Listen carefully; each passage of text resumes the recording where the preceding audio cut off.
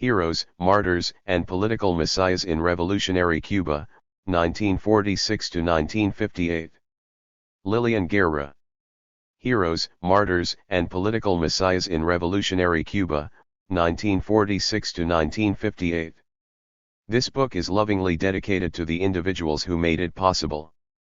Elias Tomas Garcia Guerra, Heriberto Rodriguez Rosado y Olivia Blanco Soto Longo, Luisa and Lucy Guerra, Andrew and Jean St. George and family, Rini Diaz Arango, Cesar and Daisy Rodriguez, Jorge Macal, Frida Masdu, Jose Puente Blanco, Jorge Valls, Lucy and Sinforiano Echeverria Bianchi, Alfredo Sanchez Echeverria, Carmelo Mesalago, Isadora Mota, Normita del Castillo Soto Longo and family, Michael Bustamante, Jennifer Lamb, Marian Schlotterbeck, Lauren Krebs, Abel Sierra Madero, Alex Harris, Mariel Iglesias Utset, Alexis Baldacci, Daniel Fernandez, Genesis Lara, Richard Dennis, Glenn Gebhardt. Contents. Introduction. A History That Dare Not Be Told, Political Culture and the Making of Revolutionary Cuba, 1946–1958. 1 Cuba on the Verge, Martyrdom, Political Culture and Civic Activism, 1946–1951. 2 El Ultimo Aldabonazo, Fulgencio Batista's Revolution and Renewed Struggle for a Democratic Cuba, 1952–1953. 3 Los Muchachos del Moncada, Civic Mobilization and Democracy's Last Stand, 1953–1954. 4 Civic Activism and the Legitimation of Armed Struggle Against Batista, 1955–1956. 5 Complicit Communists, Student Commandos, Fidelistas, and Civil War, 1956–1957. 6 Clandestinos, Guerrillas, and the Making of a Messiah in the Sierra Maestra, 1957–1958. Epilogue. Revolutionary Cuba, December 1958 and beyond. Notes. Bibliography. Index. Heroes, Martyrs, and Political Messiahs in Revolutionary Cuba, 1946–1958. Introduction. A History That Dare Not Be Told, Political Culture and the Making of Revolutionary Cuba, 1946–1958. In those days, said Vicente Baez, you would go to the home of a family member who knew you had been imprisoned, who knew that had identified you as an insurrectionary. You had decided to leave the house where you slept the night before because the police had just raided it earlier that day and, well, you knew you had to leave. So then you knocked on the door of a close relative, thinking they would help you, but instead, they simply slammed the door in your face. A member of the clandestine revolutionary underground of the 26th of July movement, Baez fought the dictatorship of General Fulgencio Batista for 6 years. Sighing, he paused and concluded, you would have to experience it to believe it, to know what that is. I responded only with silence. Baez looked at me carefully. My face must have registered the horror that he had felt when his loved ones had left him to confront imminent danger alone. Once the underground of Havana was set up and running by the summer of 1957, Baez continued, sometimes there was simply no room in any of the safe houses on a given night. One such evening, he had been eating a sandwich at an open-air lunch counter on the corner of Zanja and Velasco in Centro Habana with David Salvador, chief labor activist for Fidel Castro's 26th of July movement and one of Baez's closest friends. Suddenly, they noticed they were being watched. Then the startling sound of gunfire from a nearby police station made them jump from their seats. Walking quickly, they headed straight for the most secure safe house they knew, one that always admitted any clandestino. Take off your shoes, repeated the anxious lady behind the door after they knocked a second time. Taking off your shoes was the signal that you were in deep trouble, noted Baez. Plus it was a good signal because you didn't want the neighbors to hear you. There were at least 20 people huddled inside. Why? Because there was no place to go in the whole city, and the 20 people had said to themselves, let's go to the emergency safe house, there they are sure to admit us and we won't have a problem. That tells you that even those activists who lived in and had family in Havana had no place to go, no refuge, because there was simply no place to hide, nowhere to go. Every safe house was full. In the end, Baez and Salvador spent the night sleeping on the house's colonial rooftop, stars overhead and shoes nearby, just in case someone sounded the alarm and they unexpectedly had to flee. That morning in early August 2008, when I filmed Vicente Baez telling me the story, I barely knew him. By then, I had traveled to Puerto Rico twice, intent on following up on the suggestions of interview subjects that I received from Carlos Franqui, the National Director of Propaganda for the 26th of July movement from 1956 to 1958 and then editor-in-chief of the government's main newspaper, Revolucion, until 1963, when Fidel Castro unceremoniously replaced him with a communist militant. 1 Unlike Baez, Franqui had written multiple accounts of his activism in the war against the regime of Fulgencio Batista, as well as the process of his disillusionment and ultimate break in 1971 with the authoritarian, pro-Soviet communist state that the government under Castro had become by the early 1960s. In college and in graduate school, I had read and reread nearly all of Franqui's books.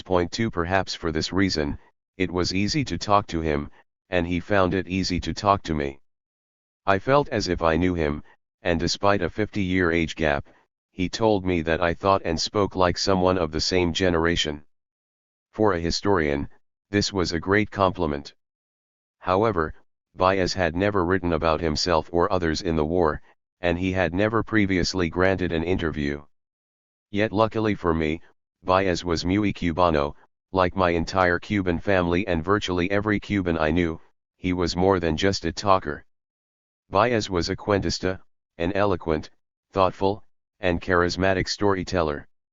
This was especially true when it came to recounting and explaining the unknown, unpopular history that, for most Cubans, remained taboo. In recent decades, the fact that the urban-based revolutionary underground of Castro's 26th of July movement formed the forefront of the fight against the Batista dictatorship had become commonly accepted among scholars, including those on the island.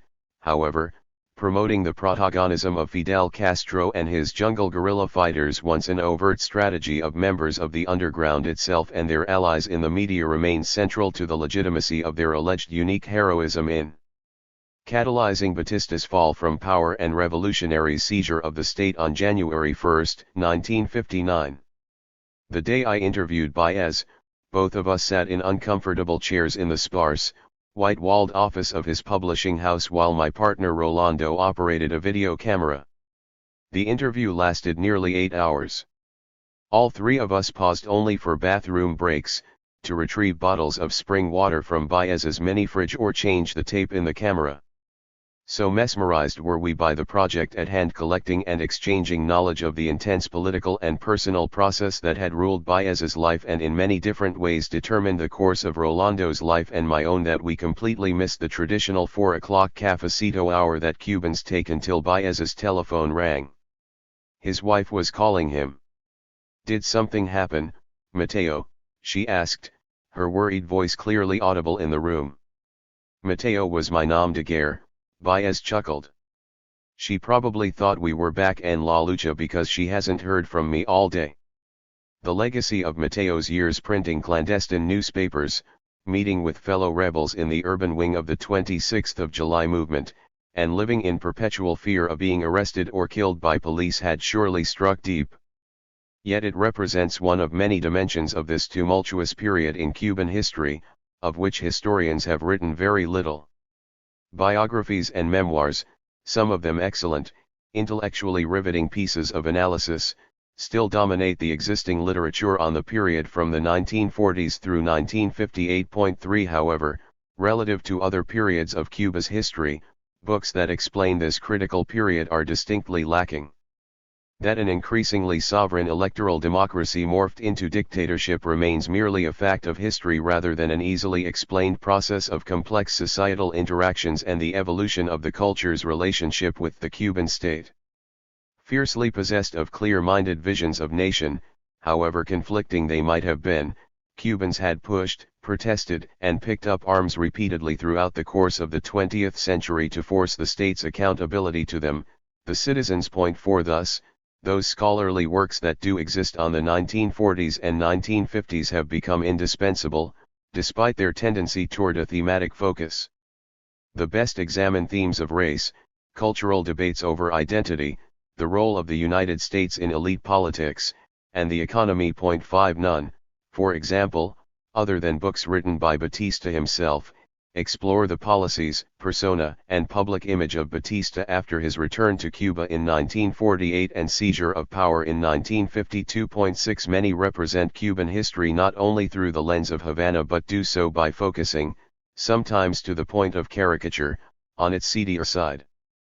Books on the mob, drug dealing, casinos, and their related industries of prostitution and brothels remain a pronounced subgenre of Cuban history. 7 With the exception of only a handful of books that explore the political history and culture of these years, the vast array of works on the struggle for democracy and the war against Batista examine almost solely the guerrilla experience of the 26th of July movement and, to a lesser extent, other opposition groups, whose efforts failed. 8 With the exception of Steve Cushion's A Hidden History of the Cuban Revolution, How the Working Class Shaped the Guerrillas' Victory, much remains to be examined with regard to Cuba's civil war against the Batistiano state. 9 Among the mysteries to be fully resolved is the question of how civic mobilization contributed to Batista's fall despite a seemingly cowed rank and file and co-opted union leadership, much of it tied either to Batista or to a Cuban Communist Party and overtly accommodationist Soviet state. Like Cushion's work, this book finds evidence of a revolutionary working class unbolted to the machinery of both systems of control and ideology. Unlike Cushion's work, I find workers' activism meshed together with a longer, broader chronology and tradition of protest in which class mattered less than personal commitment and serving the cause of Cuba was understood to serve the cause of all. Only Julius Swaig's Inside the Cuban Revolution is based on the existing although utterly inaccessible archive originally organized by Carlos Franqui and Celia Sanchez of the 26th of July movement, held in Cuba's Oficina de Asuntos Históricos in the Council of State. Swaig's book is intrepid in its heavily documented argument that the triumph of the Cuban revolutionary forces over Batista in 1959 owed more to underground activists like Vicente Baez than to Fidel Castro's guerrillas. 10 As the legendary Comandante Escobedo Che Guevara himself admitted, the guerrillas' main tactic avoiding direct military encounters with Batista's heavily equipped and professionally trained army resulted in a minimal number of deaths so few, he contended, that they could be counted on one's fingers. 11 Even after Che and Comandante Camilo Cienfuegos led the troops' advance westward in the late fall of 1958, the total number of guerrillas killed probably reached no more than 250. By comparison, Batista's security forces assassinated 3,000 to 4,000 men and women of the revolutionary underground, many of them tortured to death, over the course of Cuba's two-year civil war. 12 Still, Inside the Cuban Revolution leaves the interested reader begging for more. As Swaig would likely agree, it touches only the tip of an iceberg when it comes to three critical but highly unexplored questions. What role did the Cuban citizenry play in creating the conditions that shaped and launched revolution in the 1950s? How did the political culture that resulted from citizen participation in public protests and debates over state policies before Batista's coup in 1952 influence the nature of Batista's dictatorship? And finally, how did citizens' aspirations for a morally just society forge a common program of change and ultimately justify support for an armed fight? By delving deeply into scattered, newly opened, and personal archives as well as oral history, this book answers these questions in the following ways. First, in the mid-1940s, despite largely unchanging interventionist policies of the United States, popular expectations that the Cuban state would finally achieve sovereignty over its internal economy and political affairs reached unprecedented levels. Eduardo Eddie Chibas, a former student revolutionary in the 1920s and early 1930s, was elected to the Constitutional Convention of 1940 and became a senator. His legendary obstreperousness and uncompromising nationalism inspired Chibas to deliver an unending stream of vociferous rants and denunciations, mostly through nationally broadcast Sunday night radio shows, first on behalf of his mentors and allies in the Auténtico party and then in protest of their ascendant corruption. Many credited Chibas with ensuring the Auténtico's landslide victory over Fulgencio Batista's coalition of parties in the general elections of 1944. Within only 2 years, he had become both Batista's and Auténtico's worst critic. In the early 1940s, radio transformed the political landscape in Cuba by bringing previously isolated citizens to the political table. According to Carlos Franqui, the son of a peasant himself and later a journalist as well as a leading activist of the 26th of July movement, every session of the long-awaited contentious Constitutional Convention of 1940 was broadcast live on radio. This process made virtually all Cubans permanent protagonists of the national political scene. 13 Their history of struggle, first for abolition and independence from Spain and then for independence from the contradictory neocolonial interventionism of the United States, had made Cubans the heirs of highly developed traditions of political engagement with the state. 14 After the radio broadcasts of 1940, they were even more involved. Beginning in the fall of 1946, Chibas conceived the Ortodoxos, more as a social movement than a political party, in order to contest the Auténticos and the old top-down style of politiqueria and corruption to which virtually all politicians in the Republic quickly became accustomed once they assumed power. Between 1946 and his death in 1951, Chibas and his supporters tried to force the government into becoming an accountable state and a participatory nation. Radio enabled this process. Articulate, irate, and critical politicians with regular radio broadcasts like Eduardo Chibas undoubtedly popularized the role of radio as an instrument of citizenship and a symbol of mutually connected national identity. In the early 1950s, a population of little more than 5 to 6 million Cubans owned 900,000 radios and 365,000 television sets, making Cuba the country with the greatest televisual and radio listening audience in the hemisphere besides the United States. 15. Perhaps more than any other party, the Ortodoxos used radio and the press to raise the expectations of the Cuban public regarding the potentially transformative role that could be played by the national state. They appealed to an increasing majority of Cubans because Chibas and his fellow leaders demanded a government that responded to the practical needs of the citizenry and embraced anti-imperialism and the goal of greater social and racial justice. They relied on a discourse that ascribed to Cuban identity an exceptional, historically rooted propensity to morality and self-sacrifice. Politicians who did not live up to such standards because of selfish corruption and demagoguery betrayed Cuba. They also betrayed all those nationalist martyrs who had given their lives for a free, democratic nation-state that promised to surpass models set by all others, especially the United States, since 1898. In that year the Spanish surrendered their colony not to the Cuban revolutionaries who had fought for their independence from Spain for 30 years but to the United States, thereby initiating a process of neocolonization and a sense of thwarted destiny from which Cuba never recovered. 16 Thus, despite Batista's coup in 1952 or, arguably, because of its citizens' expectations, sense of personal duty toward la patria, and patterns of protest, including street demonstrations and the development of an activist press, never went away. Subsequently, public and private debate became Cuba's true national pastime. Martyrdom, whether achieved symbolically or as a result of confronting state violence, emerged as the most revered hallmark of Cubanidad.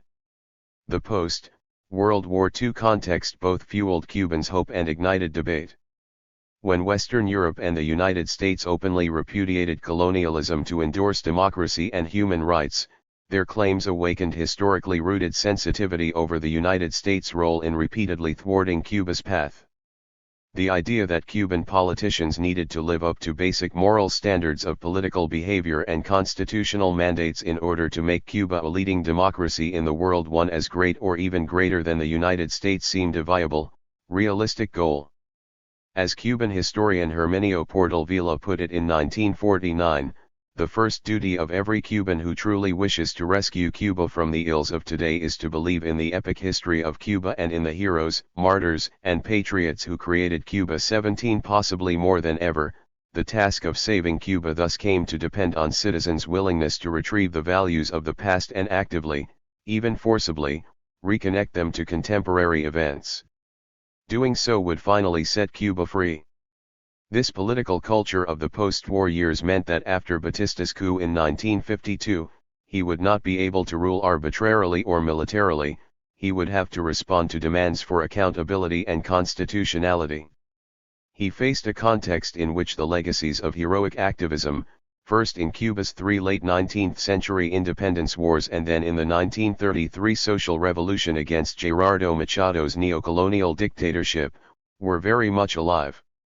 Clear to all Cubans was one unavoidable fact: U.S. policies of direct military occupation, intervention, and diplomatic as well as economic blackmail had diverted Cuba from the destiny it would have achieved at the conclusion of its wars against Spain in 1898 and repeatedly throughout the prolonged struggle against Machado in 1933.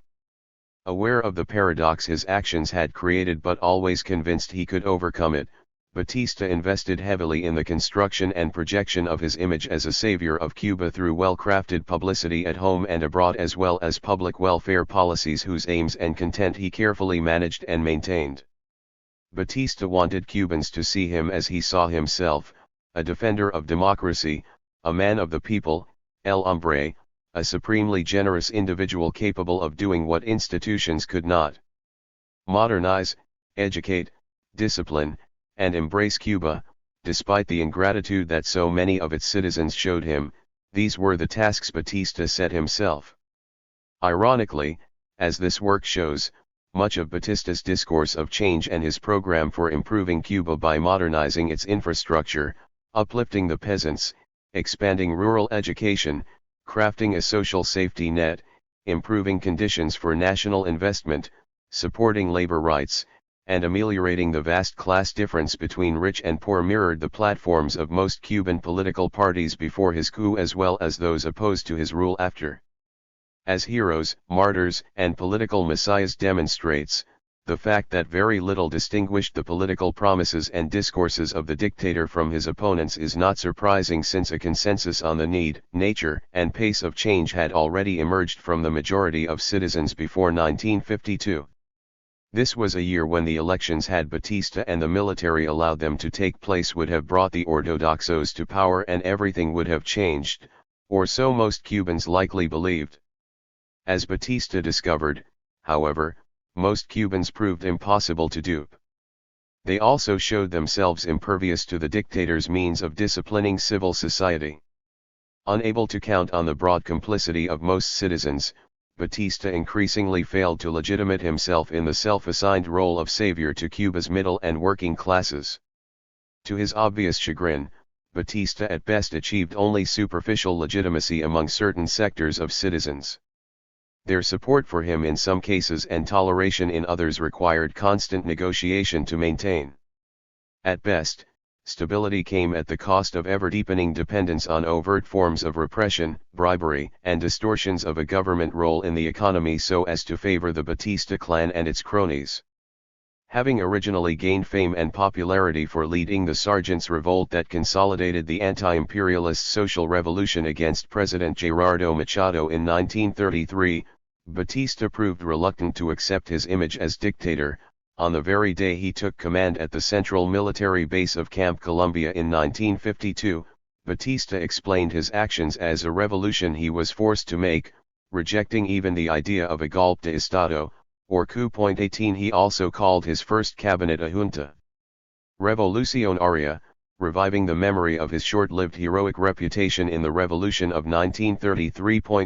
Even Batista's own lawmakers and loyal cadres of paid journalists rarely accepted these laughable terms, preferring to call Batista's regime a de facto government. Ironically, the handful of scholarly works covering these years tend to reproduce the idea that Batista's coup was met with national ambivalence. 20 Albeit unintentionally, this conclusion serves well the post-1959 historiography of Fidel Castro's regime. It has tended to gloss all political activism and protests of the Batista dictatorship as precursors to Fidel's 26th of July movement, failing to analyze oppositional actions and unarmed organizations in their own right. 21 More recent works, such as Batista, El Golpe, take a more distinctive tack. Written by retired intelligence agents of the Castro government, Batista, El Golpe is innovative in its use of Cuban government archives open to the authors but off-limits to historians. However, while its authors recognize that the coup immediately triggered a broad panorama of opposition, they blame the highly critical public culture of denunciation for laying the groundwork essential to Batista's success. That is, rather than see citizens' will to dissent and debate as positive hallmarks of a vibrant, emerging democracy, the authors perceive the centrality of strident public critiques of the state as not only self-destructive, uproarious, and sensationalistic but responsible for undermining the foundations of a building that was never solid, that imperfect and weak building that was the Republic. 22. Here I take a different view. Critiques had become part and parcel of everyday popular and official high political culture since the late 1940s. Undoubtedly the fall of the Auténtico government did not warrant public outrage, as Luis A. Pires succinctly surmises, and few citizens wept over the departure in 1952 of President Carlos Prio Socarrás or his corrupt minions. 23 Nonetheless, Cubans' culture of outrage over political hypocrisy and their search for justice in courageous acts of unarmed civic defiance defined how they saw the crisis Batista provoked as well as its solutions. Profoundly anti-militaristic, opposition to Batista came from all sides, taking new forms, occupying new spaces, and recruiting new actors to spar in the political arena. 24. Nonetheless, Batista persistently emphasized the idea that only he could save Cuba from the messianic solution that Eddie Chivas clearly tapped in mobilizing mass protests prior to Batista and in laying the groundwork for a revolution in consciousness through legislative government, even if its policies conflicted with the interests of the United States. Like U.S. officials, most of whom unconditionally supported him, Batista never recognized the unpopularity of his position and the resistance yet to come. From 1952 to 1958, top leaders of the opposition, particularly the student leader José Antonio Echeverría, urban activist Frank País, and lawyer-turned-guerrilla Fidel Castro, all recognized the appeal of self-sacrifice and calls for martyrdom as vehicles that could erode the foundations and operation of Batista's power. Only one of these three leaders would survive, Fidel Castro. As the sole and principal leader of the war against Batista, Castro prestiged his assumption of power in the mountain villages of the liberated zones that his guerrilla army controlled by implementing an idyllic, microcosmic version of the political program most Cubans had long waited for. He also prefaced what would later be called his apotheosis in the wake of Batista's flight on January 1, 1959, by crafting a narrative of salvation for Cuba based on messianic principles of loving generosity and a complete rupture with corrupt neocolonial history. In this narrative, Fidel Castro was easily cast in the starring role.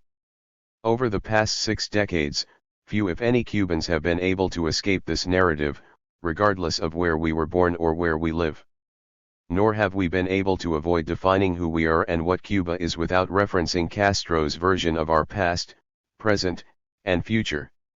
Growing up Cuban in the small town of Marion, Kansas, I always identified with the idea that Cuba needed saving, if not a savior. Despite the fact that I literally knew no other Cubans outside my own immediate family, I felt a sense of duty to learn the history of Cuba and its current struggles under the combined pressures of U.S. aggression and communist rule. In my naive, childish mind, I always wanted to do something about it. I surely developed this attitude because conversations with the few relatives we had in the United States and saw twice a year inevitably seemed like covert operations. When controversial topics came up or someone got too emotional, my parents always shooed me away. Back in my room, I could hear but not understand impassioned, detail-laden discussions about controversial topics, such as whether or not there could have been a land reform that wasn't communist, and if self-admitted Marxists Che Guevara and Raúl Castro had really run the show before and after Batista fled in 1959. This happened every Christmas, New Year's Eve, and throughout the month of June, which we traditionally spent in the holy Cuban quarters of Miami. The list of more specific topics that no one wanted to talk about nonetheless loomed large in nearly every family conversation. The husband of my grandmother's first cousin, Luis del Castillo, who owned 2 domestic appliance stores in Santa Clara and Cienfuegos and donated thousands of dollars to Castro's 26th of July movement, my maternal grandfather, who aided clandestinos like Vicente Baez whenever he could and later joined the very first revolutionary militias organized after 1959, my great-uncle Dr. Eduardo Pino Vara, the last Batistiano mayor of Cienfuegos, who faced execution in early 1959 until his wife relied on a past romantic relationship with Carlos Rafael Rodriguez, a prominent Communist Party militant allied to Fidel's movement, to miraculously save his life. To say the least, the history of the war against Batista, let alone its aftermath of a nationalist revolution leading to the consolidation of a communist state, was complicated. Discussing its complexity, however, was also largely taboo.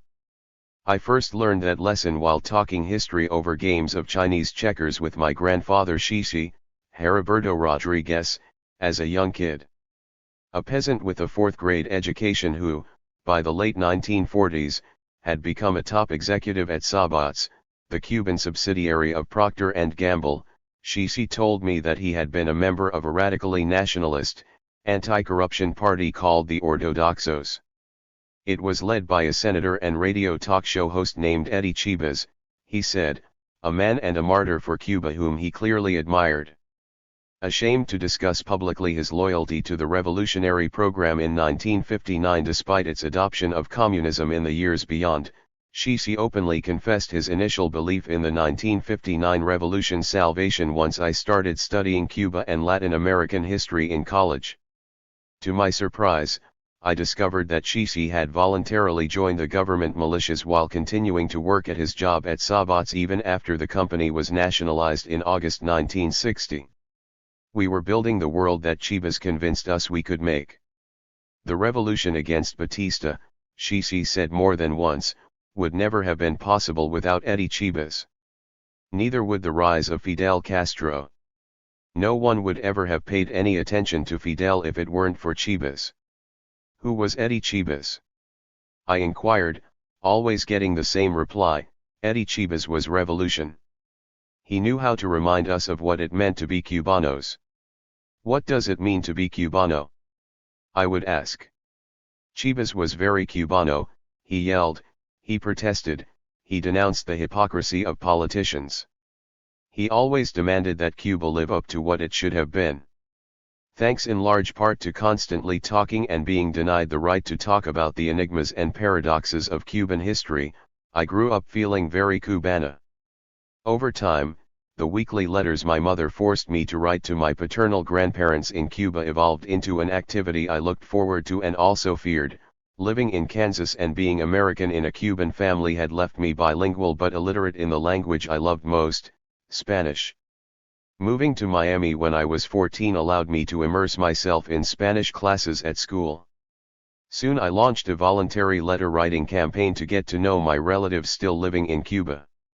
In reply, great-aunts, great-uncles, and first cousins who were my age never tired of writing back, recounting details of a deliberately forgotten past, often waxing poetic in a tropical form of political Morse code. Were the people truly apathetic when Batista launched his military coup in 1952? I asked. Did Cubans really not believe in elections throughout the 1950s? To these questions, I received abrupt, formulaic answers that seemed the product of rote memorization. Given Cuba's highly politicized pedagogy and the near-constant policing of public and private speech at the time, they probably were. The people were in shock over the coup. They didn't believe in Batista's corrupt predecessors, so they didn't care about the coup, wrote one. Cubans did not want elections because they would all be fraudulent, wrote another. The solution started with Fidel Castro's assault on the Moncada military barracks in 1953, wrote many relatives, countless times. Family members in Havana would often write the same simple phrase that relatives in Pina del Rio did, a summary of what they could not or simply would not say, todo empezó en el Moncada. From these exchanges, I decided that much of Cuban history in 1940s and 1950s was, quite simply, a history that dared not be told. Quickly, I learned that some questions I asked my relatives they would never answer, at least not in writing. Ironically, none of the questions I asked had to do with current conditions. Reading books like Cuba in the 1970s by Carmelo Masalago and Hugh Thomas's Cuba, or The Pursuit of Freedom as a Teenager, and then dozens of works about the rules and realities of Cuba's communist state in college taught me not to do that. They would likely have stopped writing me altogether if I had. 25 years later, I also discovered that Eddie Chibas had died in August 1951, having shot himself by accident or on purpose. Nobody knew shortly after one of his famous Sunday night radio broadcasts, denouncing politicians' corruptions and betrayal of Cuba. So how could such a man embody revolution? How could a politician who had been dead for several years be responsible for Fidel Castro's rise to power and fame prior to 1959? When I moved to Cuba for a year in 1996 to research my dissertation on Cubans' often violent struggles over how to define and consolidate the nation-state in the early 20th century, I met and grew to love more than 100 relatives across 3 provinces, many of whom had been my pen pals for years. Few of the past struggles I studied in the archives during the day seemed resolved in the contemporary Cuba I encountered at night and on weekends. To the older ones, I posed the same questions I had asked once Shishi. Mostly, I received exasperated explanations: aquí no se habla de Eddie Chibas en décadas, no se puede. Aquí, Eddie Chibas no existe, solo se habla de Fidel. To the younger ones, I asked variations on themes they themselves had once parroted in their letters to me. For instance, why do you think everything began with Fidel's assault on El Cuartel Moncada? Shocked by my obsession with Moncada, everyone quite lovingly admonished me. Nina, tú estás segura de que naciste en Estados Unidos. Tú suenas como militante de la Juventud Comunista, laughed my first cousin Paquito Guerra. In short, my battle to engage the history of the 1940s and 1950s, whether in heretical or authorized form, proved a formidable one I simply could not win. Yet this period seemed so critical. It was the prelude to the post-1959 revolutionary state when leaders like Fidel Castro, strategies of protest, and hopes for radical change were formed. Like my family on the island, my professors and the predominant historiography of the late 1980s and early 1990s held to the view that most Cubans in the 1940s and 1950s were not yelling and protesting political hypocrisy as my grandfather had said they were. The majority were passive or resigned to a permanent state of frustration in the face of the massive corruption that overwhelmed all chances of reform in the 1940s, a period defined as Cuba's most democratic era for its successful Constitutional Convention of 1940 and 2 clean general elections. After General Fulgencio Batista's military coup of March 10, 1952, insisted the conventional view, things only got worse. Then Fidel Castro, his followers, and a handful of young student radicals led by José Antonio Echeverría, the president of the Federación Estudiantil Universitaria, challenged Batista's violation of the Constitution and subsequent reign of terror. The Cuban citizens were supposedly only bystanders to this history, dominated by corrupt politicians and national sellouts. Only when Batista fled Cuba on New Year's Day, 1959, did most defend the long-sought sovereignty of the nation-state in the face of constant interventions by the United States and its backing of dictators like Batista. Only then, allegedly, did Cubans explode into action. Euphoria and total unity greeted the triumph of revolutionary forces led by Fidel. However, when I finally sat down in 2011 with a rich mother lode of documents, particularly the vast collections of Eddie Chibas and Carlos Marquez Sterling, another Ortodoxo politician, in Cuba's National Archive, I discovered that my grandfather's accounts of a populace seething with resentment of a hypocritical, increasingly violent government and a clear, pre-existing revolutionary social vision proved far more accurate than the commonly accepted historical tale of a small handful of brave heroes defying public passivity and political apathy to challenge the state. In fact, the idea of an already prepared, already revolutionary citizenry made sense given the very real euphoria and near total unity that greeted the triumph of revolutionary forces under Fidel Castro in January 1959. The nature and endurance of that euphoria and unity became well-documented centerpieces of discussion in my last book, which covers the consolidation and evolution of a revolutionary grassroots dictatorship in the first decade following the flight of Batista in January 1959.26. This book, consequently, deepens arguments I have made in earlier works by demonstrating that the new Cuba that allegedly emerged in January 1959 did not rise from the ground up. The seeds of revolutionary Cuba were not just planted in the years before, they had sprouted and flourished. People's mass participation in supporting radical change and rejecting any U.S. role in Cuba's political affairs consolidated the view that Fidel Castro's small guerrilla army had not simply defeated an overwhelming, well-equipped military force of tens of thousands of soldiers, Air Force pilots, and Marines, it had defeated the historical deviation of Cuba from what should have been its gloriously democratic, socially just, and racially egalitarian path. This was the Cuba imagined by nationalist leaders and fighters of Cuba's 30-year independence struggle against Spain at the end of the 19th century.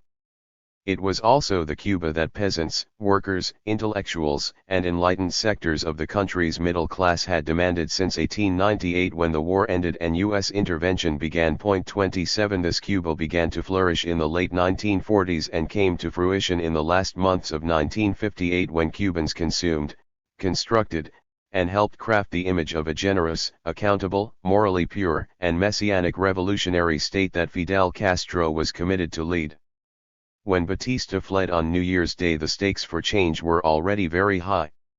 The United States' immediate hostility to the revolutionary social movement that made Batista's flight both possible and inevitable drove them higher. Cubans demanded palpable evidence of a historic and historical break from the past. Amid such desires, it was no wonder that Eddie Chibas's electorally grounded, financially accountable, nationalist, and anti-Soviet program for the Cuban state emerged in new form among middle-class activists eager to rebuild civil society. Equally vibrant was the echo of Chibas and other activists' rages against impunity in the public's demand for the castigation of all corrupt politicians and abusive state agents in 1959.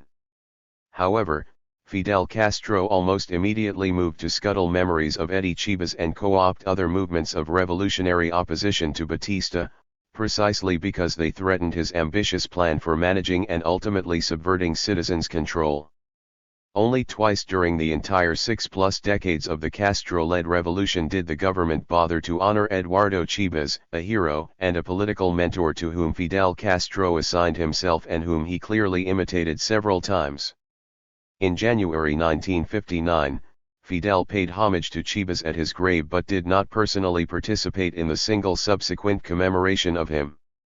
Fidel was notably absent, in both word and deed, when the Ejército rebelled, made up of his mountain guerrilla forces, Raúl Castro's later recruits, and members of Cuba's legendary Federación de Estudiantes Universitarios, performed a march of mourning to the Colón Cemetery on the anniversary of the death of Chibas, August 16, 1959.28. From that point on, Cuba never again remembered Eduardo Chibas, just as most Cubans would never again analyze or formally study this period of their past from any perspective that might discredit, dissolve, dismantle, or simply dislodge the centrality of Fidel Castro and his guerrilla forces from a pivotal, unparalleled role.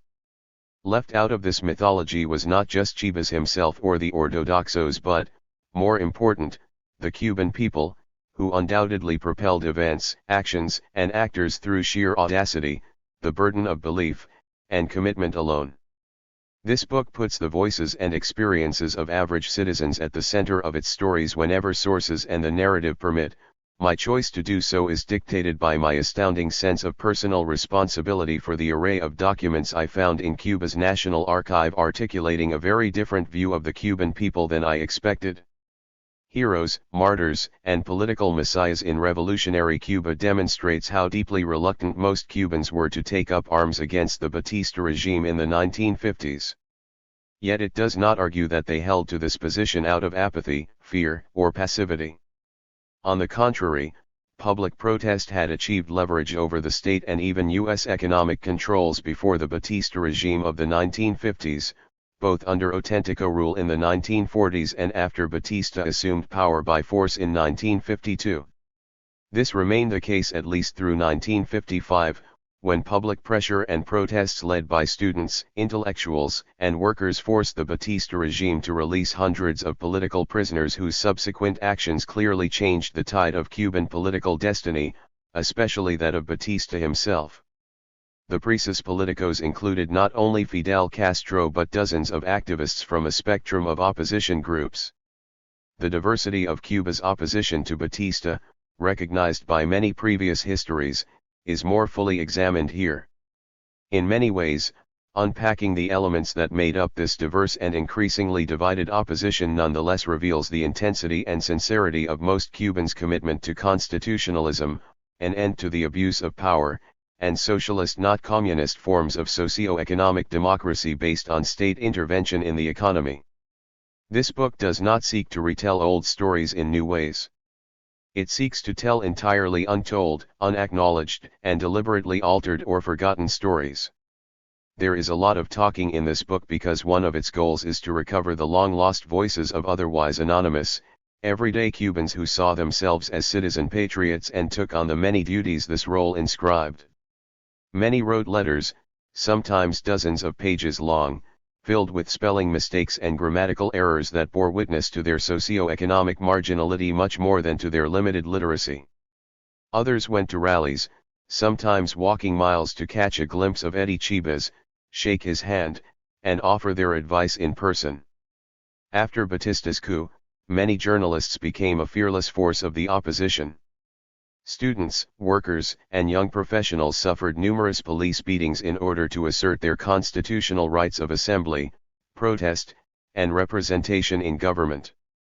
Others did more, taking up arms to back what began as a myriad of organized anti-Batista groups committed to dying so that the ideals of a constitutional democracy might live.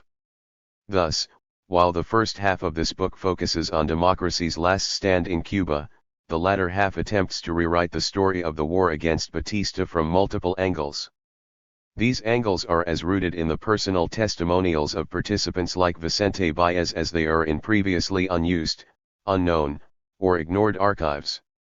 In particular, later chapters rely on the testimony of Andrew St. George, a foreign-born freelance journalist based in the United States who, like so many other journalists, became an eyewitness to Batista's carnage and a proponent of the cause of armed struggle to defeat him. 29 As Leonard Raytiel has recently shown, these journalists represented a new breed of reporters who risked life and safety not simply to get the story for sensationalistic purposes or for the sake of profit, as much of the yellow press that covered Cuba in the early part of the 20th century had. Rather, journalists like St. George, Robert Tabor, and others sought to rip apart the screen of censorship hiding Cuba's violent and unjust reality from the rest of the world, thereby reinforcing the rootedness of democracy in freedom of expression and access to information at a time when U.S. support for dictatorships abroad rose and domestic persecution of countercultural thinkers abounded. 30. In addition to the questions already posed above, this book asks challenging ones whose importance few scholars or citizens have doubted, although many have thought them impossible to answer.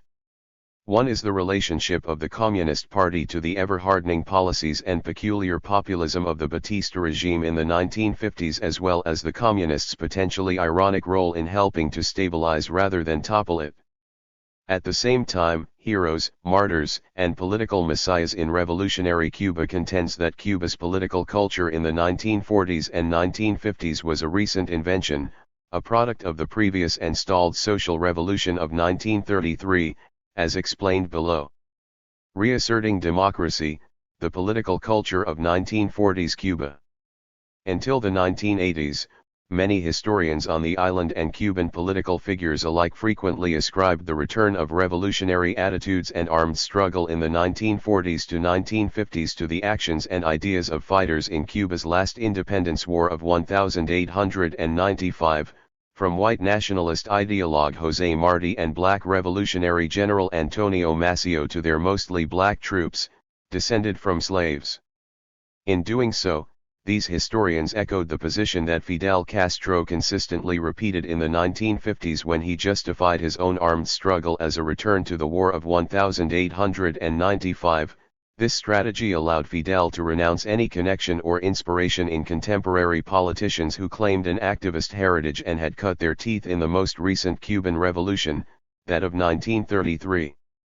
This book contends that the cradle of modern Cuba's cycle of dictatorial and anti-dictatorial processes was the presidency of Gerardo Machado from 1925 to 1933, and the decidedly unresolved revolution that ended it in August 1933. Given that survivors of the struggle against Machado, from Batista himself to his adversaries, all became central players in Cuban politics from 1933 through 1958, two generations of historians no longer dispute the significance of 1933 in shaping later discourse, attitudes, or sense of what it was possible to achieve politically. However, few have taken on the challenge of exploring these direct connections, as exemplified by the dearth of works that analyze Cuba's democratic era of the 1940s. 31. Possibly the most despised of Cuba's dictators, if not the most demonized, Gerardo Machado came to power on a Liberal Party ticket that promised to overturn the continuing impact of the Platt Amendment, a U.S. authored addition to Cuba's Constitution of 1902 imposed by force of arms. In 1898, U.S. officials reversed Congress's earlier promise to allow Cuba to enjoy its political independence after U.S. forces helped the Cuban army defeat Spain. Subsequently, the Platt Amendment represented Washington's efforts to subvert any possibility that the Cuban government might ever make decisions alone, without first accounting for U.S. interests and investments. Imposed on the Cuban Constitutional Convention of 1901, itself a result of Cuban revolutionaries' protests of the U.S. government's betrayal of its promises, the Platt Amendment gave the United States the right to intervene whenever it liked, allegedly on behalf of Cuban independence, and to establish a military base in perpetuity at Guantanamo. 32.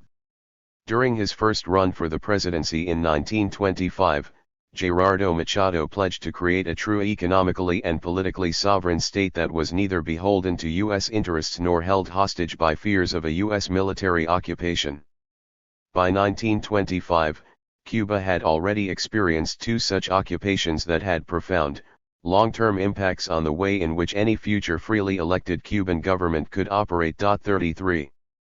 To take but one example, both the first U.S. military government of 1898 to 1902 and the second of 1906 to 1909 imposed pro-U.S. laws that could not be overturned by any future Cuban Congress or executive at the risk of provoking yet another U.S. military occupation. Under the reign of the U.S. authored and militarily imposed Platt Amendment, the hands of Cuban statesmen seemed perpetually tied. Adding to this problem was the willingness of many administrations to use the threat of U.S. intervention as an excuse for repressing critics and opponents. Perhaps the most dramatic case of this occurred in 1912 when the Cuban government unleashed the Cuban National Army as well as volunteer militias and racist vigilantes against black Cubans, leading to a nationwide massacre of an estimated 5,000 to 8,000 in less than 3 months. Government action was justified as a response to armed protest by the black-led Partido Independiente de Color, a party that also included progressive white members. The government had first criminalized the party in 1909. Cuban congressmen cited José Martí and Antonio Maceo's alleged idea that Cuban nationality was raceless and the state was anti-racist by virtue of the black-white/former slave master alliance that proved fundamental to Cuba's independence wars. 34 When the Partido Independiente de Color responded with a show of force, the Platt Amendment and threat of yet another loss of state power to the Americans propelled officials' presumption that all blacks might be enemies of the state, the nation, and Cubanidad. Notably thereafter, political mobilization on the basis of race within parties became strictly taboo. Blacks' activism demanding enforcement of constitutional guarantees of equality and non-discrimination took place outside the supposedly nonpartisan spaces of mutual aid and social clubs to which blacks had been long relegated, since before the Cuba's independence wars. 35 By 1925, when Gerardo Machado was elected, however, Cubans had had enough of government hypocrisy. Cuba had become a true neo-colony, one whose officials and political elite were more accountable to foreign powers and corporate interests than they were to their own citizens. Although divided by both race and class, Cubans were also united by belief in the more egalitarian, more just, and economically nationalist Cuba that might have been had the United States never intervened. Yet within weeks of taking power after campaigning on a platform of U.S. dives tour from its monopoly control over key parts of the Cuban economy and government promotion of domestically driven capitalism, Machado presided over an unprecedented expansion of U.S. economic control. Then, in 1928, he arbitrarily declared the extension of his and other lawmakers' current rule. While his predecessors may have been similarly corrupt and equally, if not more, repressive, Machado surpassed any president in terms of brazen hypocrisy and police brutality against young opponents whose social and class standing seemed to have protected them before. He also shamelessly demonstrated contempt for the electoral process. Machado did not simply steal elections as Mario Menocul and Alfredo Zayas had done previously, he cancelled them altogether and arbitrarily extended his rule. As generations of other historians have found, populism and pragmatism certainly characterized Machado's policies regarding certain sectors, such as small-holding sugar farmers, known as colonos, and middle-class, educated, and organized blacks. Yet these gestures were neither deep enough nor radical enough in their purposes and effects to warrant any broad defense of his rule by the early 1930s. 36 On the contrary, Gerardo Machado became and remains a villain in Cuba's Republican-era history, one whose role in worsening Cuba's political alternatives and setting standards of authoritarian rule is both legendary and quite true. Had Machado never taken the path he took, Cuba would not have endured the bloodbaths of the counter-revolutionary rule of Fulgencio Batista in the 1930s or the twists and turns of civilian mobilization, political corruption, and repression yet to come. Thus, a social revolution based on a year-long countrywide general strike, unarmed protests, and violent subversive groups led by mostly middle and upper-class students brought down Machado, the most pro-imperialist president-turned-dictator Cuba had ever known. In 1934, the establishment of a 100-day revolutionary government that implemented drastic long-awaited reforms gave way to mass repression and counter-revolution. This outcome was mostly thanks to a military coup led by Fulgencio Batista and the direct intervention of the United States on his behalf. Yet by 1940, the unending pressure and protest of average citizens, labor unions, and still young veterans of the struggle against Machado seemed to have achieved the impossible. Batista unexpectedly granted major concessions, such as the convening of elections for a constitutional convention, the legalization of all political parties, including the Communist Party, and the promulgation of the very rights conceded by the 1933 revolutionary regime that he had sought to destroy. Batista guaranteed the right to strike and women's suffrage overnight. Moreover, Batista dismantled the very structures of his own strongman government by allowing free elections and thereby civilian control. 37. Still, nearly 20 tumultuous years of civic protest and labor activism against the false democracies of first Machado and then Batista led only to the ever-deepening corruption of the revolutionaries who took power in 1944. Autentico rule began in 1944 with the landslide electoral victory of Dr. Ramon Grau San Martin, once head of the revolutionary government that Batista deposed in 1934 and founder of the Auténticos. Nonetheless, feelings of anti-imperialist nationalism and intense commitment to building a more egalitarian, just democracy did not ebb in the late 1940s and early 1950s, they peaked. Cuba was on the verge of greatness or apocalyptic disaster, many Cubans surmised. By the end of 1951, most Cubans believed that men like Grau and other once prestigious leaders of the battles against Machado and Batista could no longer be trusted. They had become interested merely in preserving and expanding their power, not changing Cuba. Only honest average citizens outside the structures of traditional state power and unconventional, incorruptible politicians locos like Eduardo Chivas could save the country. Highborn and privately educated by a landed family in Santiago de Cuba, Eddie Chivas descended from slave-owning sugar planters who had launched Cuba's first war for independence from Spain and famously called for the abolition of slavery in 1868. As a law student in the late 1920s, Eddie had joined University of Havana activists in the nationwide social revolution against the Machado dictatorship in 1933. Not only had Chivas and fellow student activists played a central role in bringing down Gerardo Machado in 1933, hundreds of thousands of public school students of all grade levels and thousands of teachers were responsible for launching the last general strike of February and March 1935 by walking out of their classrooms. The brutality with which Batista's armed forces repressed the strike undoubtedly matched the revolutionary threat to the military state and the U.S. dominated economy that it represented. 38 Chivas not only supported these actions but, along with others, inspired and urged them on, no matter the bloodshed and sacrifice involved. By then, heroism, martyrdom, and messianism were deeply inscribed in the political consciousness of Cubans, born of the ideological sense of national identity resulting from decades of nationalist struggle and multiple U.S. betrayals.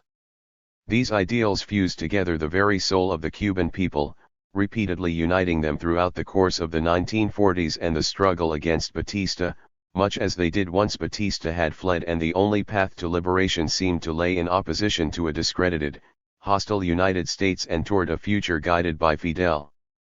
2 years after the fall of the Machado dictatorship in 1933, as the U.S.-backed military rule of Batista struggled to fully stamp out Cuba's revolutionary nationalist movement of sugar workers, students, intellectuals, and middle-class urban radicals, Eddie served months in prison, eventually going into exile in the United States.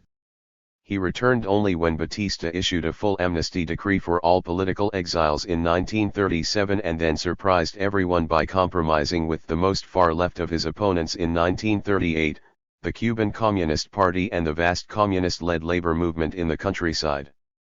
Until that point, Batista had been principally responsible for the massive expansion of the army, both in terms of sheer numbers as well as authority, since seizing power in January 1934 from the revolutionary government established earlier under Grau San Martin. 39.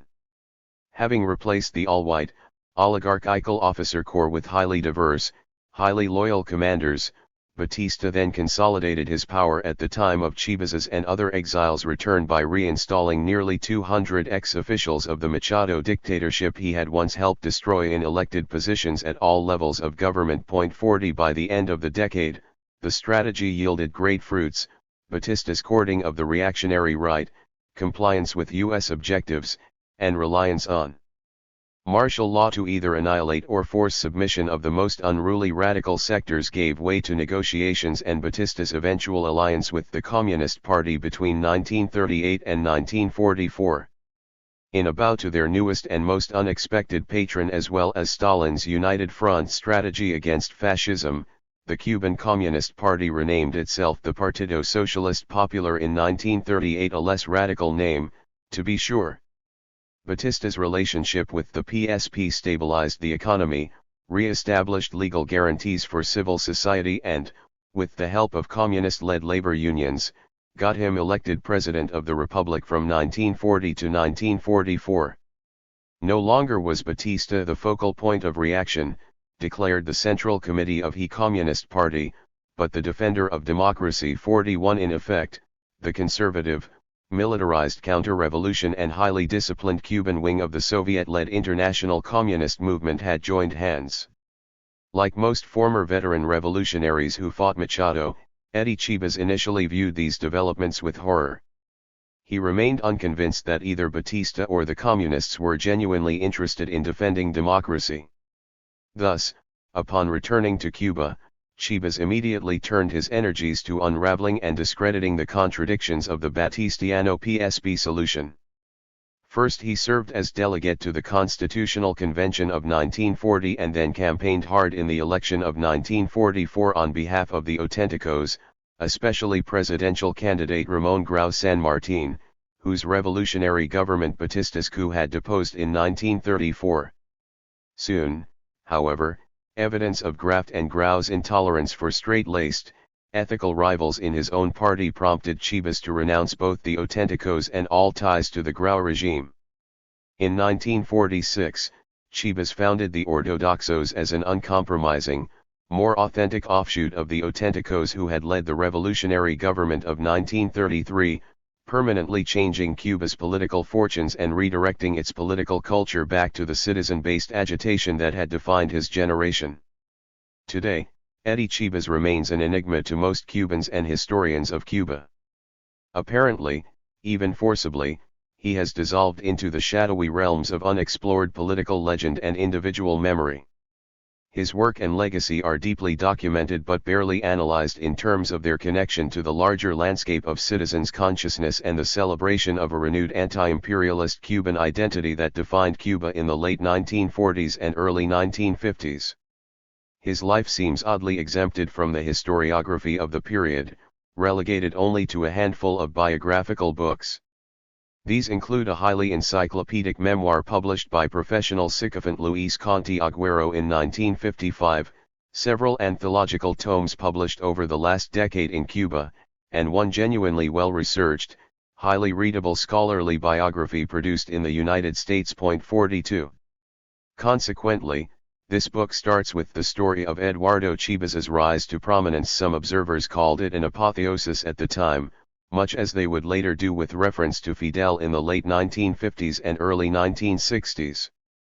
It does so because so much of Chibas's activism resulted from and illuminates the participatory culture of Cuban society, from Havana to the most isolated villages of Orient, where citizens of all ages were weakly riveted as much by his political theatrics as by the sincerity they ascribed to them.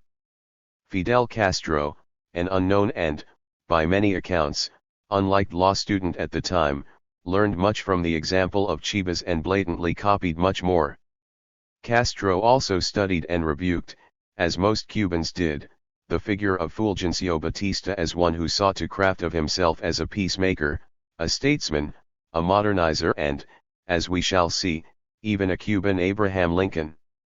Thus, the stories this book seeks to tell of the views of average Cubans, the actions of civic opposition to corrupt and authoritarian states, and the multiple, often hidden heroism of activists against Batista are sometimes intertwined and sometimes necessarily overwhelmed by the story that Fidel Castro constructed about himself, the cause of Cuba, and his own centrality in saving Cuba from Batista, if not from Cubans themselves. Fidel was not simply an early follower of Eddie Chibas, he was a consummate imitator. Not only did he pave the way for a congressional run in 1951 by launching his own twice-daily radio show on the station La Voz del Air in October, but he, like Eddie, relied on his father's personal fortune to free up time for political activism during regular work hours and float his campaign. 43. Moreover, he adopted the famous phrase Eddie had used in dozens of tirades against Auténtico politicians, "Yo acuso," to launch similar public attacks on the administration of Grau San Martín's Auténtico successor, Carlos Prioso Carras, starting in January 1952. In the wake of Batista's coup in March 1952, he also named his clandestine newspaper El Alcaceder. 45. Such forgotten ironies raise the question of whether historical events or deliberate efforts helped eclipse the importance and meaning of Eddie Chibas's popularity after Batista fled Cuba and Fidel Castro became the undisputed leader of the revolution of 1959. Indeed, as noted earlier, Castro seems to have publicly mentioned Chibas only once after 1959, in mid-January, when he visited his tomb. 46. In that same month, journalists and intellectuals called him extinct and began relegating him to the role of inspiring Castro and his followers in the assault on the Moncada military barracks on July 26, 1953, or as merely another example in Cuba's extensive history of suicide, especially in politics. 47 Thus, with the exception of that singular homage paid, all public references and discussion of the legacy of Eddie Chivas mostly vanished from the post-1959 political scene. Why was Chivas so dangerous or simply so unimportant after 1959, if he had been so important in fostering the revolutionary Cuba that triumphed over Batista in 1959? This book argues that it was not Chivas whom the forces of corruption, stagnation, or demagoguery considered dangerous. Rather, the threat his name posed came from the civic activism and belief in a non-communist but powerful, accountable, and electorally rooted state among the Cuban people to which the Ortodoxos' activism gave rise. For Chivas's auténtico opponents as well as Batista, civic activism and the nationalist consciousness that inspired citizen control over the state were anathema to retaining power and their own political ends. For Fidel Castro after 1959, one could easily say the same thing. Some would argue that Chivas was always a threatening memory to Castro's leadership after the revolution of 1959 for very similar reasons. However, the phenomenon of Eddie Chivas is one of only dozens of factors in Cuba's political history from 1946 to 1958 that many Cuban officials under Fidel and now Raúl Castro's rule would rather we forget. Given all that happened after Chivas died, this is not surprising. Heroes, martyrs, and political messiahs in revolutionary Cuba shows that Chivas himself and, more important, the activist culture of the Cuban public and the many hidden rivals to the heroism of known heroes, embody a history that dare not be named. In the Cuba of the 1940s, Cubans from all walks of life were steeped in a culture that invited, even inspired, acts of protest that they themselves came to see as the general responsibility of all Cubans, everyday heroes. As bloody confrontations with the Auténtico government increased before Batista's military coup, opportunities for martyrdom abounded and its prestige increased tenfold. Yet beginning with Chivas and ending with Fidel Castro, Cubans searched frantically, deliberately for a political messiah who would champion the cause of sovereignty, true freedom from without and from within, as well as social justice or die trying. These years represent a lost opportunity to escape Cuba's neocolonial past and plot an alternative, morally cleansed future without another Batista regime, without a civil war, without the need for a revolution led by armed, politically ambitious men like Fidel Castro. The memory and the history of these years are taboo because they foreshadow neither the return of Batista in a military coup that would topple the Prio government in 1952 nor the protagonism of Fidel Castro, who would launch his armed struggle for revolution in 1953. They reveal a different Cuba, one on the verge of truly dramatic, democratic change. 1. Cuba on the verge, martyrdom, political culture and civic activism, 1946 to 1951. On May 7, 1949, 16-year-old Ramon Rey Martinez wrote to Orthodox Party founder and recent presidential candidate Eduardo Chivas from an isolated hamlet in Camagüey. Addressing him as Muy Admirado Paladin, Ramon's letter reflected how many young Cubans saw themselves by the late 1940s. Patriotic education in schools, contemporary events, and access to the news through radio and print media led many young people to believe that they could and should influence the actions and nature of the state. Heroism, in this sense, was a self-assigned task, especially peculiar to Cuban youth. In Ramon's letter, one of hundreds Eddie received in these years, Ramon urged him to live up to his promises to reform the republic, with slightly ominous warnings of a new, youth-led rebellion to come. Distinguishing himself from his father, whom he called Gobernista, the boy insisted, "I am a fervent devotee of evidently virtuous men, capable of raising the prestige of our humiliated patria and the economic condition of our ruined people. And since you have been, until now, a truly incorruptible person, I am decidedly and unconditionally by your prestigious side." 1. Echoing the former senator's go-for-broke style of speech writing and propensity to emphasize personal rebellion, Ramon drew two examples from his own life to illustrate the strength of his commitment to Chivas's cause. A year earlier, he wrote, when he was only 15, Ramon had convinced his mother to defy his father's loyalty to the Auténticos and vote for Chivas on the Orthodox Party ticket by hiding her voter registration card on the day of the election. In Cuba, failure to vote was a punishable offense. In small-town Cuba, it was socially offensive as well. Seeking to avoid both, Ramon's mother conceded. Most recently, Ramon had broken the electrical meter on his family's home when his father refused to light the house with candles in solidarity with Chivas's call to regulate the American-owned utility company. Even as he expressed admiration, Ramon also claimed rebellious motives and the nationalist consciousness driving them as his own.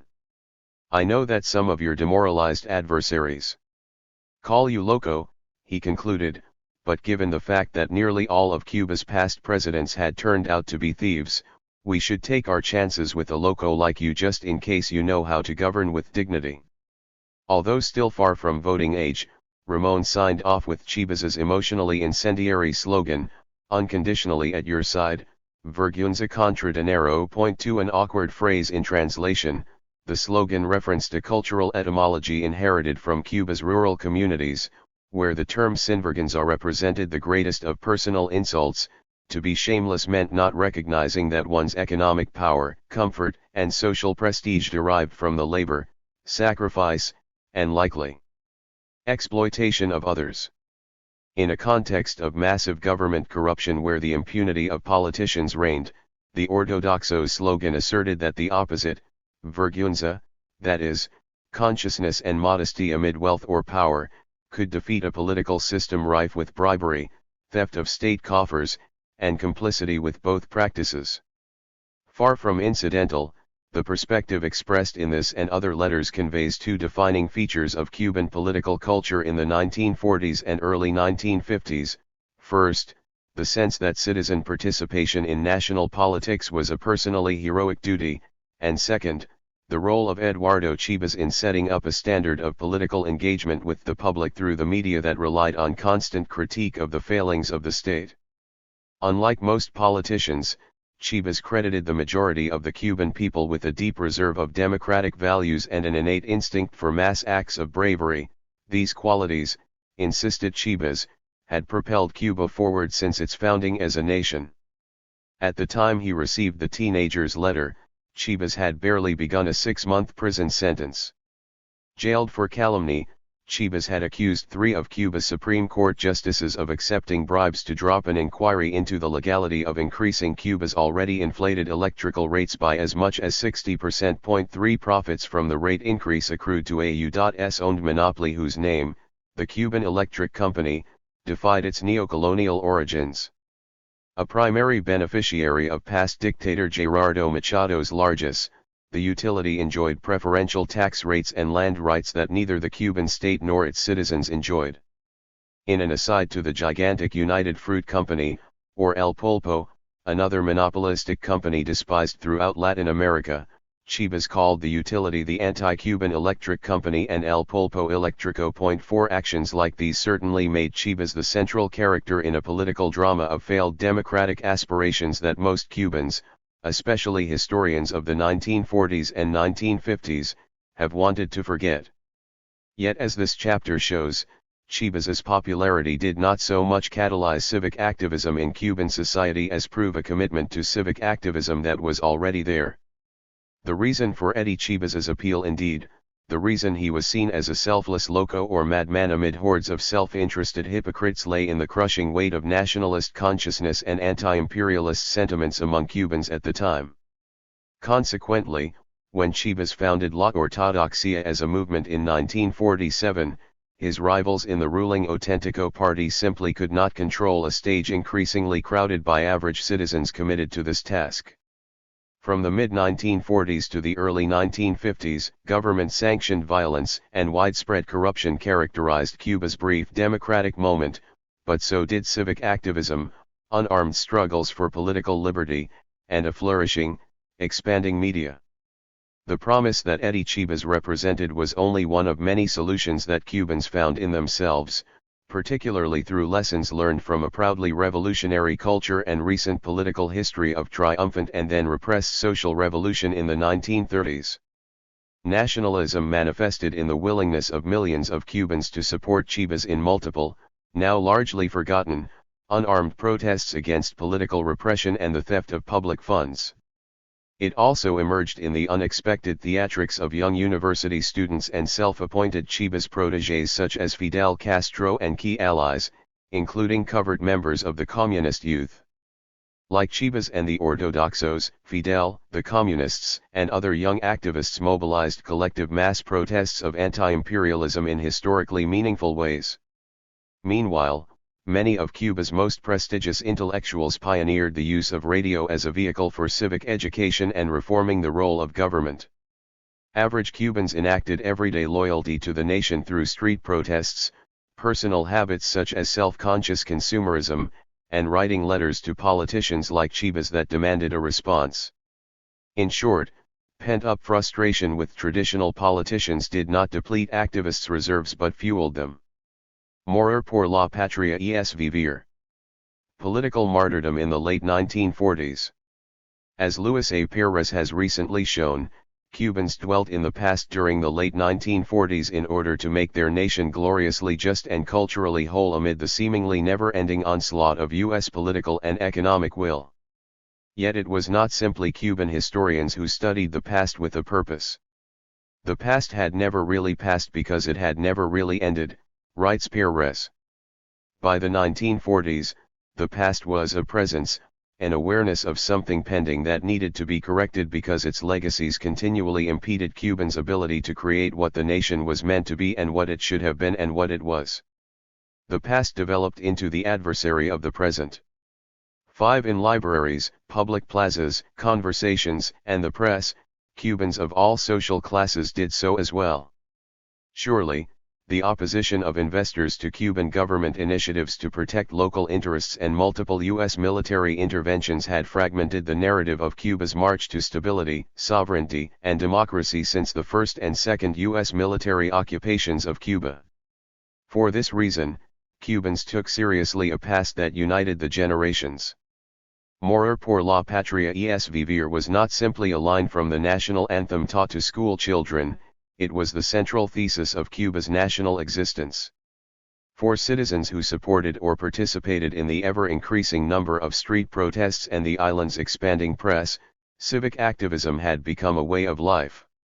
Having lived with the wrong that needed to be righted, as both a state of mind and a condition of the heart for so long, citizens in these years recalled repeatedly Cuba's history of thwarted nationhood and defied its continual betrayal as much by self-assigned allies in the United States as by generations of their own Republican leaders. 6 Few seemed more aware of the sins of Cuban leaders and the anger that knowledge of them could ignite than Eduardo Chivas. Before founding his own party, the Partido del Pueblo Cubano Ortodoxo, Eddie Chivas had served as delegate to Cuba's Constitutional Convention of 1940 as well as congressman and then senator for the Partido Auténtico. However, he was best known for his irreverent, impassioned weekly radio address delivered on CMQ radio virtually every Sunday night since 1944. So popular was his show among Cubans that those as far away as Ohio tuned into shortwave radio every Sunday so they could be part of the one-man movement, one-man show that was Eddie Chivas. 7 As a former student rebel himself, Eduardo Chivas knew all too well the power and the pride that Cuba's youth and intellectuals had taken in galvanizing protests in the past. Indeed, if Batista emerged from the 1930s and early 1940s as a favorite of U.S. business and consular officials alike, Cuban youth consolidated a proprietary grasp on concepts of purity and martyrdom for the sake of the nation. For the next 2 decades, every successive generation of youth not only inherited the mantle of heroic defenders of national ideals of justice, liberty, and political morality, they assumed the mandate of reminding past young rebel leaders who had become elder statesmen that they needed to honor their own personal pasts and the martyrdom that many leaders, especially Auténtico party founders like Ramón Grau San Martín, Carlos Prioso Carras, and Eduardo Chivas, had barely escaped. The best example of just how far Cubans took their belief in the cleansing power of martyrdom could be found in the emerging acceptability of suicide as a politically legitimate and socially galvanizing act. Echoes of this view resonated in the introductory remarks that a young Ortodoxo named Fidel Castro made in Santiago when Chivas announced his presidential bid in May 1948. This lunatic, out of sublime craziness for the sublime ideal of an improved Cuba, values the recognition of his own people above all else. The day Chivas senses a reduction in citizens' affection, he would put a bullet through his heart, not out of cowardice in the face of failure, but so that his self-sacrifice ensures the victory of his disciples. 8. Although Castro was only a 22-year-old law student at the time, his words represented Cubans' long-standing cultural endorsement of the idea of suicide as a political act that could break down walls of censorship and public apathy, especially amid civilian struggles for justice and in the absence of a national war. 9. As Luis A. Perez has persuasively revealed, Cuba had the highest suicide rate in the world by the late 1940s and 1950s for reasons that bore little or no relation to those prevalent in other countries with similarly high rates, such as post-war Germany, Japan, or France. 10. Certainly, the cult of death as the highest symbol of selfless patriotism had been inscribed in Cubans as early as the 1860s by way of the national anthem, "Have no fear of a glorious death," repeatedly intoned the chorus, 4. Morir por la patria es vivir. Long after Cuban independence was formally established with the end of the first U.S. military occupation in 1902, however, an exemplary death without the benefit of pure martyrdom that 19th-century independence heroes enjoyed was still unusually valued. Importantly, some of the most prominent civilian allies of independence leaders José Martí and Antonio Maceo killed themselves in the wake of peace after the 1895 war against Spain and the start of U.S. interventionist policies in Cuba in 1898. Subsequent decades brought generations of citizens to a consensus of remarkable endurance around the efficacy of self-immolation in defense of patria, as a source of national pride and illustration of what it meant to be Cuban. The duty to sacrifice and to die became deeply embedded in the dominant formulations of nationality, where it acted to influence the character of national conduct. 11. Only a few months before Fidel Castro dared Eddie Chivas to live up to his promises or die by his own hand for not trying hard enough in May 1948, the mayor of Havana had done just that. After more than a year of struggle, mostly against fellow members of the Auténtico Party, Mayor Manuel Fernández Supervielle had been unable to secure funding for a much-needed aqueduct due to the obstructionism of corrupt allies, including the Auténtico president Ramón Grau San Martín. In a suicide note, Fernández Supervielle minced no words in citing his political failure to fulfill campaign promises and his betrayal of the people as the reason for his death. As a man with a conscience, he wrote before shooting himself, "I prefer suicide." 12. In response, habaneros and politicians alike announced the glory of his martyrdom and erected a monument to the mayor celebrating his personal honor and selfless political creed. Ironically, the man most responsible for Fernández Supervielle's failure, Grau San Martín, delivered his eulogy, an act that garnered further prestige for Fernández Supervielle even as it increased the public's disdain for the hypocrisy of Grau. 13. Given this background, it is perhaps not surprising that Eddie Chivas did shoot himself as Fidel Castro had seemingly predicted not once but twice, neither time in the heart. Utterly lost to public memory, Eddie first shot himself in the arm while running as delegate to the Constitutional Assembly of 1940. Ostensibly an accident, the act garnered him only a few headlines at the time and enduring public ridicule in Politica Comica, a satirical newspaper that prophesied Chivas would surely do it again. 14. After his successful senatorial run in 1946, the pro-Auténtico newspaper Prensa Libre satirized Chivas's 1939 accident as a vehicle for gaining free publicity and national sympathy with the radio play The Suicide of Chivas. 15. Figure 1. This political cartoon satirized Eduardo Chivas for his self-inflicted gunshot wound to the arm as a show intended to serve his bid for election to the Constitutional Convention of 1940. A one-man show starring Chivas himself, the drama made fun of Cubans' national obsession with martyrdom as the most genuine proof of nationalism. In it, the character Eddie admits to having failed in his quest for political perfection, unable to extinguish all corruption and all political violence generated by the gangsterism of the time. I am going to commit suicide in this radio broadcast, killing myself before this radio audience, before this invisible public, kill myself in the presence of my radio listeners, gushed the parroted Eddie. May no one detain my hand, may no one get in the middle. Attention, I am going to shoot. Act 4 ends with the embarrassing revelation that Eddie had been treated for only a tiny wound to the tippy-tip of a finger on his left hand. 16.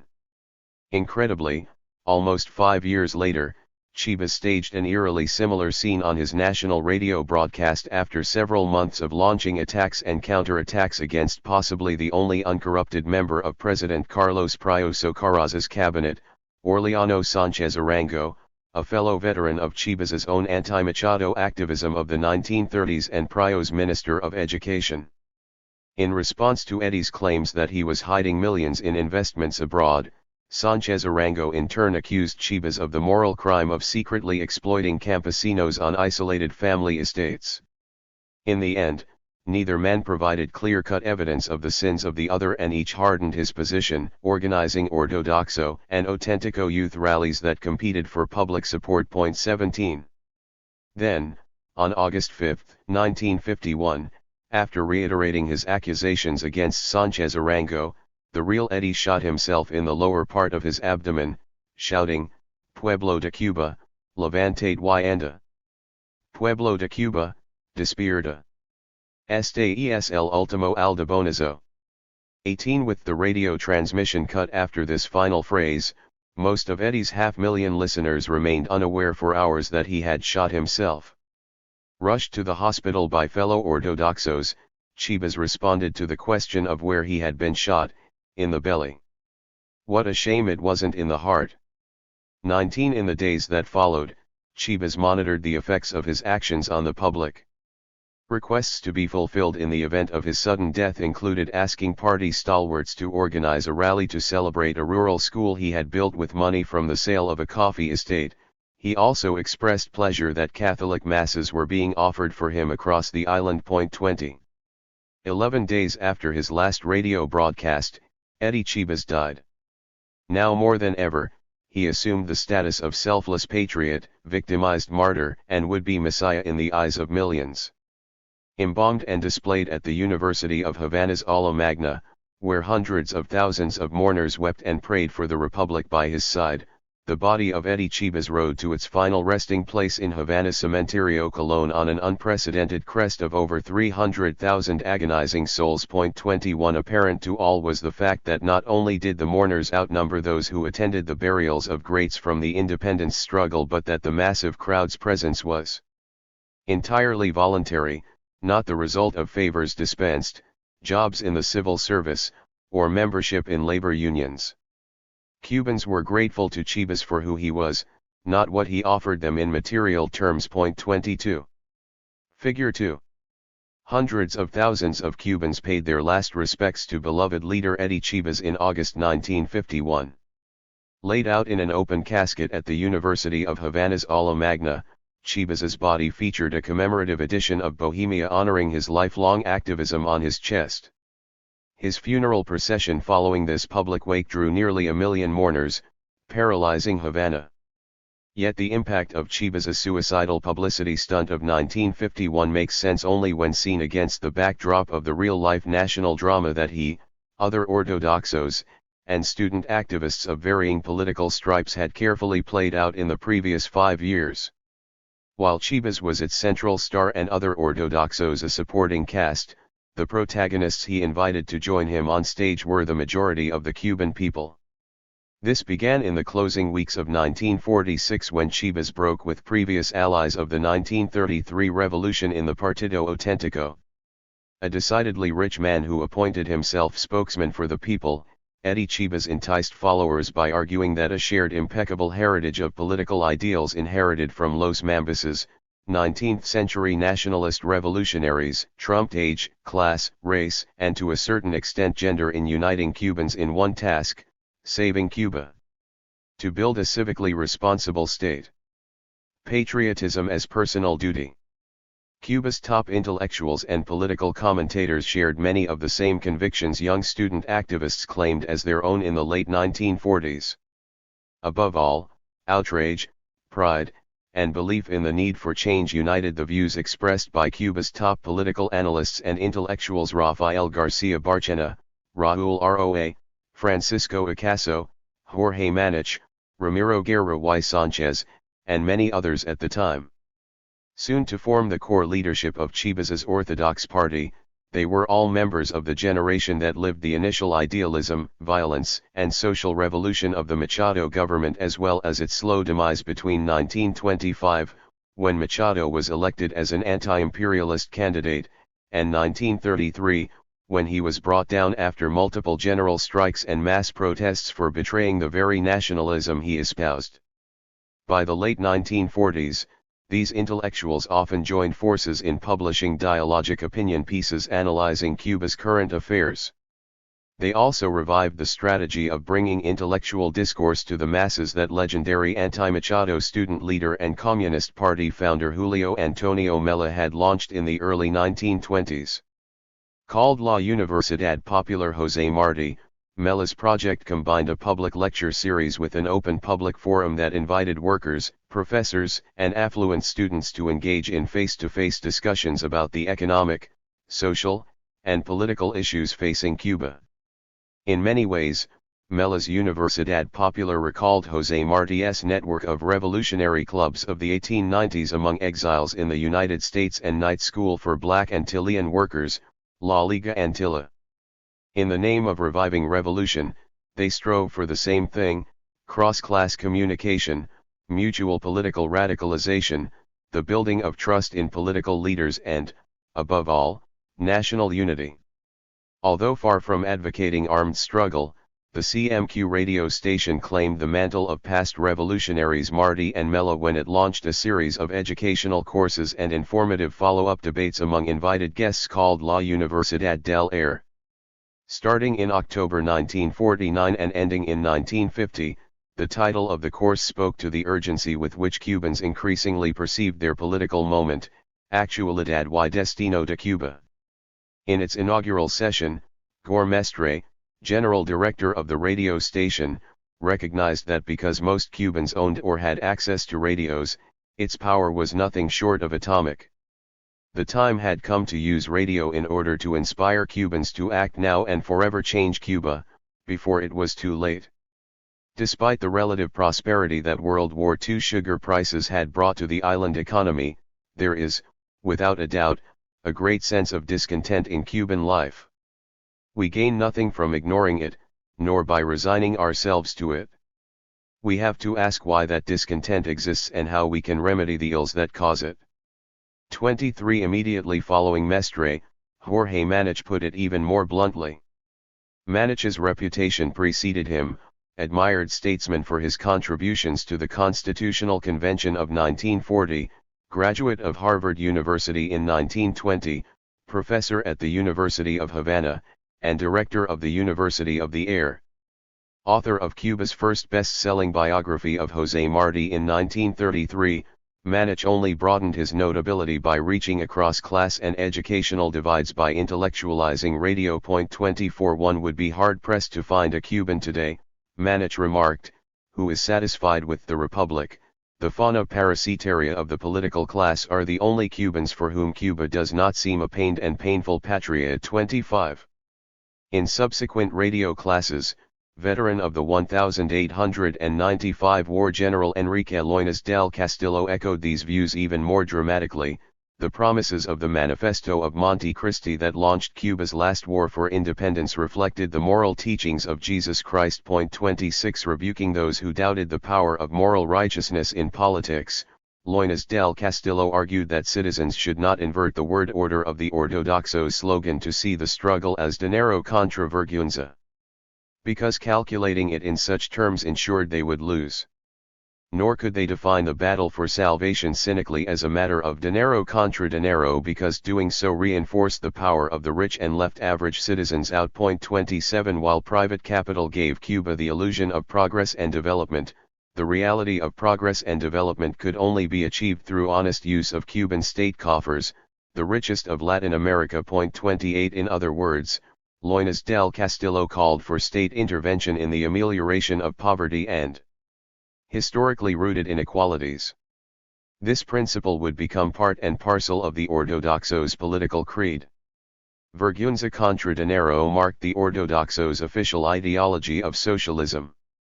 Endorsed by Eddie Chibas himself, Ortodoxo socialism stood in direct contradiction to the policies and practices of the Soviet-led Cuban communists and his own former allies in the Auténtico party such as Grau San Martín. Socialism, like revolution, was a catchword emptied of any content by the PSP communists and the Auténticos' distorted appropriation and overuse. Similarly, other lectures and discussions of the Universidad del Aire argued for a stronger civil society. Cross-class pressure groups, the act of listening to radio itself, autonomous labor unions, and civic mobilizations broadened Cuban democracy by catalyzing separate spheres of political power outside the state and forcing the state to respond. 29 Carlos Marquez Sterling, president of the Constitutional Convention of 1940, even called for public financing of all political campaigns. 30 Rubio Padilla went so far as to challenge the unwritten rules of Cuban political discourse. One has to guard against a permanent revolutionary psychosis, he said. Over-reliance on the term revolution not only emptied it of meaning and condemned Cubans to repeat failed formulas for change, it reduced democracy to demagoguery. A new vision and model of civic activism were required. 31. While intellectuals saturated the airwaves with political theory using plain, unembroidered language, they also wrote more formal essays in popular magazines. Often dialogic pieces, these essays meant to provoke public discussion. 32 Former student leaders of the Revolution of 1933 who were now university professors and writers used the opportunity to trace Cuba's recent political history. This exposed the highly checkered past of former Macatistas who had quietly re-entered the political fold. For example, Raúl Roa dredged up the pro-Machado roots of the revived Liberal Party, particularly those of its presidential candidate, Dr. Ricardo Núñez Portuondo, Batista's choice and, according to campaign propaganda, a clear political stand-in for El Hombre. Putting people like him back in power, argued Roa, was like returning Louis XVIII to the throne of France. 33.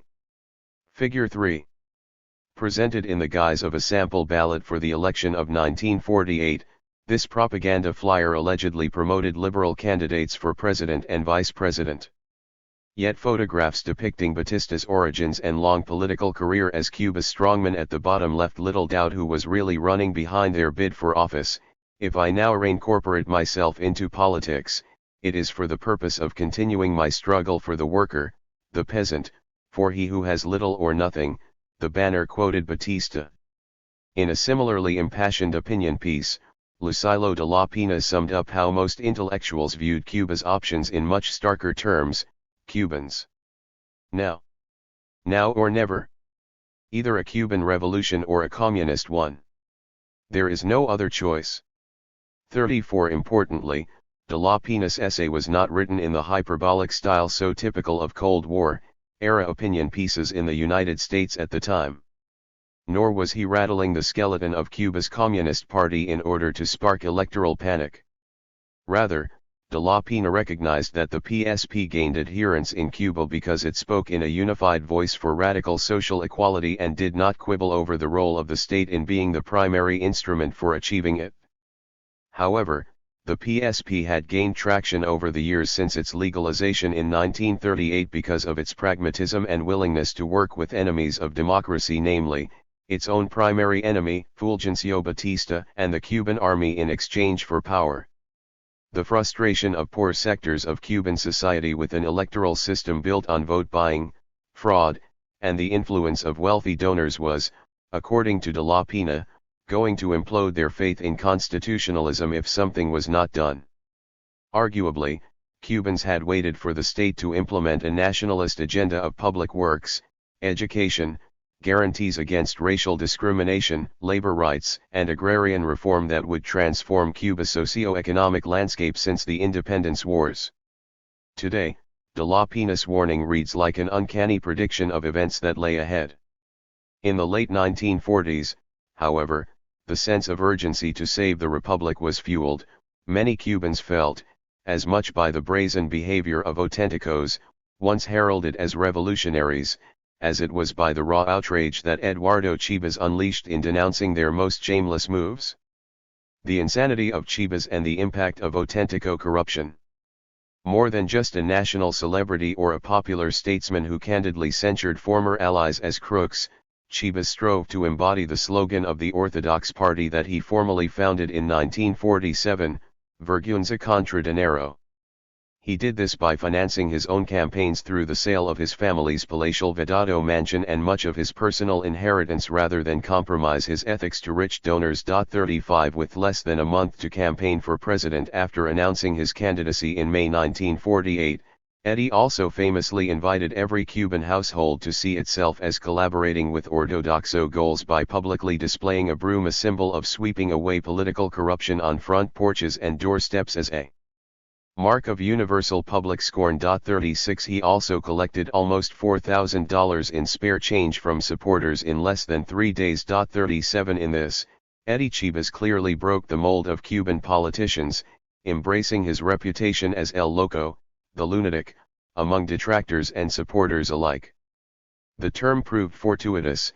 In the same company were none other than Cuba's great martyrs Antonio Guterres, El Muchacho Loco, assassinated on Batista's orders in 1935, and before him, José Martí himself. 38 As his leadership in the Orthodox Party subsequently showed, Eddie Chivas believed that the auténticos' willingness to form pacts with other parties in order to secure dominant voting blocs in Cuba's semi-parliamentarian system sharply undermined long-awaited concrete goals, in addition to the problem of increasing corruption. Batista had earlier set this pattern by allying with his former archenemies the Communists in 1938. Through their leverage with labor unions, he had won the presidential election. 39 Yet it was the very public fight against graft that made Eddie distinct in the eyes of Cubans. This was especially true during and after the pivotal year of 1946, when auténtico corruption reached new heights and levels of bravado, mostly facilitated through the presidential palace. By many other measures, 1946 should have marked an auspicious, pivotal year in Cuba's political economy. As World War II drew to a close, food shortages ended and prices stabilized in Cuba. Yet citizens seemed increasingly convinced that their country was on the edge of either total moral collapse or democratic transformation. Once considered the greatest hope for the consolidation of sovereignty, clean politics, and positive social change, the youthful, educated revolutionaries who made up La Generación del 33 quickly became known as La Generación del 33.40. After 2 years of auténtico rule under Grau San Martín, Cubans could not help but conclude that the great democratic era of social justice, national sovereignty, and prosperity for all was being obstructed daily by those once considered its heralds in the auténtico party. As Chivas repeatedly pointed out, no better example existed than the system of public education. Even during the worst years of Batista's de facto military rule in the 1930s, citizens' long-standing belief in education as a great social equalizer persisted, especially in Cuba's neglected rural areas. Schools and dedicated teachers would make up for what government could not or would not do to improve social mobility and level the playing field. Ironically, Batista had played a central role in catalyzing the educational system's transformative potential in 1936 when he dedicated a large portion of the military budget to the creation of civic military academies in far-flung reaches of the nation. Staffed by 750 military instructors, the schools provided basic scholastic training as well as classes in health and agricultural techniques to an estimated 35,000 children and 20,000 adults. The program soon proved a genuine and tactical success. For Batista, its populist dividends more than compensated for the expense. In order to fund it, Batista had instituted a 9-cent tax on each 100-pound sack of sugar Cuba produced, famously known as Inciso K. While Batista's hand-picked president at the time balked, mill owners accepted the sugar tax as a sort of insurance against labor trouble and an opportunity to end funding of small, private schools on their own plantations. 41 Ironically, Raúl Castro, Fidel's younger brother, was a product of one of Batista's escuelas cívico-militares, located near their father's massive farm. 42. By the early 1940s, access to education was widely seen as more than a panacea for ideological division or a substitute for genuine social legislation. It had become a constitutionally guaranteed right that could not be ignored. Yet in 1943, after decades of posting declines in the illiteracy rate, the Ministry of Education revealed that the trend had been reversed. Illiteracy was once again on the rise. 10 years later, it remained at the same stagnant level of 23% nationally, and in remote rural areas long dominated by U.S. companies like Orient, the rate was twice as high as the national average. 43. Against this backdrop, Grau San Martin appointed Luis Pérez Espinosa, a former member of Antonio Guterres's Joven Cuba, his first Minister of Education in 1944. Impeccably honest and energetic, Pérez Espinosa ordered the construction of 2,000 new classrooms and admirably expanded breakfast and lunch programs, institutionalizing them in new dining facilities and state-provisioned dispensaries. 44 Deeming him too popular for his own good, Grau forced Pérez Espinosa to resign. Replacing him as minister, Diego Vicente Tejera, the son of a famous socialist and independence activist whose fame once rivaled Martyrs, fared no better. Tejera's popularity stemmed not from effective policies but his distribution of thousands of sinecures to allies and enemies alike. 45 Known in Cuba as botellas, this early 20th century term for sinecure referenced the idea that babies born to mothers who lacked sufficient breast milk would survive only if they had access to milk in a bottle. Although the term conveyed collective recognition of just how tempting theft of public coffers could be amid an environment of scarce resources, Cubans' universal resentment of the practice lay deep. 46. While distributing botellas was nothing new, Grau forced Tejera to resign on these very grounds, only to appoint José Alemán his new Minister of Education. Known for outright thievery and ostentatious real estate investments that included the purchase and profitable resale of Florida's Key Biscayne, Alemán took the use of sinecures as well as flattery for Grau to unprecedented heights. A golden accountant with 20 years' experience at the ministry before he headed it, Alemán knew where the money was and how to tap into it. 47 Because the Constitution of 1940 protected current officials from prosecution, Alemán operated with total immunity, and therefore total impunity. Alemán even had the audacity to take over and shut down La Escuela Normal José Martí, the country's sole training school for rural teachers, an act that slammed the door on improving literacy where it was most needed. 48. When the Senate passed a no-confidence vote against Alemán in October 1947, Grau refused to dismiss him, appointing him to the vague, even less accountable position of cabinet minister without portfolio. 49 In response, Alemán staged his own pro-confidence rally and refused to cancel it even after an altercation between an armed Alemán supporter and a student protester left the high schooler dead only minutes before the event was scheduled to begin. 50. With Alemán's appointment and apparent impenetrable permanency, Grau established a pattern that extended well beyond the education ministry into other branches of government. This included the army, where Grau fired Batista's most despised generals, such as Francisco Tabernilla, only to promote a mediocre, obese officer named Genovevo Pérez Damara 5 times in less than 6 months in order to justify making him chief of staff. 51 To cement loyalty and ensure power, Grau also sought to co-opt armed gangs, euphemistically called Grupos de Acción, tied to factions of the Partido Auténtico and structures of law enforcement. The most important of these were the Movimiento Socialista Revolucionario, headed by Cabinet Minister José Alemán, Police Chief Mario Salaberria, and ex-communist Rolando Masferrer, a congressman from Holguin, and the Unión Insurreccional Revolucionaria, led by Emilio Tro, director of the National Police Academy and backed by politically ambitious university students such as Fidel Castro. Whether out of a desire for revenge and control over lucrative coffers or as a reaction to the culture of impunity that Batista had cultivated for nearly a decade, these groups warred with each other, to the horror of citizens, especially in the capital.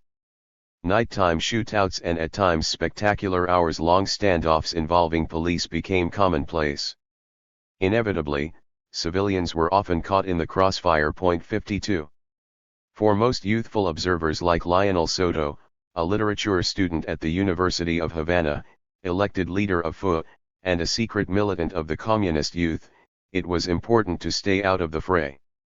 Like many opponents of the regime, Soto believed that Grau saw his hands-off approach to political violence as a means for engendering peace through the gradual extinction of one side by the other. 53 Nonetheless, many politically active male students at the University of Havana felt they must carry weapons. In fact, Soto first met Fidel Castro when he came by Soto's apartment to retrieve a pistol Soto had taken from him during a dispute with a fellow student before it was broken up by police. 54. By December 1946, one major event made the sincerity of Grau's approach to eradicating political violence downright laughable. In that month, Havana's Hotel Nacional hosted the world's greatest mob summit.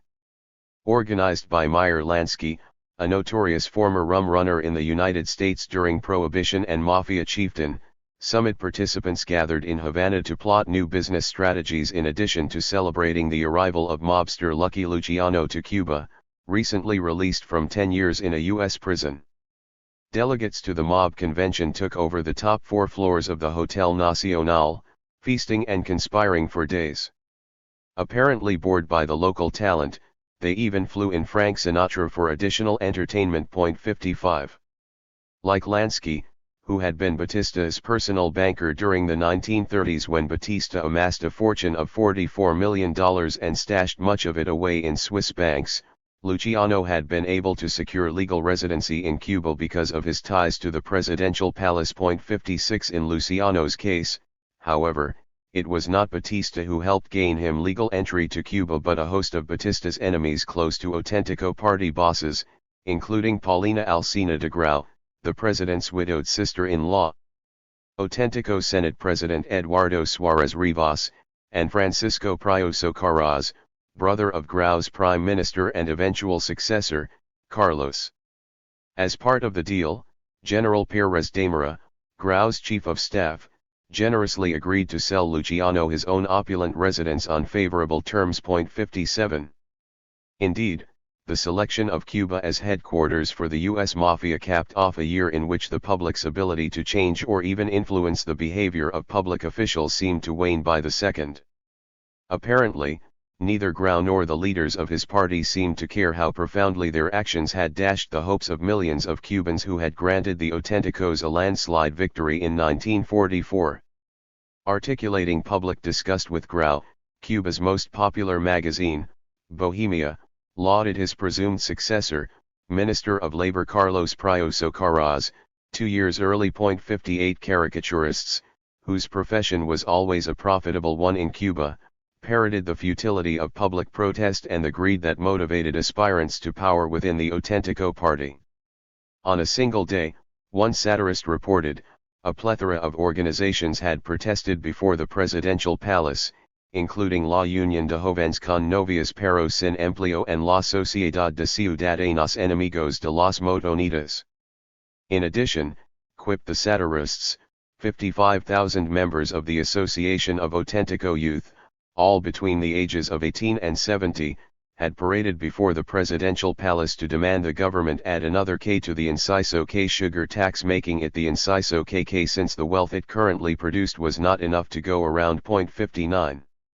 Against this background of shameless fraud, flagrant hypocrisy, and growing fatalism, Eddie Chibas launched a moral tirade against Auténtico corruption via radio in December 1946. On the 12th of that month, Chibas broadcast the most famous and riveting speech of his political career. Focusing his rage on the betrayal of Minister of Education José Alemán as symptomatic of the sickness of the whole administration, Chibas demanded, What have you done, bandit, with the funds destined to buy paper, pencils and other material for public schools? What have you done, bandit, with the 400,000 pesos conceded by the Council of Ministers, so that there would be breakfast in all of the public schools of Cuba? What are you doing, bandit, with the 100,000 pesos you have robbed on a monthly basis from the account of the Ministry of Education using made-up names? Where are the funds going, bandit, that belong to the Escuela Normal Rural Jose Marti, that despite its great utility to the peasant class, you have arbitrarily closed, violently expelling its teachers and students with your pistol-wielding gangs? You are, Alemán, the greatest scoundrel of a minister of education that the Republic has ever known. You are even speculating with the breakfast of school kids. To think that I have spent 20 years making revolution only to contemplate things like this now, 60. Although well known for his inflammatory style, Chivas exceeded the normal bounds of oratory in calling Alemán what he was, a shameless bandit, not once but several times in the course of his radio broadcast. 5 days later, Prensa Libre's editor and director Sergio Carbo, a prominent member of the deposed revolutionary government of 1933 headed by Grau, published a reaction whose sentiments many surely shared. One might call him loco, now that speaking all the truths that so many officials once said in order to gain their political posts has apparently become a form of insanity. But no one can accuse Chivas of having ever compromised nor clumsily watered down. 61. Like Carbo, journalist Guido Garcia Inclán urged Chivas to embrace his insanity, despite the fact that the epithet was originally the work of his detractors. Those who have stolen and destroyed the Republic are called vivos. Those who have the opportunity to steal from the state and refuse are called bobos. You, Chivas, they call loco precisely for having always defended decency and honesty. They call you loco for having known how to bravely insert yourself into that struggle between vergüenza and desvergüenza. 62. In the wake of Chivas's extraordinary radio address, virtually no one in the Auténtico camp who had previously stood with José Alemán subsequently supported him publicly. Unwilling to accept the reality of his declining popularity and naively hoping for a re-election bid, President Grau San Martin subsequently struggled to revive his own history as an anti-imperialist revolutionary and symbolically shore up his government's contributions to education through two means. First, he launched a publicity campaign in favor of his educational policies and, second, he sanctioned a wildly ill-conceived expedition of Dominican exiles and young Cuban recruits to topple Rafael Trujillo, longtime dictator of the Dominican Republic. Grau funded both moves through Inciso K, the $1 million fund supposedly reserved for Cuban children's education. He also appointed the Minister of Education, Alemán, rather than a military officer to head the armed liberation of the Dominican Republic. These efforts ultimately revealed the fragility of Grau's revolutionary resolve. Yet they also energized the public's willingness to back and legitimate radical measures for the sake of change, whether or not Grau and other politicians endorsed them. As the following discussion reveals, many citizens considered the cause, rather than the leader, the most important instigator of change. Galvanizing anti-imperialism and Grau's effort to retake center stage. In order to provide a positive report on his administration's contributions to public education, Grau commissioned Emma Pérez to write a book. A professor of education at the University of Havana, Pérez was better known for her superficial if entertaining contributions to the gentleman's society magazine Gente de la Semana. True to form, Pérez peppered her otherwise thin coverage of Grau's educational achievements with catchy chapter titles such as To Make Rather Than Theorize and Toward a More Democratic Humanism, as well as many phrases authored by the famously less than self-critical Grau himself. 63 These included the slogan of the Cuban delegation to a recent International Education Congress in Geneva, El hemos perdido el miedo a la libertad. The slogan was an inexplicably odd choice given Cubans' deep-seated view of their history as propelled by a unique commitment to love, not fear of liberty. 64 Real-life delegates to the Congress and readers alike must have wondered who Grau was talking about, when and exactly which Cubans had ever feared liberty. The answer might have been none other than Grau himself. Few Cuban presidents, with the exception of Grau's own nemesis Gerardo Machado, suffered such deep unpopularity at the end of his term. In her efforts to shore up Grau's image, Perez had to come up with what the Grau administration could not, clear evidence of improvement. Contradictions and half-hearted explanations abounded. For example, the book included a picture of a thatched hut described as the most common rural school before the government of Dr. Grau, but the adjoining photo of a new rural school built after Grau gave no impression of being either common or even more numerous now. It simply was. 65 Recent history, it seemed, could not be pinned down. Moreover, Perez justified the continued building of tiny schools in isolated hamlets rather than large, consolidated and more effective schools with the flimsy argument that the Montuno schools better reflected peasants' way of life, while the latter, the progressive model typical of U.S. rural schools, remained a foreign import. 66. The book's actual cost to taxpayers and the educational budget far outweighed the cheapness of Grau's anti-imperialist shot at U.S. rural schools. The glossy 142-page edition had a whopping print run, 45,000 paperbacks and 5,000 hardbacks. 67 Adding insult to injury, the book even included a laudatory portrait of increasingly despised Education Minister José Alemán alongside former FUT president and fellow MSR gang member Manolo Castro, described in Spanglish as El Líder Revolucionario 68. Still, the heroic claims Grau reserved for himself and other administration officials were directly related to an unfolding plan to restore Grau's anti-imperialist revolutionary credentials by assaulting the long-standing U.S.-backed Dominican dictator Rafael Trujillo. Appointed chief of the project, Minister of Education Alemán purchased an unprecedented arsenal of weapons, jet bombers, and fleet of 7 warships for the invasion with $3 million of his ministry's funds. He also offered school buildings, trucks, and buses otherwise reserved for educational purposes to the movement. 69. Significantly, public response to rumors of the invasion plan proved overwhelmingly favorable. For the first time in a long time, it seemed that Grau had tapped Cubans' nationalist pride. The idea of putting one's life on the line for hemispheric liberty against the forces of dictatorship and the hypocrisy of the United States quickly set ablaze young men's wildest political desires. Although recently heroic in its wars against European and Japanese fascism, the United States had once again turned a blind eye to its role in maintaining and supplying similar dictatorial regimes on which U.S. business interests depended in Latin America and the Caribbean. For those who eagerly backed Grau's anti-dictatorship plan, the staggering burden of Cubans' thwarted history and the chance to set aright Cuba's destiny proved an irresistible call to unite the older generation of revolutionaries with young would-be rebels. Best known by the name of the Key, where Cuban recruits awaited authorization from the Cuban Navy to depart for Dominican shores, the CONFITES expedition drew an extraordinary array of patriot volunteers. They were willing to put aside their enmity with the Grau administration and disgust with its lackeys in order to participate in the liberating Army of America. Military invasion represented the first step in the Auténtico's broader scheme to found a multi-nation Cuba-led Caribbean Legion.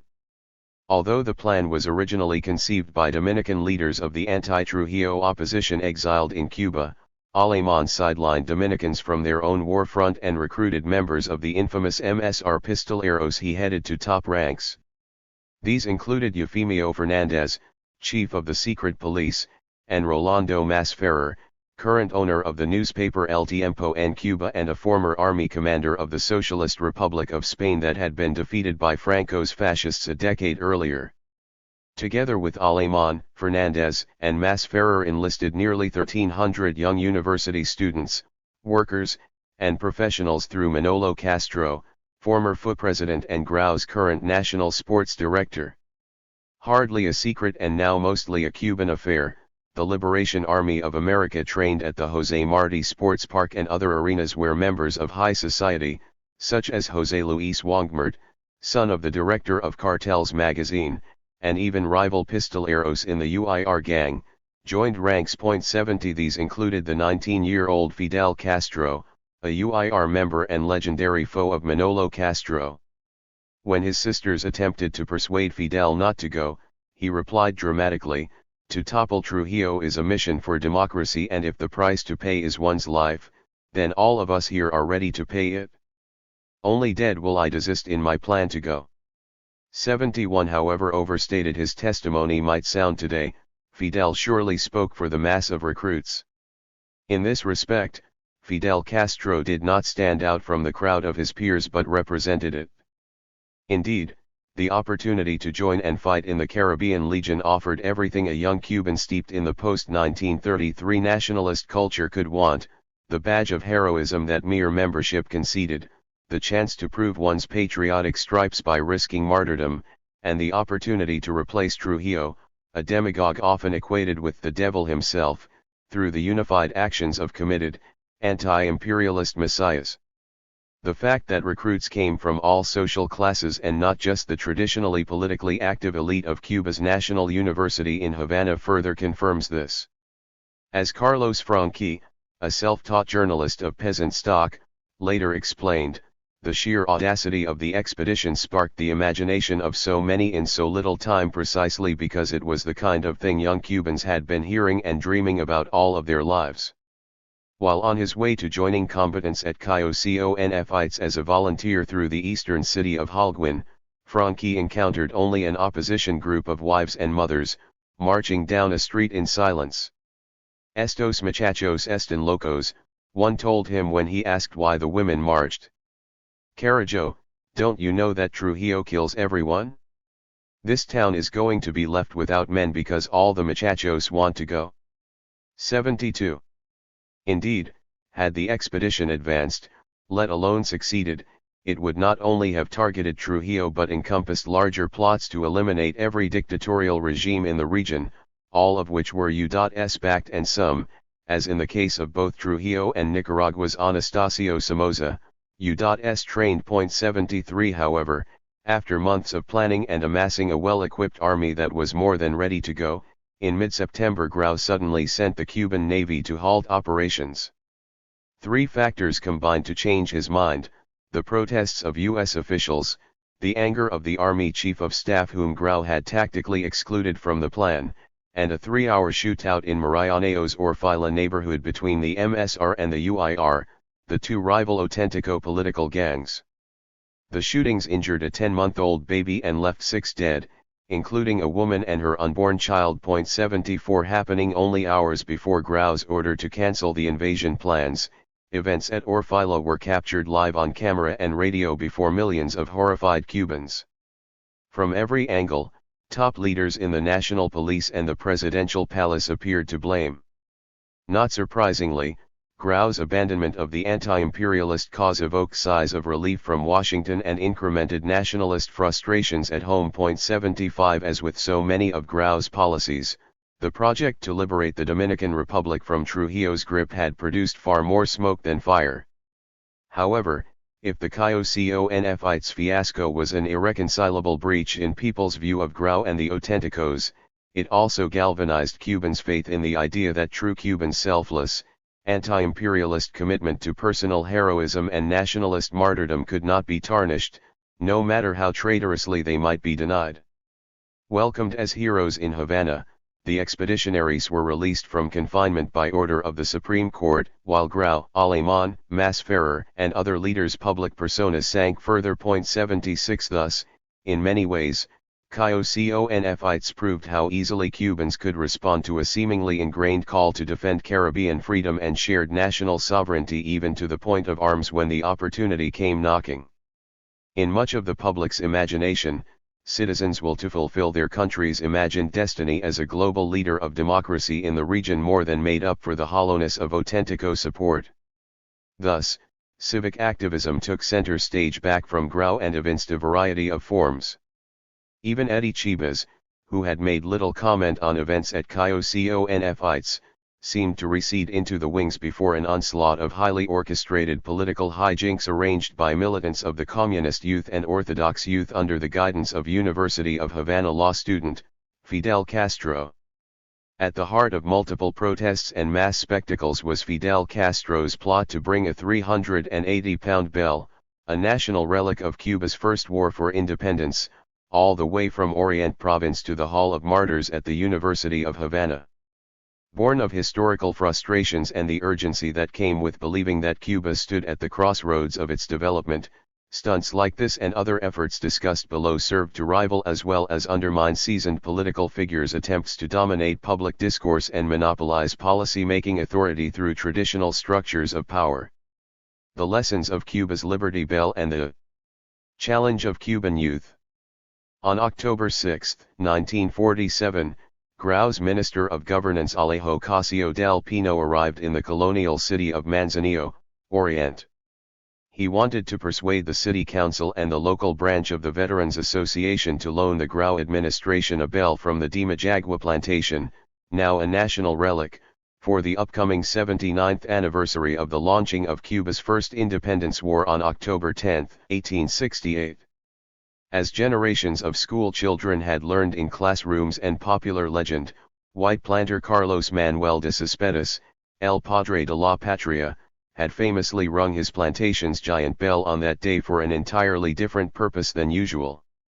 Rather than gather the slaves together before sending them off to work, Cespedes had called Cuba's first National Assembly, addressing his slaves as citizens. He granted them freedom in return for fighting for the liberation of all Cubans from Spain. Decades later, the bell was more than a symbol of the independence struggle. It represented Cubans' original pledge to sacrifice their lives for the sake of a republic founded on freedom, justice, and equality for all. Morir por la patria es vivir, in other words. Had the councilmen and local veterans of Manzanillo consented to Grau's plan, the bell would have formed the centerpiece of a mass celebration in Havana, complete with a 21-gun salute, a military parade, and an act commemorating the Day of the Veterans of the Independence Wars presided over by President Grau and other speakers. However, to the shock and horror of Minister Casio del Pino, not only was his request rejected by Cesar Montejo, a fellow Auténtico member of Manzanillo's Municipal Assembly, it was greeted by jeers. "Thieves," members of the audience cried. "You have already stolen everything and now you even want to steal the bell. Where are the funds for the works in Manzanillo?" Forced to leave immediately amid what he later characterized as a screaming mob, Casio del Pino returned to the capital. His mission and the Auténtico government were thoroughly humiliated. 77. Coming only weeks after Grau's betrayal of expeditionaries at Confites, this reaction of Manzanillo's local representatives to Grau's envoy as well as the recent killing of a high school student by police at Aleman's personally organized pro-confidence rally prompted palpable outrage among young university students. One of them was Fidel Castro. Politically ambitious at a precocious age, the teenager had been an observer of politics from the rural margins of Cuban society as a child. Born to a wealthy but only semi-literate sugar planter in Orient Province and shipped off to boarding school in Santiago at the tender age of 5, Fidel suffered constant rejection from class peers, who pejoratively called him a Jew. In large part, his social alienation derived from the fact that his uneducated mother did not marry his father or baptize her son until he was 7. Indeed, the family was apparently prompted to do so only because baptism was a prerequisite for admission to Catholic schools. Yet once Fidel was admitted to Cuba's top Catholic schools, first the Colegio de Dolores in Santiago and then the prestigious, breathtakingly monumental Colegio Belen in Havana, the combination of Jesuit educators' rigorous academic training, his intelligence, and the survival skills he had developed early in life served him well. Never popular enough at the University of Havana to be elected to represent the law students in FU, Fidel was nonetheless acknowledged as a brilliant and mesmerizing public speaker. 78 Like many law students, he was also an aspiring politician. Grau's bell debacle got him thinking. What if the University of Havana students could achieve what Grau had not? On a personal level, the opportunity clearly gave Fidel Castro his first chance to ignite the public's admiration and to take a visible spot on Cuba's national stage. Rather than allow Cuba's sullied and sinful politicians to bask in the historical glow of the bell on Veterans Day, Fidel suggested that a delegation of students and veterans convince Manzaneros to lend them the bell and take it back to Havana. There it would be exhibited at the university's Hall of Martyrs, a space dedicated to commemorating slain student revolutionaries, and serve as the centerpiece for a mass demonstration on November 6, Cuba's National Day of the Student, against Grau and his fellow politiqueros. The change of venue and holiday would signal the consent of the older generation of veterans to passing the torch of heroism and revolutionary mission to young university patriots. Moreover, Fidel believed, the dramatic spectacle of the bell's arrival in the capital would help wake up other Cubans from their slumber to demand the resignation of Grau and other money-grubbing leaders. Indeed, there were no limits to the excitement that the bell might bring. After agitating the masses with a series of speakers, Fidel planned to ring the bell just as it had been rung to initiate the war for independence. As a result, the masses of participants, now filled with patriotic fervor, would march to the palace to demand the resignation of Grau and, after the fall of the regime, establish a revolutionary government. 79.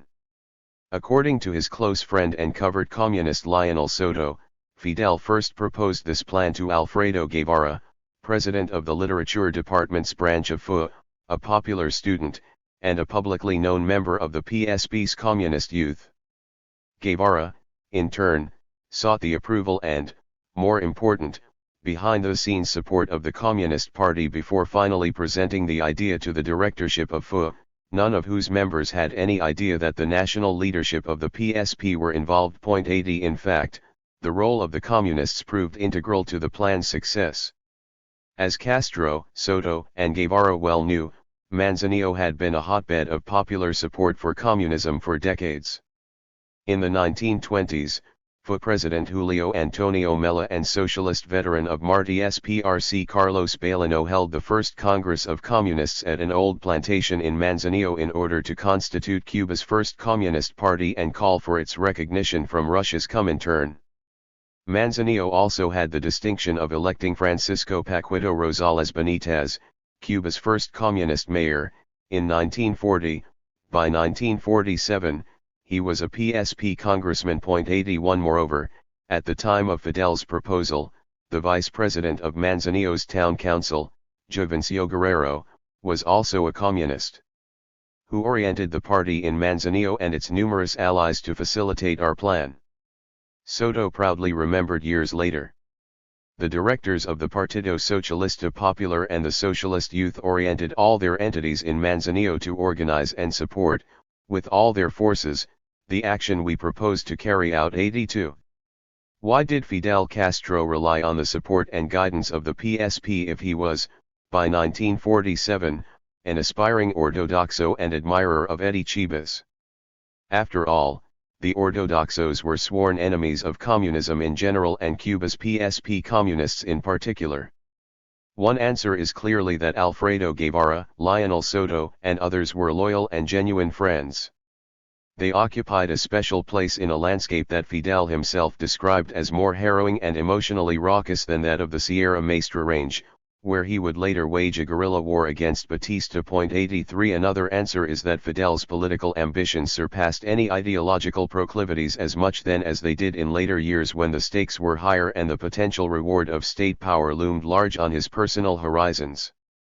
More to the point, however, was the extreme, legendary discipline of local communists in following the party's official line and the secret activism of members close to Fidel such as Soto. These factors ensured that the public and university students would buy the story just as organizers wanted it told. After all, the legitimacy of FU rested on its political autonomy from the state.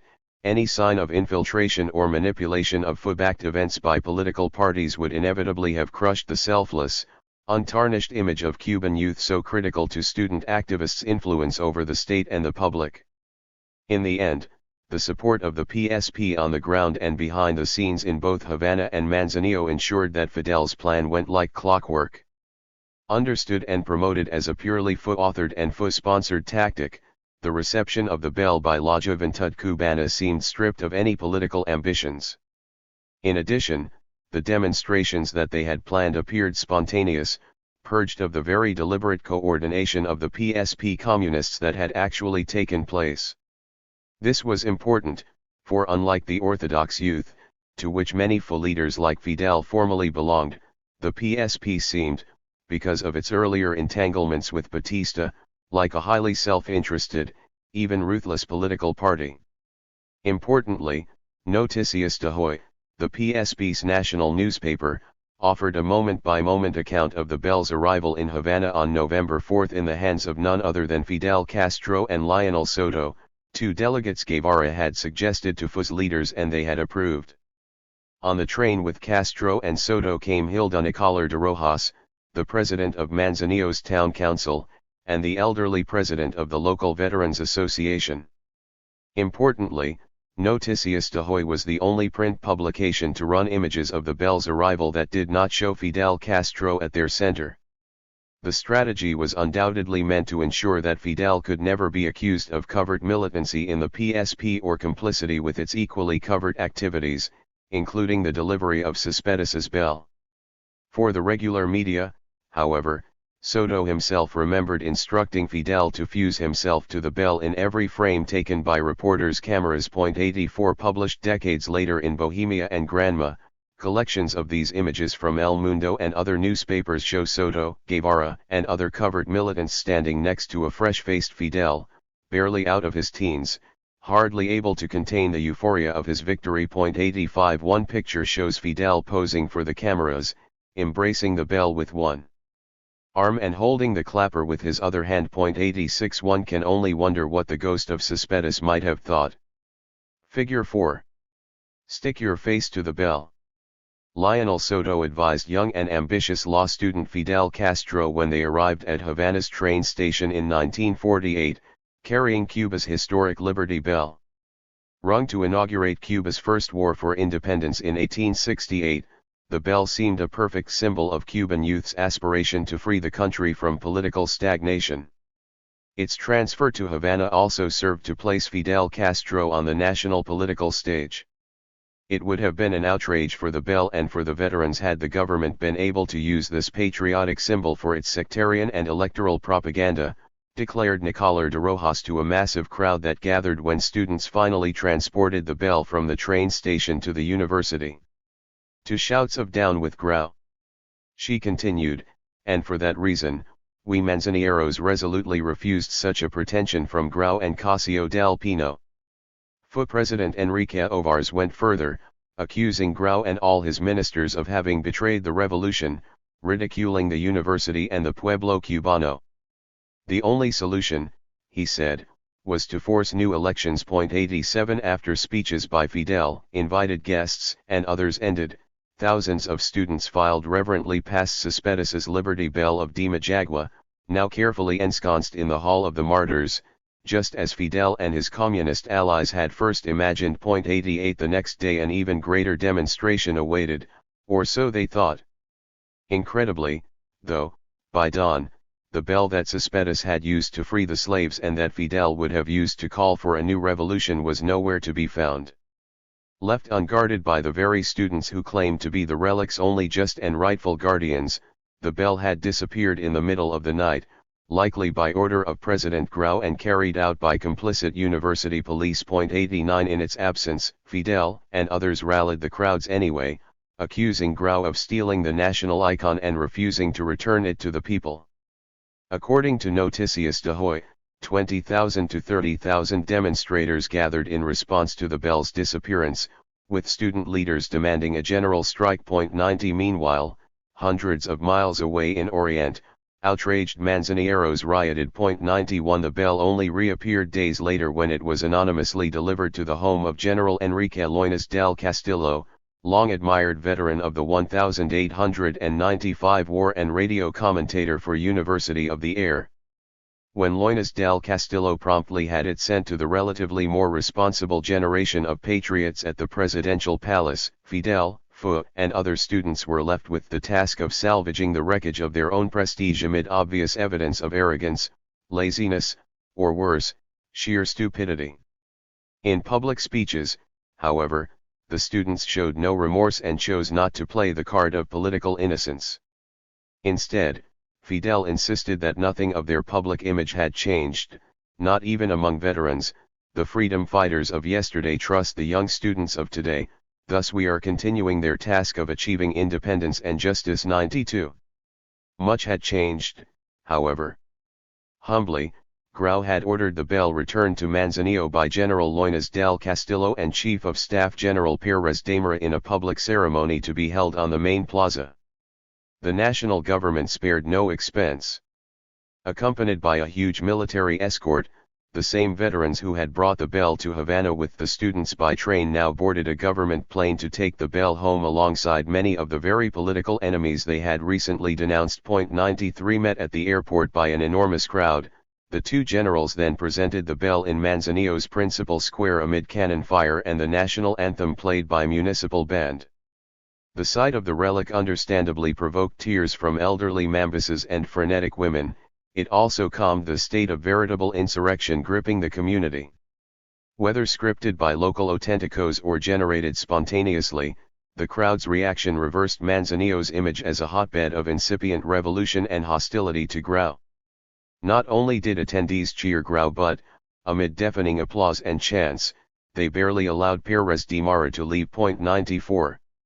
In many ways, the primary lesson of the battle between auténtico officials and the younger generation of activists who wanted to claim the revolutionary mantle for themselves was that neither succeeded.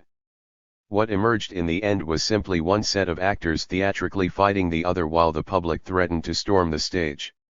Notably off-stage and actively preparing for a very different struggle that might yield concrete change was Eddie Chibas. From 1948 to his death in 1951, Eddie Chibas and the older generation of still untarnished revolutionaries of anti-Machado, anti-Batista battles who formed the Partido Ortodoxo rode a wave of building nationalist preoccupations and expectations.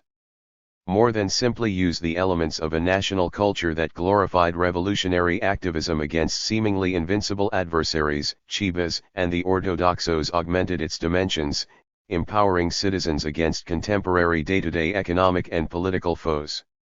The true enemies of La Patria were not just corrupt auténticos in the presidential palace and apathetic congressmen, but the complicity of citizens themselves. More than simply inspire or incite, Chibas and his party proved that civic action, not just civic protest, could democratize the state and potentially save Cuba. Vergüenza contra dinero in action and the triumph of Chibas. Far from dead or sidelined, senior Ortodoxos flew into life in the months that followed the ruckus over Cuba's Liberty Bell, gathering funds little by little and then finally fielding candidates for the 1948 general elections under Eddie Chibas's increasingly effervescent direction. Grau's personal publicity machine notwithstanding, the formerly pro-auténtico press remained at best guarded about Grau's choice of a successor, Minister of Labor Carlos Prio Socarrás, and concerned at worst. Magazines such as Cartels shared the view of most patrician politicians and conservative members of Cuba's educated society. While some Cubans appreciated Eddie's vehemencia, others considered it an embarrassing and dangerous form of demencia. 95. However, the upper ranks of the Partido del Pueblo Cubano Ortodoxo defied this assessment by including icons of respectability such as Eddie's cousin, the dour and demure Professor Agramonte, as well as a woman, Maria Teresa Freire de Andrade, the eloquent founder and director of Cuba's Biblioteca Nacional José Martí. 96. Their collaboration clearly deepened the party's seriousness and prestige. Both relatives of legendary Mambay generals, Freire de Andrade was the sister of three brothers famously murdered in their own beds for revolutionary activism by Machado's goons. Like Eddie's own heritage, the top ranks of the Ortodoxos were human embodiments of a past betrayed and a present that, with citizen support, might be redeemed. But the ranks of the Ortodoxos did not just commemorate the past in human form, they pointed toward a progressive and modern future. All of Cuba's top radio talk show hosts were leading Ortodoxos, including José Pardo Lita, host of La Palabra, Manuel Bispi, and Guido Garcia Inclán, director of Radio Coco. The seal of the party also spoke to the nationalist idea of supporting local business and entrepreneurialism, along with the majestic royal palm and classic sombrero guajiro adorned with the Mambay insignia. the Ortodoxos' main symbol was that of a cogged wheel like that of the Rotary Club, a local branch of which Eddie's father had headed in Santiago. 97 Importantly, however, the Ortodoxos' earliest explanations of the symbol ignored all mention of the Rotary movement, probably due to its foreign roots and personal connection to Chivas. Instead, the 20-cogged wheel evoked the last 20 years of the fight of the people for economic independence, political freedom, and social justice. It was also a complete version of the half-wheel that symbolized the Auténtico party. The cogs on the Ortodoxo symbol also clearly referred to Chivas's own 20-year history of political activism. This symbol represents our firm decision to place justice, as Marty wanted, as high as the palms. With Chivas, we will save Cuba. 98. In fact, as hundreds of letters in Chivas's personal archive attest, few co-religionarios, if any, disagreed with this point of view. On the contrary, Chivas's defenders ridiculed critiques of his bad taste and acidic vocal tone. They loved Chivas's irrepressible instinct to call a spade a spade. "What do you want?" asked one citizen in a 4-page typed letter to Carlos Lechuga, editor of the prestigious and widely read newspaper El Mundo. "Is Chivas supposed to call Batista anything besides a thief and the assassin of Guterres? What do you want Chivas to say about Guerra? That great faker, deceiver, and fox?" "For heaven's sake," continued the writer, who signed himself El Mazo de Abanos, "without that kind of language, Cubans with any self-respect would get nowhere." 99. As Ortodoxo president and top spokesman, Chivas countered critics who contended that he proposed to substitute the structures of government and constitutional order with the power of the microphone and demagogic displays of supporters. "Nada de eso," he told a reporter for the right-wing Diario de la Marina. 100 On the contrary, he defined the revolution not as a past event or series of events but as a process of implementing economic, social, political, and cultural justice. Although Chivas had never held a job other than an elective office, he refuted the charge that he was a professional politician. Inspired only by quietismo desinteresado, he undertook his job like a man and like a revolutionary, as a member of a generation that imposed upon itself the task of saving Cuba. "I have a sacred debt to those who gave their lives for that task and the principles that they served until their sacrifice. In Cuba," he added, "no one has the right not to be a patriot." 101. Rounding out Eddie's philosophy of good government were 3 practical priorities: the creation of a Tribunal de Cuentas, a special court for trying cases of corruption committed by otherwise constitutionally immune government officials, the fulfillment of the 1940 Constitution's mandate that the executive submit an annual budget for negotiation and approval by Congress, and the reform and professionalization of the civil service so as to expunge Cuba of botelas, the practice of distributing jobs in government bureaucracies in return for votes and complicity with corruption. 102. The specificity of these principles alone made the Ortodoxos stand out among a crowd of parties reliant on similar-sounding but vague appeals to nationalism. In addition, the Ortodoxos party platform confirmed an overall commitment to nationalism as a priority. They defined this as effective elimination of racial discrimination, improvements in the working conditions of civil servants and teachers, diversifying agriculture and industry through government support, nationalization of all public utilities, an agrarian reform profound enough to transform landless plantation employees into property owners, and cancellation of all special tax holidays and other concessions made to foreign corporations at the cost of developing Cuba's own national businesses. 103. Finally, Chivas clarified that while Batista relied on the communists to rule and Grau tolerated the legacy of their control over the island's largest labor union, La Confederación de Trabajadores Cubanos, or CTC, he considered Cuba's Communist Party, the PSP, a gear in the vast imperialist organization of the Soviet. "We are a party of pure nationalism." Members of the PSP called themselves socialist, but they referred to an internationalist and totalitarian socialism, clarified Chivas. By contrast, the socialism of the Ortodoxos was utterly distinct: nationalist, democratic, and anti-imperialist. Always one to make his point as sharply as possible, Chibas asserted that his party backed the independence of Indonesia from Holland, Puerto Rico from the United States, and Czechoslovakia from the Soviet Union. 104. By the time Chibas made these announcements, the legitimacy of the PSP and its popularity, even among workers, were in sharp decline. Post-war invasions of Eastern Europe proved the Soviet Union's hypocritical embrace of imperialism, once seen as a political staple of US and Western European capitalist states alone. Moreover, the PSP's opportunistic relationship with Batista shook workers' confidence in its goals and real intentions for the island. Able to easily and accurately exploit the PSP's top leaders' pro-Stalin views, the party's political rivals reflected an anti-communism that was clearly homegrown, sinking deep roots in sugar sectors of the labor movement, some of which created their own pro-democracy associations with membership open to all. 105. In 1947, workers had thrown the communists out of the top echelons of most unions by election, a process undoubtedly aided by Minister of Labor Carlos Prio Socarras's campaign of violent intimidation against pro-communist unions. With a viable ortodoxo option still absent, workers tied to the auténticos were clearly divided over the meaning of this outcome. In Camagüey, CTC delegates rightly worried that unions affiliated with an auténtico-led state would corrupt or water down their effectiveness.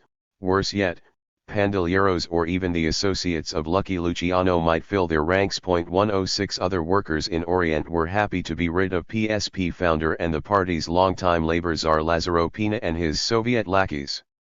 These workers went so far as to chastise Eddy in an open letter for giving any positive acclaim to the communists in one of his recent radio addresses. At Central Palma, they wrote, most workers considered the communists self-interested vulgar criminals associated with Batista and Saladrigas's followers. Carlos Saladrigas had been Grau's opponent in 1944 and Batista's hand-picked successor. 107. Disagreements among organized workers over how to keep the dictatorialism of communists at bay while augmenting union autonomy from government control opened up a vast field of opportunity for Eddy Chibas and the ortodoxos.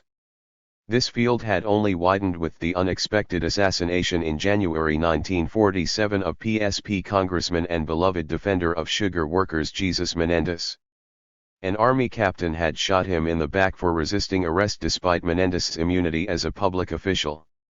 In light of what was clearly an assassination, Eddy Chibas joined hundreds of thousands of mourners at a massive funeral procession in Havana and denounced Menendez's killer. Defended before reporters by Grau's Chief of Staff General Pérez Damara, however, the murderous army captain ultimately got off scot-free. 108. In addition to reaching out to workers, Eddy Chibas addressed poor voters directly in every campaign poster and speech by pledging never to buy votes or consciences as other parties did. Ortodoxo propaganda castigated voters for complicity, a tactic that confirmed the power of each and every vote. If you refused to vote, sold your vote, or paid off a favor to a friend by giving away your vote, concluded an ortodoxo political ad published in Bohemia, you lose your right to happiness. Do not accept coercion. 109. While this do-or-die strategy for convincing voters might have seemed both ill-advised and over the top, Eddy Chibas and the ortodoxos pulled off what election observers considered nothing short of a miracle in only 3 weeks' time. They collected 320,929 votes in the national election of June 1948, almost double the number of ortodoxos registered. Rallies held to support Chibas were massive in size. Symbolic of the guarantee that Chibas would sweep away corruption, supporters carried brooms and posters in support of ortodoxo candidates on the streets. With unlimited resources at their disposal, the auténticos won all 6 provinces but garnered only 45.83% of the vote, while the Liberal Democrats, widely considered the Machado Batista party, received 30.42%. 110 No longer able to take their popularity for granted, auténticos breathed a sigh of relief as Carlos Prio Socarrás, Grau's relatively clean Minister of Labor, took the presidency. Left without a seat in Congress but armed with a microphone, Eddy Chibas became more than a thorn in Prio Socarrás's side. In many ways, he championed the role of the media and helped make journalism what came to be known by the early 1950s as Cuba's fourth power, just as influential as the executive, judicial, and legislative branches, if not more so. 111. Figure 5. While the Auténticos won a clear victory in the national elections of 1948, Eddie Chivas's last-minute campaign for president and fielding of congressional candidates on an ortodoxo ticket yielded astonishingly massive support during its short 3-week run. In the first few months of his administration, Prio Socarrás tried to steal the ortodoxos' thunder and replace rancor with what his campaign called the politics of cordiality. Given Grau's record of preventing Auténtico congressmen from attending congressional sessions and thereby impeding the passage of legislation for lack of quorum, virtually any collaboration with Congress might have been considered a triumph. 112. By contrast, Prio not only passed Cuba's first congressionally approved budget in years but appointed honest men to key cabinet positions. Carlos Javia became foreign minister and Orleano Sanchez Arango accepted the previously infamous post of Minister of Education. In addition to firing hundreds of employees with botellas and histories of corruption en masse, Sanchez Arango actually enforced certification processes for teachers and piloted his own plane to all parts of the island in order to carry out on-the-spot inspections of school facilities. 113. Figure 6. Citizens were quick to improvise symbols, like their own household brooms, in shows of public support for Eddie Chivas and the orthodox promise to prosecute and punish the many national leaders responsible for well-documented cases of graft, abuse of public coffers, and acts of political violence. Making good on a campaign promise to put an end to political violence, Prio engineered a legislative ban on gangsterism. Known as the Anti-Gangsterism Law, it created a special court to prosecute pistol-packing members of the Auténtico-linked political action gangs affiliated with law enforcement, especially Masferrer's legendary MSR and its rival, the UIR, backed by the national police. However, only 2 weeks after Prio had declared that law against gangsterism a success, his crowning achievement made him a laughingstock. On January 12, 1949, MSR gunmen under orders from Masferrer gunned down a national police sergeant and UIR member while he was drinking in a bar, riddling his body with 17 bullets. 114. The murder sparked a renewed cycle of revenge killings among rival gangs, student strikes to protest the deaths of fellow youths, and general public outrage. Word on the street declared that Prio's law targeted only innocent citizens hunting rifles, not politically connected and police-protected gangs. 115. When Jorge Manich's Amigos de la República arranged a nationally televised debate on what to do about political violence, debaters Rafael Garcia Barchena and Bernal del Risco made common cause. Pistolrismo was not a faceless crime. What Cuba needed were not new laws like Prio's anti-gangsterism ban, just men brave enough to enforce the existing ones. 116. Despite the auspicious beginnings of Prio's presidency, its legitimacy and popularity seemed to be on the skids by the end of his first 6 months. For Chivas, now free of his senatorial duties and focused entirely on his radio show, the case against Prio and other sinners, apostates, and thieves was easy to make. They needed to be expelled from the temple. 117. In fact, concern regarding Prio's willingness to root out crime and corruption in his own party increased dramatically at the start of 1949. Then Ortodoxo Senator Pelayo Cuervo Navarro filed a meticulously researched legal brief with the Criminal Division of the Supreme Court against Grau, Alemán, and other officials, accusing them of embezzling $174,241,840.14 from the national treasury. 118. In an apparent effort to establish order even as the foundations of his legitimacy were slipping away, Prio took a number of unpopular steps that prioritized control of public opinion over rule of law. One of these was to resurrect the Servicio de Inteligencia Militar, a Batista creation of the 1930s that operated at executive discretion outside the confines of public accountability. Another was to order the silencing of popular radio shows hosted by Ortodoxo leaders Guido Garcia Inclán, Juan Antonio Marquez, and Eddie Chivas himself, ostensibly for security reasons. Such actions were not only intolerable but unbelievable, coming from a president who had once been a member of the student-based Directorio Revolucionario of 1930. They seemed to augur, wrote one fellow veteran of the Directorio to Prio in May 1949, a return to those times that we thought long forgotten, of the tyrannies of Machado and Batista 119. At the same time, Prio inaugurated his presidential tenure by making an official state visit to the United States, something that Gerardo Machado had memorably done as well. While Prio's trip might not have ruffled many feathers at the time, it took on special symbolic significance only a few months later, when an entirely unexpected diplomatic crisis rocked Cuba. With disgust over Prio's self-described cordial approach to governing and gangsterismo brewing, 4 gallivanting U.S. Marines nearly provoked their own lynching in March 1949 when one of them climbed to the top of the national monument to José Martí in Havana's Central Park and urinated on his head. In response, the already unpopular National Police found themselves in the ironic position of having to defend the Marines from a seething nationalist crowd. 120 Incredibly, the moment was captured on camera by photographer Fernando Chaviano and published in Alerta the very next day. 121 Recognizing the seriousness of the crisis, U.S. Embassy cars made the rounds of Havana on the night of the incident, offering $2,000 to anyone who could deliver the incriminating negatives and prevent the photos.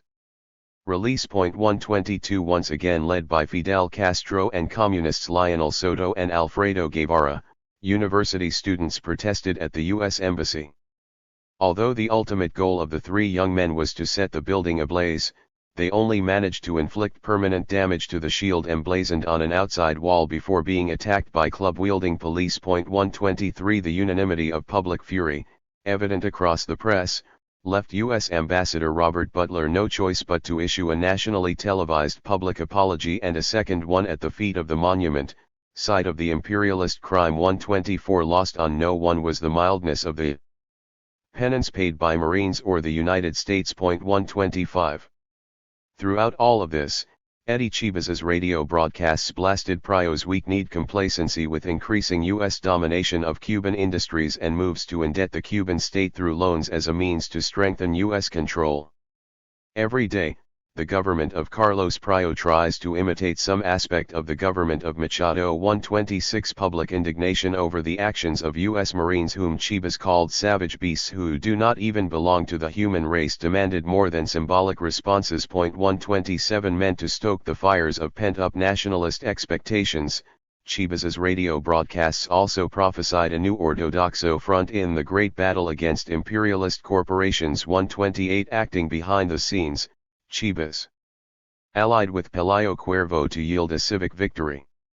At the time, Bohemia magazine declared Chibas and Batista the only leaders of the opposition formidable enough to defeat the Auténtico political machine. 129 Yet in the lead-up to the partial elections of 1950, Chibas and the Ortodoxos continued to show an unwillingness to reproduce the Auténtico or Liberal Party's tit-for-tat networking schemes to secure votes or create disciplined party cadres to propagate the party line at workplaces and social venues. As José Pardo Lita described it, Chibas's refusal to play political games, let alone abide by their traditional rules, continued to set him apart. Eddie Chibas is practically a man without a party. 130 Chibas likely felt he did not need one. After all, he had the people. For at least some ortodoxos, putting Vergüenza contra dinero into action as an organizational tactic without enforcing discipline among the rank and file seemed far too naive. 131 Others clearly chafed at what they construed as the tendency of their party to call for open political rallies that anyone could attend without anyone bothering to note who was in attendance. More scripting and staging was necessary. With anonymous mass rallies and no coordination, we can't build an organization, warned Havana businessman Victor Del Pino in a private letter to Chibas. Our party has to stop being the party of noise to become by steps a true organization. 132 Eddie was their general in an unarmed moral army, he had to order the troops. 132 However, as thousands of letters in Eddie's private archive can attest, voices such as these were few and far between. It was Eddie's genuine spirit of spontaneity that made the Ortodoxos different. In the spring of 1949, when the U.S.-owned Cuban electrical company suddenly raised its rates, Chivas and the Ortodoxos launched their battle. Almost immediately, Bohemia magazine called on President Pryo in the name of the Cuban people, refusing to mince words. The voracity of the pulpo electrico has grown to such an extent that the entire Cuban population repudiates it and is ready to combat it mano a mano, without worrying about the consequences. The goal was not simply to lower the rates, a typical measure taken by government, but to nationalize the utility company, a revolutionary determination that, once undertaken, would be embraced by the nation. 134. A month later, the Supreme Court rejected the Consumer Association's challenge to the legality of the government's approval of a rate hike. Chivas then used his radio show to denounce the Supreme Court. Cubans already paid almost double the cost per kilowatt that customers did for the same service in neighboring Puerto Rico. Claiming that the judges had been bought off by bribes totaling $300,000, Chivas followed up his accusation with nighttime candlelit rallies and a motion to the Senate calling for the impeachment of the 3 judges who sided with the company. 135. In fact, according to one of Eddie's confidants, a Catholic priest in Fomento, the electric company's donation was higher, $500,000 in total, although one judge cheated the other 2 and kept $300,000, the lion's share, for himself. 136. Highly metaphoric of how little Cuba had changed since the time of Machado, Eddie was brought up on charges by a Tribunal de Urgencia, or emergency court, part of an extra-constitutional judicial system of trial by judge rather than jury. Originally created in the 1920s and shored up by Batista in the 1930s, emergency courts ensured conviction and imprisonment of critics, political activists, and labor organizers deemed a nuisance or threat to the current regime. Despite the efforts of Cuba's top lawyers in arguing for the court's elimination before the Supreme Court in 1947, their political utility to the executive and other special interests ensured that they endured. 137. Adding insult to injury in this case, Chivas was not simply tried before an emergency court, he was tried in exactly the same court and forced to face exactly the same judge who had convicted him to 6 months in prison for revolutionary activism in 1935 during Batista's counter-revolutionary reign of terror. Dressed in an immaculate white linen suit and tie, Chivas sat tensely on the edge of his seat this time, listening as Judge José Cabezas convicted him again in 1949 and sentenced him to 6 months in prison. Taken to one of Havana's oldest dungeons, El Castillo del Príncipe, Chivas became prisoner No. 982.138. Not surprisingly, the response of the Cuban public was instantaneous and fierce. In its first edition documenting events and reactions, Bohemia offered a stunning 2-page spread of photographs showing José Pardo Lita, a top radio journalist and fellow Ortodoxo, leading mass protests held on the night of Eddie's verdict in multiple provinces. The images showed crowds of citizens, young and old, rich and poor, holding candles, torches, and portraits of martyred revolutionaries José Martí, Antonio Maceo, and Antonio Guterres in protest. Cuba entera contra el pulpo eléctrico, the headline read. 139. Hay que apretar las filas, editors urged in a separate statement. 140. A subsequent survey showed that 76% of Cubans sided with Eddie Chivas against the imperialist pulpo. 141. Letters of support from Cubans of all social classes, educational levels, provinces, and ages poured into the prison, which soon became known as Eddie's Castle. 142. These included a letter from a 13-year-old boy who said that he had been tying his shoes in the double-knotted Ortodoxo style since he was 11 and would have written earlier except that he had failed 2 courses in school and the makeup process had slowed him down. 143. A self-declared avid listener of his radio show, 4-year-old Marusha wrote to Eddie, I send this letter because I want you to know that I love you very much and I send you a photograph of me so that you can get to know me. I pray to God for you and I made a promise to the Virgin of Charity so that you can get out of that cell soon and that nothing may happen to you. 144. Most writers affectionately addressed him as our president, fudging whether they referred to the party or the nation, even though Eddie ran for president only once, lost, and his campaign had lasted less than a month. Rife with spelling errors and poor penmanship, many letters ended with apologies for their flaws and requests that Eddie write back so that the writers could know for sure how he was doing. 145 You, wrote a man from Cienfuegos, far from being a politician, are very Cuban, and above all, you are always with the truth and for the truth. 146. Figure 7. The trial of Eddie Chibas on charges of having insulted Cuba's Supreme Court judges by accusing them of taking bribes from the U.S. owned electrical company, popularly known as El Pulpo Electrico, outraged the Cuban public. Listening to the judge sentence him to 6 months in prison, Chibas, dressed in impeccable white linen, appeared ready to spring into action at any moment. Virtually no one asked for aid or favors, unusual for the time.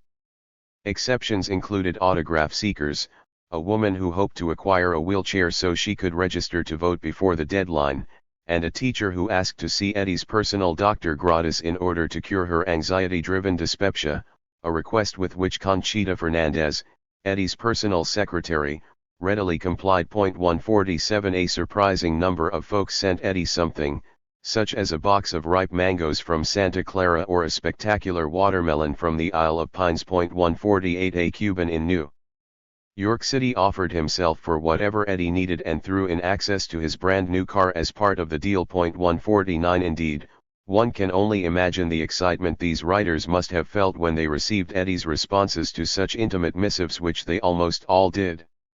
Eddie marked up the top and main points of each letter in wax pencil and meticulously made carbon copies of responses for his files. When legal authorities refused to allow Chibas to transmit his regular radio show on Sunday from a prison cell, Guido Garcia Inclán, director of Radio Coco, broadcast a special 30-minute show on May 19, the anniversary of the death of José Martí, Cuba's greatest martyr and would-be messiah, comparing Eddie Chibas to Martí himself. Addressing Chibas directly throughout the show, Garcia Inclán also explained that when Eddie published a long opinion piece in Prensa Libre as a substitute for what he might have said over the live airwaves, the government shut down the newspaper for 3 days. But we are marching upward, whatever happens. And the struggle for Vergüenza has been forged, and friend, we have a whole people to whom we must respond, he concluded. 150 In the wake of these events, Cubans did more than compare Eddie Chibas to José Martí, many now saw Eddie as Martí incarnate. 151. These included the son of a Mumbai who, like Eddie and Martí, had also languished in a prison cell for the sake of Cuban sovereignty. 152 As many secularists as spiritualists believed in Chibas's apostoldom. For instance, the director of a Cuban institute for the study of the popular pseudoscience of spiritualism declared that since he first heard Eddie speak against the Machado regime in the Workers' Theater in Tampa, I realized then that there was the soul of an apostle in you, and a defender of truth and freedom. 153 Similarly claiming that Chibas was one of a handful of divinely appointed predestined ones, the president of Los Hijos del Cosmos Institución Científico Místico, a sister organization, went further, my dear admired teacher of humility, to the revolutionary, the tree of life, the apostle of dignity. We contemplate in you a rebel, a Mirabeau, a Martí, a man who sincerely loves his patria. 154.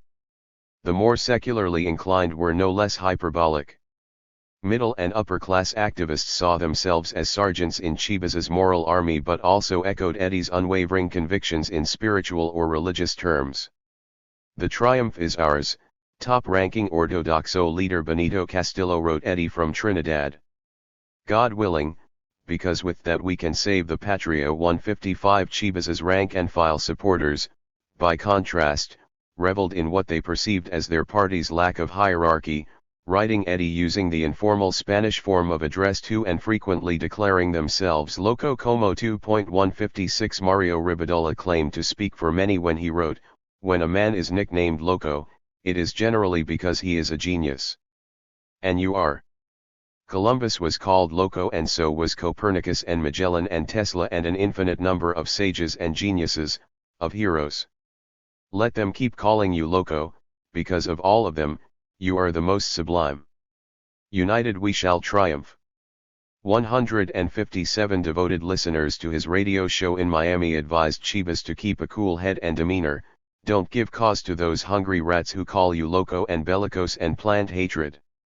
Keep your spirits high for the good of Cuba. The hour will come to balance out pending accounts and bring to justice all of those delinquents with ties. On that day, they will understand that simply wearing a robe does not a monk make. 158. In many respects, Chivas was already heeding his Miami listeners' advice.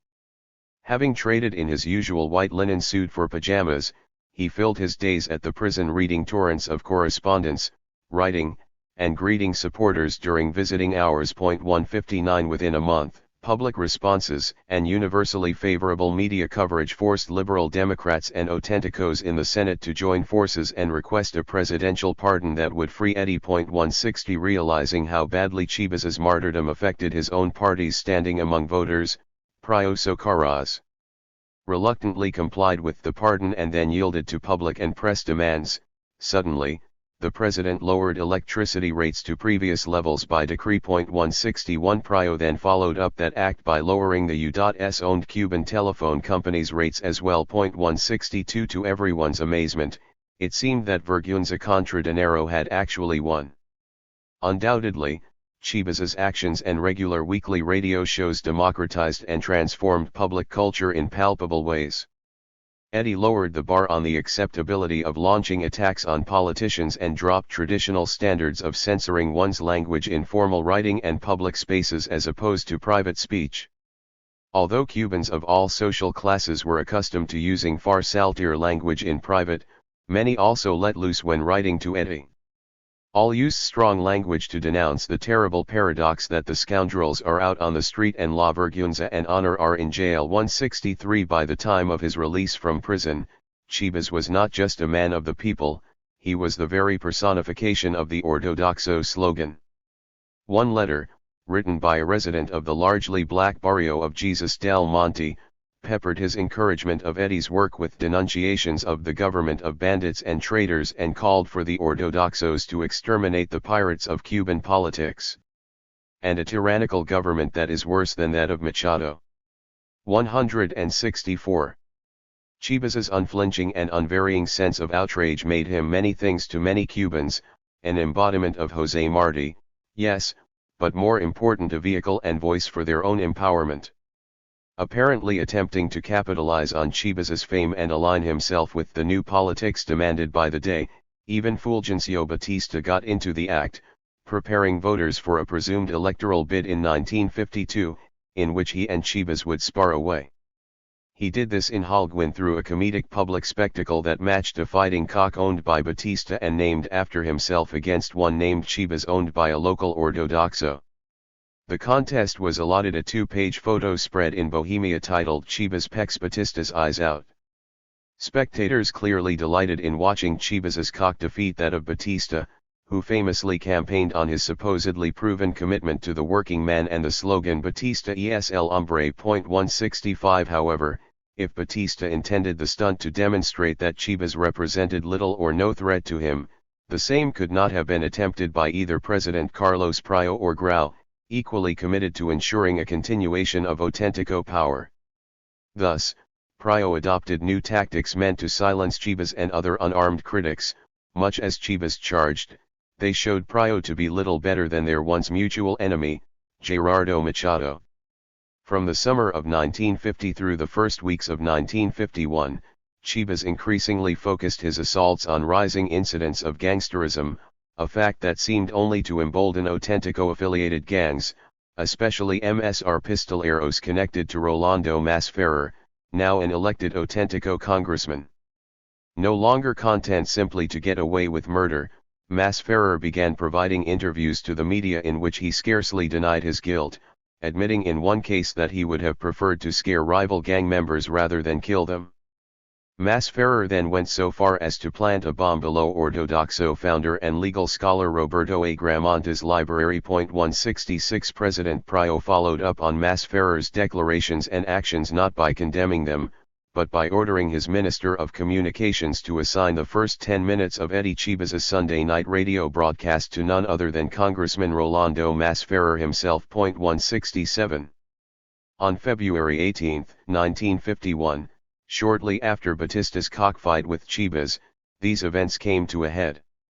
Hours before Chibas was scheduled to deliver his regular weekly radio broadcast, the Army and the National Police cordoned off the area in front of CMQ radio station to prepare for the government-ordered radio address of Rolando Masferrer. Meant to intimidate the hundreds of Chibas fans and supporters who normally accompanied Chibas as he walked the short distance from his penthouse apartment at La Foxa up the hill to CMQ, the militarized show of force predictably ended in violence. When the army opened fire and police battered fleeing protesters with machine guns, dozens were injured. One Ortodoxo, a young man named Jose Otero Ben, lay dead. 168 later, Chibas visited the wounded in hospital. Both he and Jose Pardolita were pallbearers at Otero Ben's funeral. 169 Bohemia's lengthy 5-page photographic report revealed dozens of armed military personnel flooding the area near Eddie's home, guarding Masferrer and intimidating, if not outright provoking, unarmed Ortodoxos, Eddie Chibas in particular. 170 Highly symbolic of what many observers took as a radical turn in the nature of politics, Prio's use of military tactics rather than police controls prompted Bohemia's editor and owner, Miguel Angel Quevedo, to pen a prophetic editorial. Faced with the events of last Sunday, he wrote, "The people are asking themselves in alarm, will this open yet another tragic cycle for La Patria?" 171 under the title Toward the Dictatorship. Herminio Portal-Vila prophesied that Prio's actions laid the groundwork for a new authoritarian state yet to come. 172. Chibas's survival of what appeared to have been a government-sanctioned assassination attempt seemed no less than miraculous.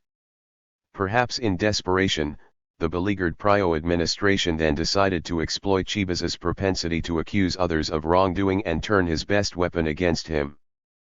Possibly in an effort to distract attention from his own flagging popularity over the mass firing of teachers and closure of normal schools linked to his predecessor Alemán, the Minister of Education Sánchez Arango picked a fight with Chibas in June 1951.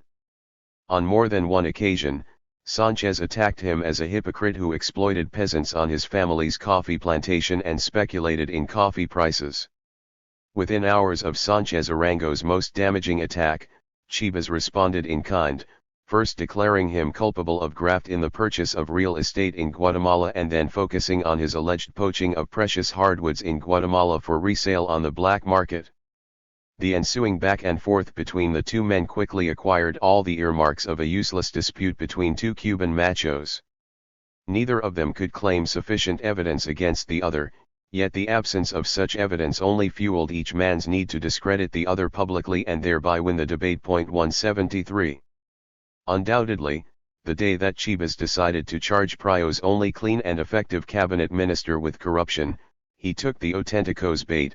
Sánchez Arango had picked a fight with Chibas in order to whip up publicity at a time when Prio did not favor him as a potential successor in the next election cycle. 174 Given that Sánchez Arango's approval rating hovered at only 2%, most Cubans might have wondered why Chibas bothered to respond at all. In 1951, with the possible exception of Sánchez Arango's education ministry, political immunity reigned supreme under Prio, despite nearly 3 years of promising otherwise. The greatest proof of that lay in the fate of his legendarily corrupt predecessor, Grau San Martin. Amid public amazement, a meticulously crafted indictment of the former president, the former education minister Alemán, and Havana's Customs House director was dismissed. Why? The Auténtico party machine simply forced the consecutive recusals on scant pretenses of 3 courageous judges who had initially supported the indictment. Among the charges documented in the indictment was the bacchanalia of thievery that had characterized Grau's final days in office, when nearly 21 million pesos disappeared from the national treasury. Apparent was Prio's refusal to see his Auténtico patrons investigated, fearing that the trail of stolen pesos would inevitably lead back to his own administration. 175 Indeed, in his last interview with the prestigious Vision, a glossy Latin American magazine edited in New York, Chibas noted that just as Batista had begun his career with a monthly salary of 36 pesos but managed to cede over 18 million pesos to his first wife along with a magnificent apartment building adjacent to the presidential palace in 1945, so Prio had ensured his family benefited from his own political fortune, making his brother Francisco one of Havana's premier real estate magnates. It was not so much the immorality of these acts that nauseated the Cuban people, said Chibas, as the cynicism they demonstrated on a daily basis. 176. In short, at the time of Chibas's standoff with Sanchez Arango, La Patria had clearly had enough. For many, all that was left to do was wait for Chibas to be elected president in 1952. A peasant from Orient's Central Estrada Palma said as much when he wrote to Chibas to share his father's last words, issued from his deathbed. My only regret was that I won't live to see Chibas Presidente. 177. Tragically, this was a destiny that no Cuban lived to see. The destiny of La Patria and the legacies of Eduardo Chibas. Whether it was undertaken by accident or by conviction that martyrdom was the only way open to him, Eduardo Chibas's decision to shoot himself in the stomach on August 5, 1951 radically transformed Cuba's future. In many ways, his actions robbed Cubans of the glorious, democratic, and just destiny that he had inspired them to believe he and they could fulfill. In a bizarre twist of fate, Cuba's most beloved and promising political messiah had killed himself.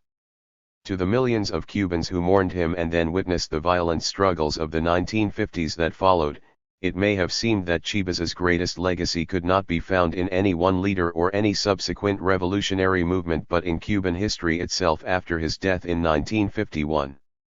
After all, everything might have been different if Chibas had truly lived for La Patria and not died. Or would it?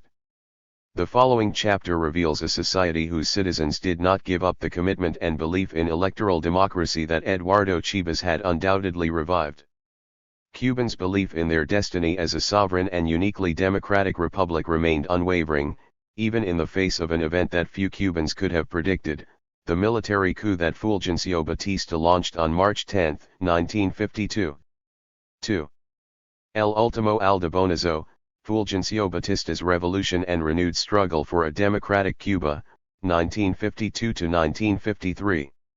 In the final seconds before he fatally shot himself after his live radio broadcast on August 5, 1951, Eddie Chibas had announced dramatically, Pueblo de Cuba, levantate y anda. Pueblo de Cuba, despierta. Este es el último Aldebonazo. 1. Whatever he hoped Cubans would make of his self-assigned martyrdom, Chibas surely believed that his role in national politics lay beyond that of winning the presidency. As he had said only days earlier in a final press interview, here in Cuba, anyone can be president. What is more difficult is to head a movement whose primary purpose is to moralize the state and the government. 2. The shock of Chibas's suicide only deepened the commitment of ortodoxos at all levels of the party to ensuring that his life's work would not be lost. Scarcely a month after Chibas's death, Dr. José M. Fadriga, the superintendent of Matanzas's public schools, told top Ortodoxo leaders that it was still Chibas who would win the elections for the Ortodoxos, not anyone else. The people demand, at the top of their voices, substantial changes in the socio-economic order. Chibas and the party are the same thing. The party without Chibas is nothing. The party will triumph to the degree that his figure and his ideals grow within it. 3. Attesting to this, there was surprisingly no dispute over who should inherit Chibas's candidacy for president.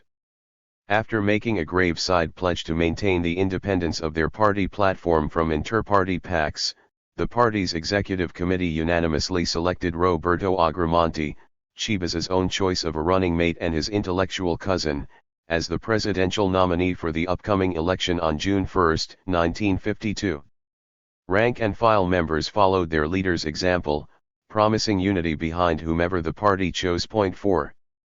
In the last months of 1951 and first weeks of 1952, Ortodoxos fanned the flames of Chibas's memory, keeping hope in participatory democracy alive. Bohemia ran a special commemoration of Chivas's armed revolutionary activities against the unofficial military rule of Fulgencio Batista in 1935.5 election campaign placards featured a Gramontes portrait framed by a large doorknocker, or aldaban. Backed by two crisscrossed brooms, symbols of the need to sweep away impunity and injustice, placards repeated the Spanish rhyme, Con Chivas en la mente, Agramonte Presidente. Prospective voters further embellished the placards with an additional smaller broom carrying Eddie Chivas's face. 6. In the long run, however, it was not unity but partisan fragmentation that characterized Cuba's political scene in the years after Chivas's death. Foremost among its causes was General Batista's unexpected seizure of power on March 10, 1952. With the near full support of Cuba's armed forces, Batista's coup led to the subsequent cancellation of the election that, by all accounts, the Ortodoxos would have won by a landslide. Indeed, Eddie Chivas's final public words were a prophecy. El último aldabonazo turned out to be the blow to democracy that the coup represented. Batista's actions quickly became a wake-up call to fight for what generations had longed for and believed in, a different, better, socially just, and more egalitarian Cuba. In the days that followed the coup, President Pryor sought political asylum in the Mexican embassy before settling in Miami. Meanwhile, Batista forcibly dissolved Congress and censored the media. He also imposed his own version of constitutional rule by decree and crafted an 80-member consultative council of sugar magnates, secretaries general of Cuba's labor unions, and representatives of key professional organizations, including the bar and medical associations. 7 Other means of governing included violence, intimidation of vocal opponents, and legal maneuvers that facilitated graft and thereby cemented his rule from 1952 to 1953. At the heart of this chapter, then, is the untold story of how Batista consolidated a stable, if illegitimate, rule, and how historically dismissed opposition movements articulated deeply rooted beliefs in electoral democracy as well as constitutional freedoms of assembly, expression, and citizens' control over government. Cubans did not endure the new anti-constitutional order of Batista passively. On the contrary, for Batista, that was precisely the problem. Cubans repudiated what the dictator saw as his political destiny. Repeatedly, Cubans refused to surrender aspirations for participatory, accountable, and clean politics that the Ortodoxos, Cuba's watchdog press, and civic activism had restored so decisively in the recent past. March 10, 1952, ground zero of Fulgencio Batista's revolution. The first months of 1952 found Cubans expectantly readying for elections and the Pryor administration enveloped in an ever-rising tide of public scorn. Apparently hoping to convince voters that Auténticos had turned over a new leaf, the party's 1952 platform promised to put the treasury to work for citizens in radical ways. To carry out the socialization of the economy, Auténticos would empower the state to intervene directly in the production, distribution, and consumption of wealth. 8. The pledge was also a subtle tactic aimed at enticing the highly dependable, if minority, PSP voting bloc to pact with the Auténticos and edge out the Ortodoxos to win. It failed. Instead, the PSP offered the Ortodoxos a formal alliance. This proposal the party of Chivas promptly rebuffed. Still suffering the sting of rejection, PSP cadres nonetheless instructed militants to vote against the Auténticos in favor of an Ortodoxo slate. 9 If Ortodoxos were privately pleased with the news, publicly they ignored it. Doing otherwise would have undermined Eduardo Chivas's founding principle of anti-pactismo with other parties. Not surprisingly, the campaigns of most Ortodoxos were less about what they expected to achieve and more about whom they hoped to remove from power. They also guaranteed that a resounding Auténtico loss would expunge corruption and impunity from Cuba's future political record. Naturally, Auténticos anxiously viewed this position as a promise to prosecute and jail Grau, Pryor, and others for graft as soon as Ortodoxo lawmakers assumed power. 10 The campaign of Fidel Castro for a seat in the Cuban House of Representatives typified the general orthodox position. Echoing Chivas's famous Yo acuso style point by point, Castro attacked Prado with a long list of accusations. Among them were Prado's recent decision to issue a presidential pardon to an associate found guilty of raping a child 5 years earlier and his use of military recruits as field laborers on the farms of friends and allies. 11. Importantly, given the Auténtico's pathetic levels of popular prestige, Batista, a candidate for the Partido de Acción Unitaria, was running dead last among the top 3 contenders, far behind both Ortodoxo's Agramonte and Auténtico nominee Carlos Javia, Prado's foreign minister. 12. In the months leading up to the anticipated June election, the national press regularly revisited Batista's checkered past, focusing especially on the history of revolutionary consolidation that Batista's coup of 1934 had stolen from Cuba. Singled out for particular scorn was Batista's reputed order to assassinate revolutionary socialist Antonio Guterres during the military repression of a general strike in 1935. 13. Hoping to cast a positive light on his image as Cuba's U.S. back strongman of the 1930s, Batista's campaign posters exhibited a full-size, civilian-suited Batista next to the slogan "Les el hombre". 14. To ridicule Batista's version of Hombría, citizens joked about PAO, Batista's party abbreviation, pronounced PAO. In Spanish, what did the letters PAU really stand for when it came to Batista's method of winning votes? Asked the joke. Por asalto únicamente, answered the punchline. 15. While Batista's own interest in gaining the presidency through force rather than votes might be obvious, historians have conventionally identified the idea for a conspiracy among a small circle of officers who, they claim, invited Batista to join them in the coup. Known as Los Septiembristas for their alliance with Batista against Machado's generals in the September 4th Revolution of 1933 and their continued allegiance to him in the years after, this group supposedly chose Batista over other candidates. 16. Since most of the officers had been forcibly retired by Guerra, Prado paid little attention to this group, focusing whatever concerns he had of a possible conspiracy against him on Los Porros. The Pure Ones were a group known for their clean reputation and amenability to 3 key Ortodoxo leaders, all of whom taught classes at Cuba's top military academy, La Escuela Superior de Guerra, sociologist Roberto Agramonte, historian Herminio Portalvila, and philosopher Rafael Garcia Barchena. In the rush to block his rivals through any means available, Prado assigned most of Los Porros to posts abroad or in remote locations of the interior. 17. This strategy ultimately backfired as Prado inadvertently dissolved one of the few obstacles to a broader scheme hatched among Septiembristas to overthrow Prado as early as January 1952. In many respects, historical accounts of the events leading up to the conspiracy echo Batista's own version, namely, that he was invited at the last moment and that a coup was inevitable. 18. As the son of Batista's chauffeur and bodyguard to Batista's second wife Marta Fernandez, Alfredo Sagel recollects that the inevitability of a coup meshed well with the notion that Batista did not choose power but was chosen for it by circumstance. This only added to Batista's self-inscribed mystique as a humble man who always put Cuba first. Sagel summarized the prevailing official view: on the 10th of March Batista was simply someone who jumped on the bandwagon. The 10th of March would have happened with or without Batista. So true was this that he didn't choose the date, it was chosen by them. 19. However, a confidential military intelligence report preserved among the personal papers of Prado's foreign minister turned presidential candidate Carlos Javia reveals a significantly more complex story.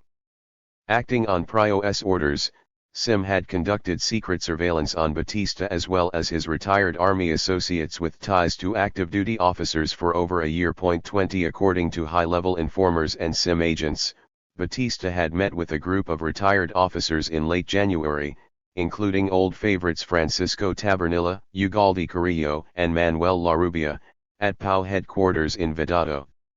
Arriving at a consensus that Batista's candidacy was doomed, they agreed to stay in touch and explore the environment for possible signs of support for a coup among existing military ranks. That very night, Batista then gathered all of his publicity agents at his large estate, known as Cuquine, to modify the plan of propaganda for dissemination over radio and printed media. The group designed 3 new messages, ostensibly to prepare the public psychologically for a coup. First, to condemn the Prio government as incapable of maintaining order, public peace, and property guarantees. Second, to convince the public that only Batista could re-establish an equilibrium. And third, to drop Batista Presidente in favor of two telltale slogans, Batista ira adonde el pueblo lo lave and Batista haro lo que el pueblo reclame. The author of the report and head of Prio's Secret National Intelligence Service, Salvador Diaz-Verson, noted that a leaked account of this meeting explained why the journalist Mario Cuelan related rumors that Batista would seize power by force in Prensa Libre on 30 January. 21. Indeed, Cuelan was not alone in his fear for the future of the Republic. In Bohemia, Mario Larena sounded alarm bells, warning not of a possible coup but of a return to a dictatorial situation in which citizens' choice might be merely between Batista and Grau, neither of whom, Larena declared, had ever been trustworthy revolutionaries. 22. As of February 7, the night before Diaz-Verson penned his report, the urgency of the situation had increased considerably.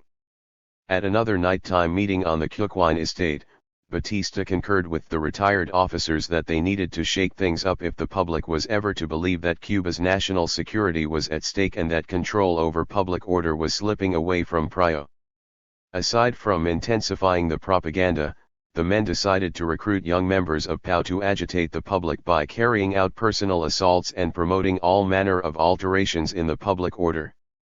They hoped that Cuba's national holiday of independence on February 24 would be celebrated in a state of alarm and disturbance, and in this way justify the taking of power through illegal and anti-constitutional means. 23. Given all of this, Prio's security chief concluded that the nation faced a crisis. Batista and his retired generals were carrying out a conspiracy that had to be stopped.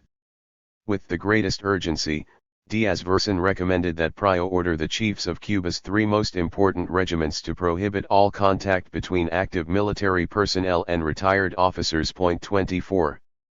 Why did Diaz-Verson not simply order the arrest of Batista and his co-conspirators? As he respectfully noted in his report, the security chief did not yet have concrete proof that the retired officers had already tapped and secured compliance from the active armed forces. Lacking this, it would have been impossible to justify their arrests. 25. In other words, what Diaz-Verson did not say mattered more than what he said, that is, in the absence of convincing proof, ordering the arrest of Batista, a rival candidate whom Prio himself had allowed to return to the country in 1948, would have made Prio more of a laughingstock in the eyes of the public and media than he already was. 26. Another explanation is that Prio simply decided to allow the coup to happen in order to avoid the inevitability of arrest and potential jail time that Grau's administration had barely escaped months earlier. As discussed previously, thieves stole the evidence against Grau from Supreme Court offices and then, after ortodoxos assembled a new case, officials successfully engineered the resignation of 3 presiding justices in 1951. Regardless of what might have happened if Prio had chosen to arrest the conspirators rather than wait out the storm, there can be little doubt of the extraordinary coordination with which Batista carried out el golpe and, contrary to standard accounts, of the resistance that greeted this act. Famously dressed only in his shirt sleeves, Batista and 16 uniformed officers arrived at Camp Columbia in the pre-dawn hours of March 10. Once he entered, he announced, "Yo soy Batista, ayúdenme a resolver el problema de Cuba." 27. However, as island-based Cuban historian Gladys Merrill Garcia Perez documents, Batista's entrance was far from pacific. As he and companions announced their arrival, 50 conspirators blocked access to the base with tanks and another group of young officers imprisoned army chiefs in their homes. In all, the insurrectionaries arrested 1,000 officers at Camp Columbia alone, most of whom were subsequently dismissed for refusing to join the coup. Once notified of events, Prio had machine guns placed on the roofs surrounding the presidential palace and raced to Matanzas, where he hoped to persuade Cuba's second most important military base commanders to reject Batista's entreaties. When the head of the base, Colonel Martin Elena, sided with the constitutional government, Officers arrested him and raised Batista's September 4 flag. 28 Mass purges soon followed, as did the dissemination of raises for all members of the armed forces, promotions in rank, and other material benefits meant to consolidate the support of the army. 29. Back in Havana, the standoff had not ended. By mid-morning, students at the university organized a mass meeting on the grand entryway and staircase, known as La Escalinata. There, leaders delivered a string of denunciatory speeches over loudspeakers, breaking the silence of the radio and television airways, now under Batista's control.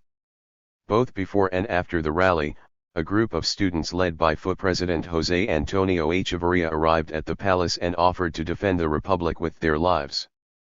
By noon, 2 bodies lay at the feet of reporters outside, and the entire military command of the island had already ceded control to Batista. 30. As FO activist Jorge Valls Arango recalls, Rolando Masferrer, the congressman from Holguin and former member of the MSR political gang involved in the failed assassination of Eduardo Chibas, arrived at the university early in the morning. He offered to supply arms, a thinly veiled tactic meant to cause confusion among the students and seek their entrapment. Valls and others quickly surmised that Masferrer was already in cahoots with Batista. "I remember I said, with this guy we are going nowhere, he is going to sell us out." Knowing that Batista's slogan was Batista es el hombre, the students raised a long banner reading, Este es el hombre que asesinó a Guterres. They hoped to remind the public of who Batista really was, not a liberator but an assassin. 31 Meanwhile, military and police surrounded the unarmed students on all sides and arrested Valls along with others. There, as soon as I arrived at the police station, I received my first beating. Later they pulled me out in the middle of the night and beat me to a pulp again. 32. Other citizens also refused to give up. On the day of the coup, Huber Matos, a prestigious high school teacher and educator at the Escuela Normal, a teacher training college, mobilized a student walkout. He then improvised several rallies to condemn Batista's coup, culminating in Manzanillo's town square. Although soldiers dispersed each one, Matos held out hope for their superiors' refusal to back the coup and for a violent reaction from what seemed likely sources of opposition among the Auténtico-dominated labor unions. To his disgust, the powerful stevedores union and small business owners vacillated, local political leaders conveniently disappeared. 33. Back in the capital, educators and ortodoxos continued to protest. Led by the chancellor, the faculty from all 13 departments of the University of Havana assembled publicly to announce their opposition to the coup and any government that does not achieve power through election. 34 In addition, the entire National Directorate of the Ortodoxos protested, first to the Court of Havana, then to the Organization of American States, and finally to the United Nations. Their efforts came to no avail. The legitimacy of the coup was recognized by 20 countries before the United States conferred its diplomatic blessing. Its global acceptability to the UN, OAS, and highly U.S. dominated international agencies made its initial stabilization a diplomatic fait accompli. 35. Although he was a leading ortodoxo and a candidate for Congress on the party ticket, Fidel Castro reacted alone. He issued a mimeographed denunciation in his paper El Acusador ridiculing Batista's seizure of power as a coup not against Prio but against the people and called on courageous Cubans to sacrifice and fight back. Morir por la patria es vivir. Never one to fear hyperbole, Castro also delivered a brief to his local Tribunal de Urgencia, one of the extra-constitutional courts normally reserved to try insurrectionaries that Machado had created and Batista had used so strategically during his earlier periods of rule. 36 After outlining the myriad ways Batista flouted key articles of the Social Defense Code prohibiting attempts to change the Constitution through violent means, Fidel counted up the penalty that each violation incurred. He challenged the court to issue Batista the maximum sentence of over 100 years in prison. 37 Not surprisingly, his brief was unceremoniously ignored. In the days following Batista's coup, student strikes consumed Havana and Matanzas high schools as well as national universities. In both provinces, a total of 30,000 electrical, textile, and department store workers joined a mass strike. Mass detentions followed. However, intervention on behalf of the government by trade union representatives under the leadership of former PSP militants inclined to aid former ally Batista and the decision of Autentico-affiliated labor leader Eusebio Mujal to support the coup soon quelled union protest. 38 Although he initially condemned the coup, the legendarily opportunistic Mujal had quickly turned an about-face when Batista invited him to remain as head of the CTC, Cuba's Confederation of Labor Unions, a position he relished. 39 FO also released a statement of principles claiming its commitment to defending the sovereignty of the Constitution against all odds and without considerations of party or ideology. "We are a pure force," wrote José Antonio Echeverría. 40 Students then staged a 4-day wake at the University of Havana before burying the 1940 Constitution, symbolically enacting what Batista had done but refused to admit. 41 According to Ruby Hart Phillips, a resident of Cuba and correspondent for the New York Times for nearly 20 years at the time, many businessmen, Cuban and foreign alike, were secretly pleased by the coup. Batista had immediately promised to protect all foreign investments in Cuba and patched together a plan with CTC chief Eusebio Mujal that included the cessation of strikes. He also imposed regressive policies of taxation such as a beer tax and higher postal rates in order to raise revenues without touching the profits of big business. Moreover, the U.S. government gave diplomatic recognition to the government in the same week that the Soviet Union took it away. 42 Symbolizing the high elite's initial support for Batista, the Bacardi family had the leather bomber jacket that Batista had worn the night of the coup on March 10 ceremoniously placed in a glass cabinet at the heart of their famous National Museum in Santiago de Cuba. 43 Batista also relied on young admirers, such as Rafael Díaz-Balart, the president of POW Youth. A graduate of the University of Havana, brother-in-law to Fidel Castro, son of the liberal mayor of Baines, and one-time instructor at Princeton University at the tender age of 21, Díaz-Balart possessed great political ambitions, pristine academic credentials, and a social pedigree. He became Batista's first vice minister of governance immediately after the coup. Interviewed in April 1952, Díaz-Balart explained his reasons for supporting Batista on moral grounds. Batista would promote young people like himself without putting them through the paces of political gangsterism as the Auténticos had. Now the thug ceases to exist, with an official government check, gun, and the impunity to spill fraternal blood. Moreover, effort will displace audacity, and gangsterism will give way to work and the conviviality of the Cuban family. 44 Nonetheless, enthusiastic endorsements of Batista's coup, even from a privately pleased business community, were as limited as the protests. The reasons most citizens seem to have stayed at the margins of protests and that most historians do not know about them are related. Fear, censorship, and most of the armed forces' betrayal of the Republic in favor of military rule combined to temporarily limit awareness of the protests that did take place. By default, this blocked knowledge of them and therefore hindered their ability to spread.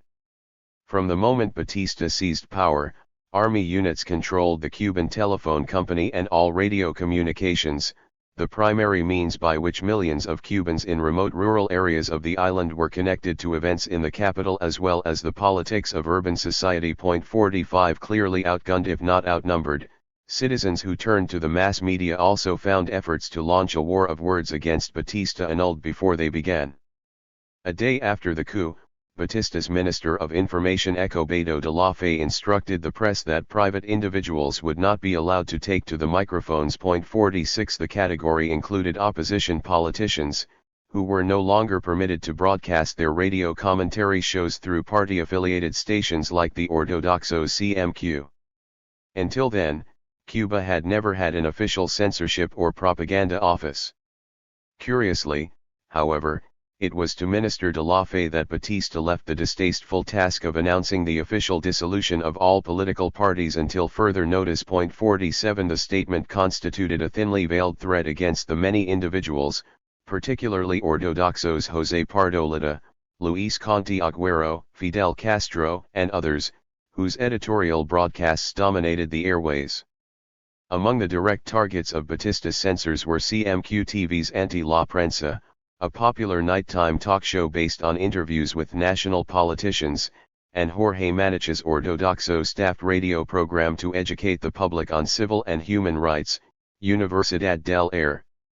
By May 1952, Batista had institutionalized government censorship, subjecting to potential closure all news outlets and public affairs programming that criticized the state. 48.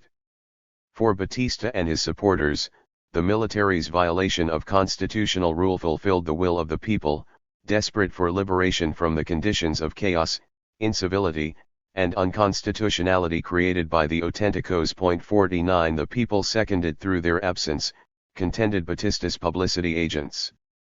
The people approved and approve, every time they acclaimed and acclaim, en masse, the word of the leader of March 50. Never one to underestimate the role of media and imagery in shaping citizens' will to protest or conform. Batista took unprecedented steps to extend the reach of his publicity machine beyond the borders of Cuba to the United States. There he found a loyal base of supporters, both in Washington and on Wall Street. A revolution is underway, yes, contended the Cuban Ministry of Information in an English-language pamphlet titled Batista Some Call Him a Dictator. The Cuban people tell their true story, but it is a peaceful revolution of progress and worker revolution which is necessary for the survival of democracy. 51. The pamphlet also echoed Batista's claim that President Pryor, cognizant that he would lose the June 1952 election, would have carried out a self-coup, allegedly planned for April, a little more than a month after Batista beat him to it. 52. From the moment he seized power, Batista consistently maintained that the complete absence of blood or revenge from his civic-military revolution of March had not only legitimated it as a patriotic act but also restored in the shortest time possible the order and guarantees which were denied the Cuban people under Pryor. 53. Although the apparent lack of popular resistance was partly the product of censors and partly the result of good planning, Batista also regularly relied on it as evidence that the people recognized Cuba's military was radically opposed to demagoguery, to resentment and hate among brothers. 54. The same love of country and of liberty that motivated Batista also motivated La Gran Familia Milita through which he reigned. 55.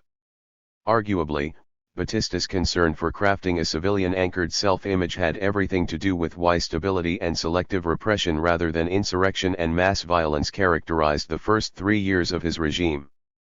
Famous for shunning military dress in favor of an impeccable business suit and ending his speeches with the phrase "Por Cuba. Por el pueblo. Salud. Salud," Batista saw himself as a benevolent ruler whose humble roots could and should inspire Cuba's poor, especially from rural areas, to pull themselves up by their bootstraps as he had done when he had first enlisted as a stenographer in the military decades earlier. In the latter years of his 1950s administration, Batista resorted to mass spectacles on the order of neighboring Dominican dictator Rafael Trujillo, including rallies that enlisted tens of thousands of civil servants as a ready-made audience of supposedly willing participants.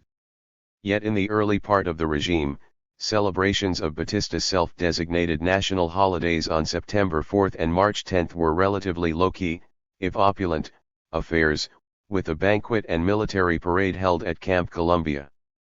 As such, they symbolized the paradox that lay at the heart of Batista's style of rule. On the one hand, he invested much ego and energy in projecting himself as not just a man of the people but as el hombre, the only man Cuba needed to progress. On the other hand, Batista could simply not afford to rely on image-making and heavy-handed tactics alone, whatever the cost to constitutionality. Imposing Batista's vision of Batista as reality may not have meant less corruption than that of previous Auténtico governments. But it did mean limiting the anarchical street violence of political gangs connected to the Auténticos and the armed forces. It also meant that co-optation, persuasion, and valuable policy making in the most visible social arenas became intrinsic to enforcing order, discipline, and complicity among citizens with anti-constitutional, undemocratic rule. The early stability of an illegitimate military regime. In many ways, The self-congratulatory view Batista repeatedly expressed in the early years of his rule echoed point for point the arguments that he and fellow Septembristas had made in the late 1930s in order to explain their reversal on calls for the restoration of constitutional rule and an end to military repression, which they had previously embraced in response to labor protest or demands for civic freedom. When he took control of the government with the support of the military and the United States in 1934, Batista had chosen, in his own words, to embody the revolution that was conceived and materialized within the army. Feeling personally responsible for Cuba, Batista explained his actions then in ways that easily applied to his coup of March 1952. I believe that I have been appointed by destiny to do my utmost for the Republic. 56 According to Batista, Cuba's revolutionary impulse tended to make citizens victims of despotism. I saved that impulse from its own errors. I saved it from its own deformations, he announced in 1939.57. Yet 15 years later, Batista ignored utterly his betrayal of the revolutionary government he had helped install on September 4, 1933, and years of strongman rule. Instead, he claimed a continuous historical trajectory that represented the authentic revolution against Machado as a continuing fight for true democracy.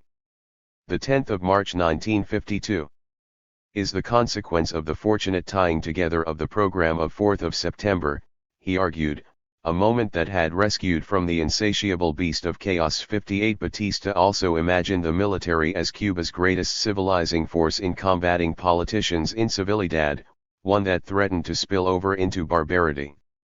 In fulfilling his self-assigned destiny, Batista saved Cuba from the likes of voters who might otherwise have elected irresponsible officials in 1952.59. Now, as in the past, Batista promised to establish a state in which the masses be taught a new idea of democracy and learn to discipline themselves based on authority and not force. 60.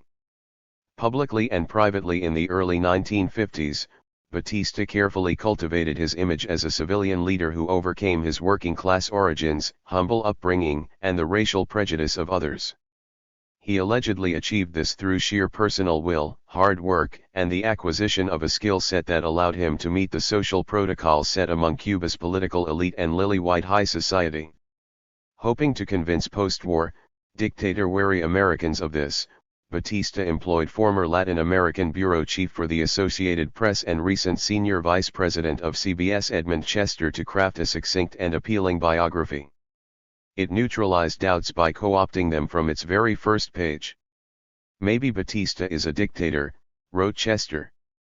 But if he is, he certainly is a new kind of dictator. If Batista were just a Latin American copy of the dictators of Europe, there would be little reason for writing the story of his life. 61. Batista, Chester wrote, was possessed of great charm and a sparkling personality, one of best assets. Chester argued that only patriotism could have motivated a man of Batista's wealth and stature to carry out a coup. 62. Why had Camp Columbia opened her gates to receive the message of the Revolution of March 10?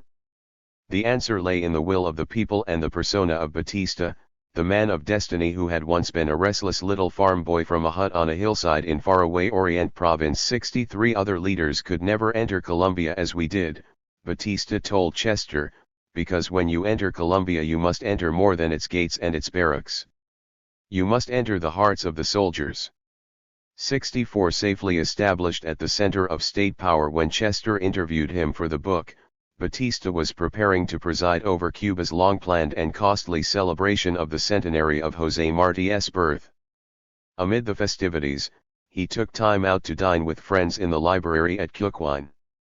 Pointedly, he ended the evening by opening a large edition of the Bible and, to the understandable surprise of his guests, read passages aloud. When Chester asked why he read the Bible at all, Batista declared it relaxing, educational, and a primary inspiration for many of his speeches. 65. Both an accomplice and a witness to virtually all dimensions of Batista was Captain Alfredo Sayjuel. His father was the son of a truck driver who became Batista's personal chauffeur in 1934 and later, in 1952, the head of Batista's personal bodyguard. Thanks in part to his father's connections, Sejal got a job working for one of Batista's sons, then the mayor of Marianao, when Batista himself returned to Cuba with Prio's blessing in 1948. After installing himself at Cuquine, his suburban estate, and assuming his role as senator, Batista hired Sejal to manage appointments, appearances, correspondence, and his famously large library. After the coup of 1952, Sejal served as First Lady Martha Fernandez's personal bodyguard and first assistant, positions that required nearly around-the-clock availability, whether at Cuquine or the presidential palace. Commonly held negative views of his past were always a sore spot for Batista, noted Sejal.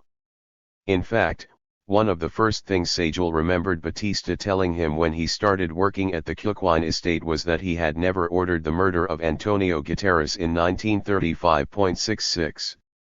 According to Sejal, Batista employed a wide array of personal tutors over the years.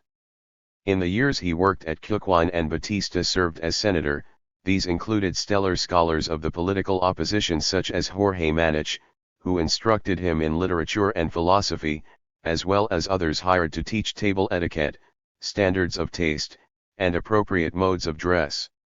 However, Batista viewed the acquisition of such knowledge and skills as a political necessity. He did not try to be something he was not. A French chef hired at the presidential palace lasted less than 6 months. Batista also preserved a taste for foods associated with the lower class, such as cascos de guayaba. Yet Batista was anything but a country bumpkin, Sejal remarked carefully. Batista was a chess player when it came to politics, whose greatest talent was playing both sides of the chessboard. Batista strictly prohibited the photographing of his wife in the presence of uniformed personnel. These orders involved more than simply a concern for demilitarizing the government in the public's eyes. The First Lady's presence implied Batista's own. She, according to the ethos of Cuban masculinity, was an extension of him and a piece of personal property to be claimed by her husband alone. However, Sejal insisted that this had nothing to do with celos.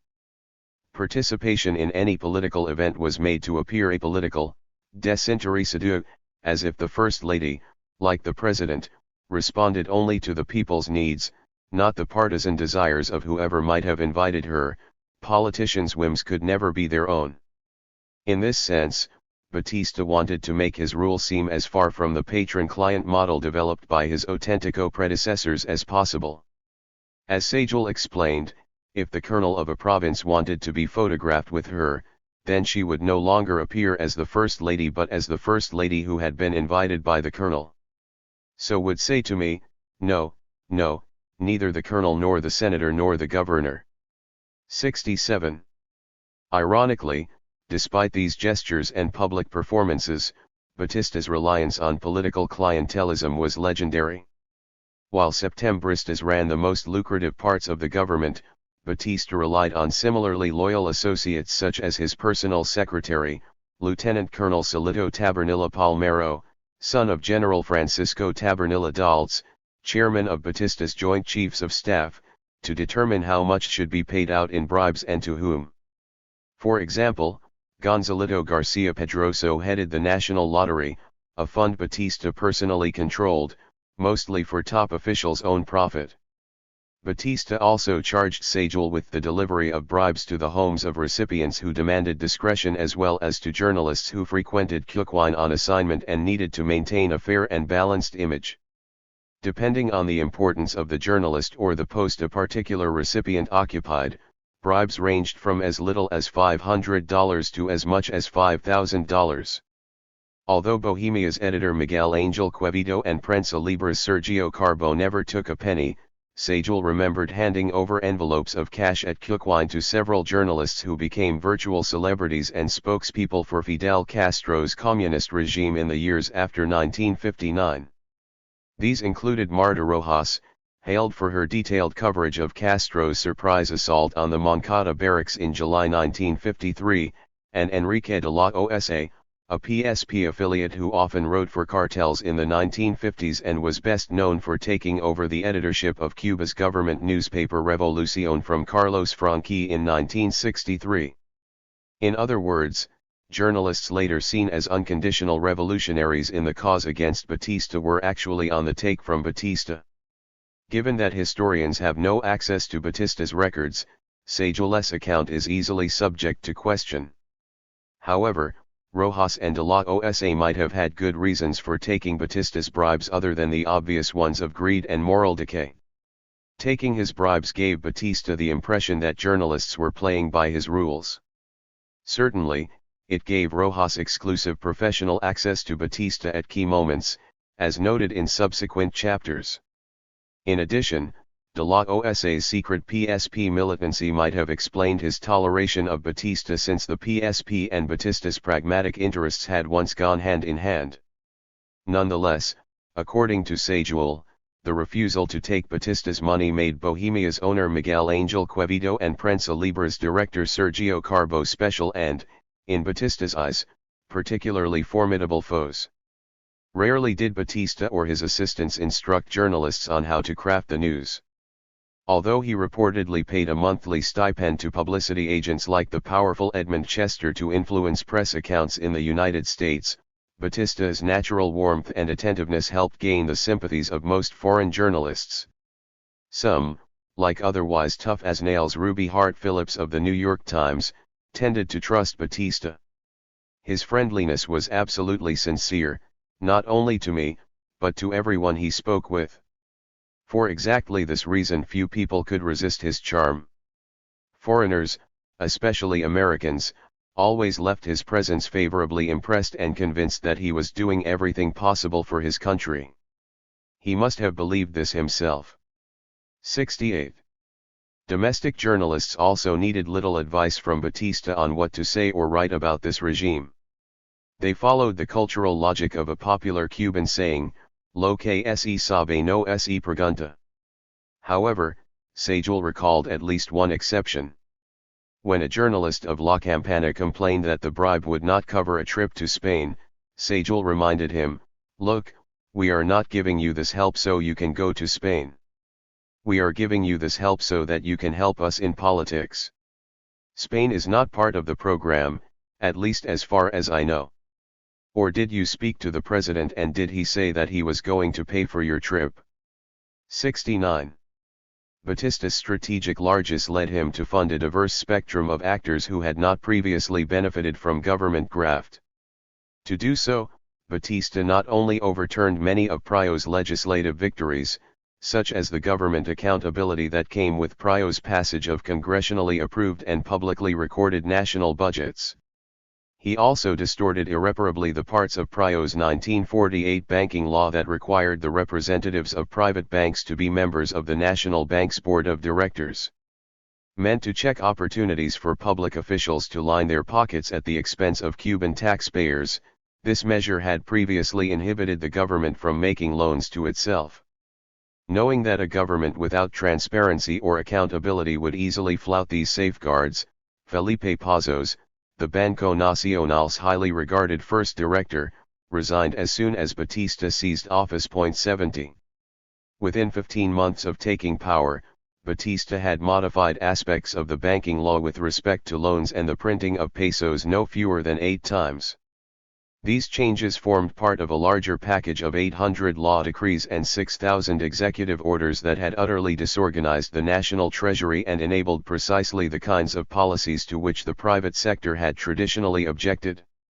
Yet not once did the watchdog members of the National Bank's board complain, object, or even bother to comment. Where had so much of the $7.2 million in commemorative currency that Batista printed to honor the 1953 centenary of the birth of José Martí gone? What about the National Bank's justification of a government loan of $20 million to cover expenses for the 1952 to 1953 fiscal year? How was that money spent? In successive public letters to the nation as well as the domestic and foreign banking community, a group of prestigious lawyers, most of them former Auténtico officials, pondered these questions. One could only imagine possible answers, they noted, but never really know. 71. Still, Batista tended to combine bribes with surveillance as mechanisms for managing complicity rather than enforcing total compliance with or endorsement of government demands. One example of this lay in how Batista dealt with Congress. From March 10, 1952 through February 1955, when Batista seated a new legislature based on fraudulent elections, he suspended Congress and surrounded the Capitol building with military guards to impede the re-entry of any congressman or staff. Nevertheless, he did not eliminate members' salaries, a fact that undoubtedly softened the blow of the coup among statesmen who, under Autentico rule, had rarely met to discuss legislation anyway. 72. Importantly, Batista unilaterally raised his presidential salary from $2,000 to $12,000 a month upon taking office. 73 But Decree 2185, passed in 1954, also gave him complete discretion to fund institutions and programs at will. By his own account, Batista gave $63 million to specific organizations over the course of his administration, including $1.3 million to labor unions and $3.6 million to labor's social security funds. Ignoring the secular nature of the state as set forth in Cuba's two previous constitutions, Batista also distributed over $1.6 million of lottery funds to the Catholic Church, much of it to bishops who, despite their criticism of him, happily accepted the money. 74 First Lady Marta Fernandez, who ran her own charity office, was known for taking individual destitute families under her wing, finding the recently widowed reputable forms of employment, and even paying for children's boarding school tuition. 75. In order to deal quickly and surgically with internal threats to his power, Batista counted on SIM, the Secret Service, Army informants, and the CTC in constructing his internal intelligence network during the early years of his regime. The best came from the CTC, explained Sajuel, because the CTC was town by town, union by union. In general, the CTC had the best political information, not us. 76. On the other hand, Cuba's police officers, arguably a better bet for information gathering since they operated block by block, were less reliable. Poorly paid and lacking even the benefit of full medical coverage, the National Police Force had been notorious since the 1930s for padding salaries with a system of kickbacks gleaned from casinos and prostitution. Every patrolman had to give a peso to his captain for every puta in the area he patrolled. 77 Batista's relatively light approach to controlling the police meant that in the course of the 1950s, police raids on brothels became increasingly rare. 78 The autonomy that this long-standing practice of taking commissions from streetwalkers and sex workers gave police might explain not only Batista's reluctance to rely on the police for intelligence but also Grau's and Prio's increasing use of military units as a supplement to or at times substitute for regular police forces in repressing political events staged by the opposition, such as Chivas's infamous standoff with Rolando Masferrer in February 1951.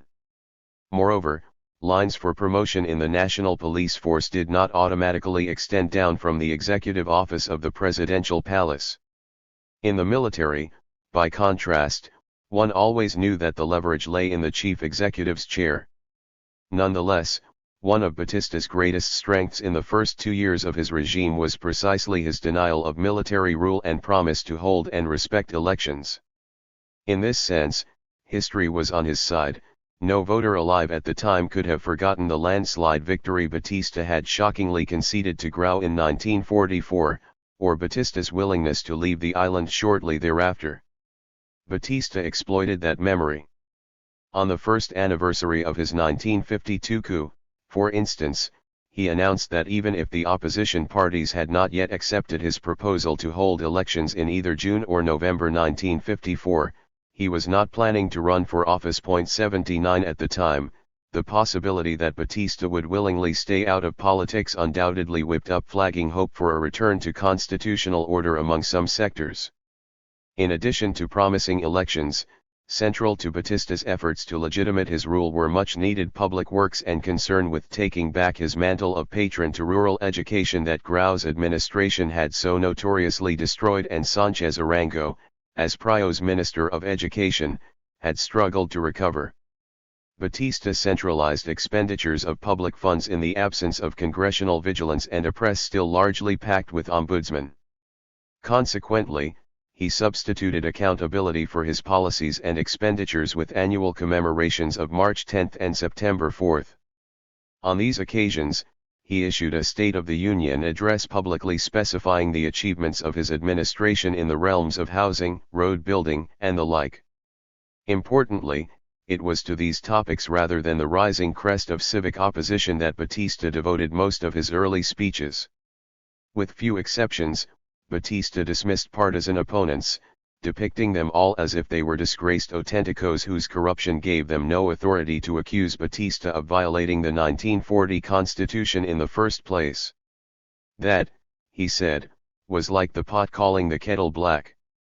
However, in 2 years Batista could rightfully claim to have inaugurated and built more public works than the previous 2 autentico administrations combined.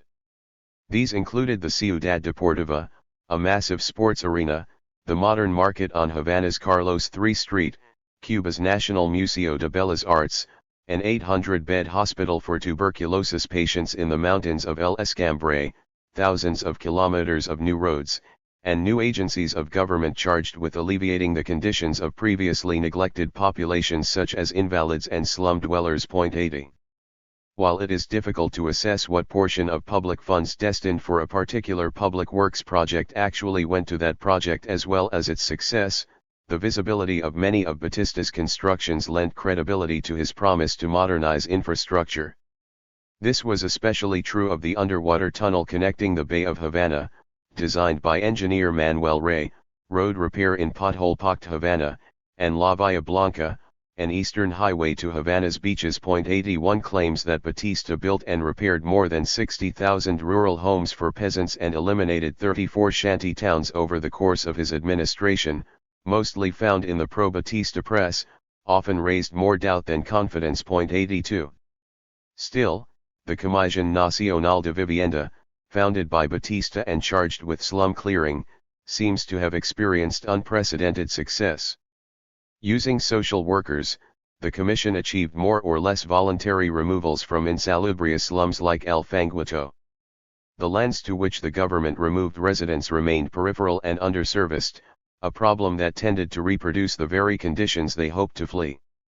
However, one major difference was that residents became titled owners of their plots, meaning they were finally safe from eviction. 83 Batista's version of an FDR-style housing authority did replace hundreds, if not thousands, of peasant-style huts with small cottages, most of which still line the national highways connecting Matanzas to the southern coast and from there to Camagüey. Their proximity to roads was undoubtedly of benefit both to the image of the government and the low-wage homeowner who could set up stands selling handcrafted cheese and home goods to passers-by, tourists, and other interprovincial traffic. 84. Achieving social peace through government programs was a constant concern that Batista thought best addressed through initiatives in education. Indeed, Batista rarely responded directly to the rising chorus of oppositional voices and protest in the political realm, choosing to toot his own horn and thereby better control the frame for debate. For example, Batista's educational ministry reached out to rural teachers with the monthly magazines Education Rural and Orientation Campesina. With much coverage devoted to Batista as Cuba's primer sargento maestro and to photographic rather than statistical documentation of advances, these magazines tended to replicate similar propaganda produced by Guerra. 85 Accordingly, they showed government officials bestowing prizes on their own appointees, wrecked classroom furniture as evidence of past state neglect never to be repeated, and recently arrived busts of José Martí to schools in towns whose residents had never seen one before. 86. The campaign must have proved effective.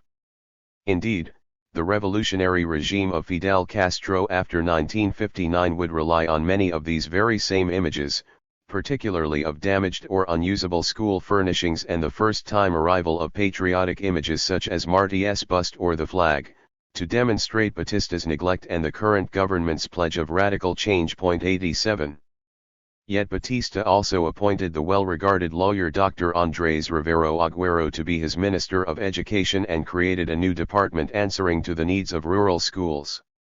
Given that graft famously overtook the functioning of all other ministries in Batista's administration, the fact that Rivero Aguero ended his tenure in 1958 with a positive reputation and largely clean record speaks to the management of his ministry.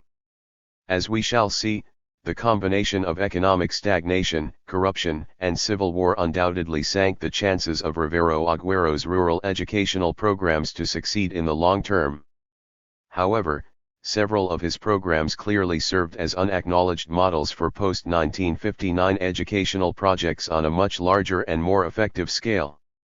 For example, he opened 34 hogares infantiles campesinos for uniformed peasant boys under the same military discipline as Batista's original civic military schools of the 1930s and inaugurated 5,092 new rural classrooms. 88 Rivero Aguero also carried out Cuba's first mass literacy campaign and claimed to have taught 73,000 adults between the ages of 18 and 90 to read in 1 year. 89 In 1954, the ministry even began sending shock troops of doctors, dentists, lab technicians, and midwives to select rural areas in Unidades Móviles de Salud equipped with X-ray machines, rudimentary labs, and much-needed information on how to prevent and treat infections. 90 Fidel Castro's regime would later copy and expand this same set of programs, particularly the literacy campaign and use of portable or mobile clinics to reach neglected rural populations.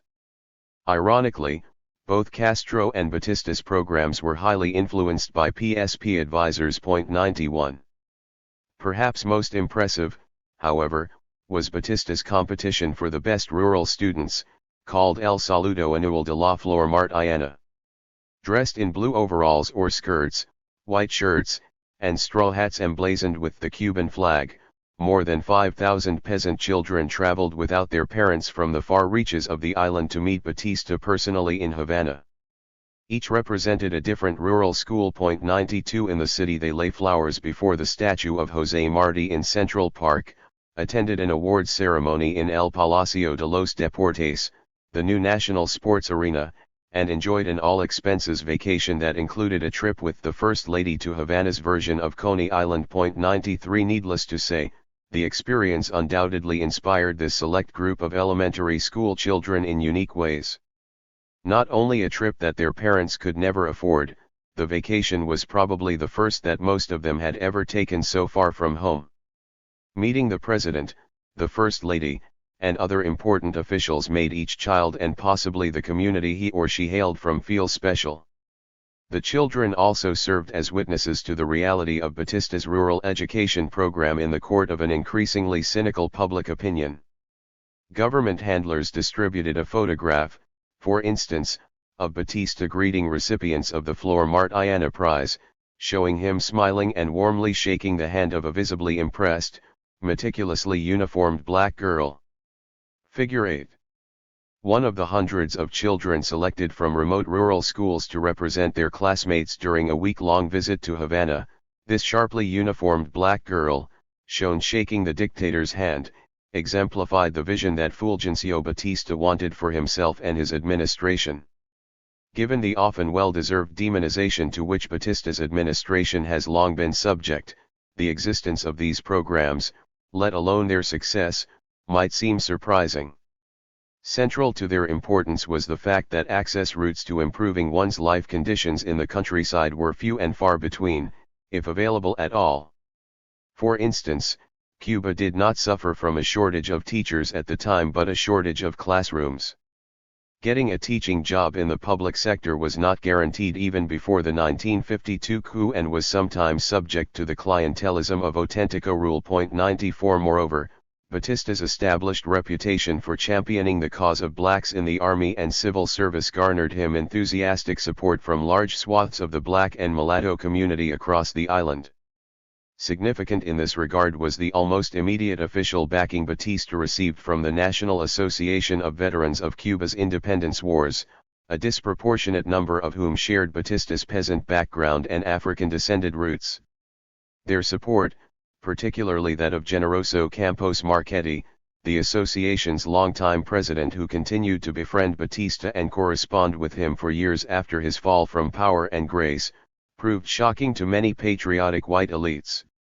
La Unidad Nacional Constitucional, for example, described the veterans' endorsement as a betrayal of their own role in Cuban history, contrasting it with the protest of FUA, an almost all-white middle and upper-class organization. 95 Questions of race, racial discrimination, and the relationship of both to class mobility rarely, if ever, seemed to enter into citizen calculations of Batista's potential to rule. Yet perceptions of Batista's attitudes toward black Cubans and his own race clearly lay on his side. They worked as unspoken advantages. Carlos Moore, who grew up in the black quarter of the U.S. owned Central Lugareno, the son of sugar workers, recalled scenes of jubilation and camaraderie among rural guards and local townspeople upon hearing the news that Batista had taken power in March 1952. Shouts of Palant, Indio, and Deriba El Malatan expressed admiration for Batista in hypermasculine terms. Locals considered him an inspiring fellow black endowed with the spiritual power of African deities and capable of turning the tables on racist white folks and exploiters. However, Batista himself never manifested pride in his perceived blackness, and rumor had it that he straightened his hair so as to look less black. Nonetheless, the mere fact that Cuba's blue bloods hated the mulatto intruder ardently gave him credibility in the eyes of those who endured both daily denigration and, in Cuba's peculiar political culture, widespread denial of that denigration. 96. Indeed, after 4 years of utter neglect of race issues and no semblance of racial equity in government under Pryo, Batista's coup generated great expectations as well as highly visible positions in government for blacks. In addition to appointing a black lawyer as Minister of Justice and Santiago's mayor as advisor to his cabinet, Batista included veteran Generoso Campos Marchetti, journalist Gaston Baquero, Diario de la Marina columnist Gustavo Urrutia, and other Cubans of color to his consultative council. More than symbolic, these appointments ensured patronage to followers, support for black societies, and a clear guarantee that racial concerns would not simply be ignored or swept under the rug. 97. True to form in this respect, Batista granted $500,000 for the founding of a National Association of Cuba Societies of Color so that they could construct private beach and recreational facilities. He awarded the elite club Atenas the Order of Carlos Manuel de Cespedes for its efforts to combat racial stereotypes and service to the nation on behalf of blacks. His Council of Ministers also issued a decree penalizing discrimination on grounds of sex, race, color, or class. However, the decree, like Article 20 of the 1940 Constitution before it, failed to define discrimination and lacked the provisions for implementation that black congressmen and activists had been demanding for years. Although head of a government that was apparently friendly to black people, Batista refused to take the bull by its horns. After all, he funded a beach for black Cubans rather than order the desegregation of all existing beaches as the Constitution of 1940 demanded. Despite repeated lobbying, moreover, his government never condemned, let alone legally banned, other de facto forms of racial segregation that dominated Cuba in the face of clear evidence that such segregation had worsened over the course of the previous decade. 98 In the 1940s, the Auténticos' infamous educational policies had led white middle and upper-class families to abandon the public education system altogether in favor of Catholic and other private schools. This social stampede left already vulnerable state schools in the hands of Cuba's most politically and economically disadvantaged constituents. 99 It also left a generation of young white kids culturally and socially isolated from peers whose social experiences and perspectives reflected many challenges and contradictions to which white Cubans were never subject, regardless of their class.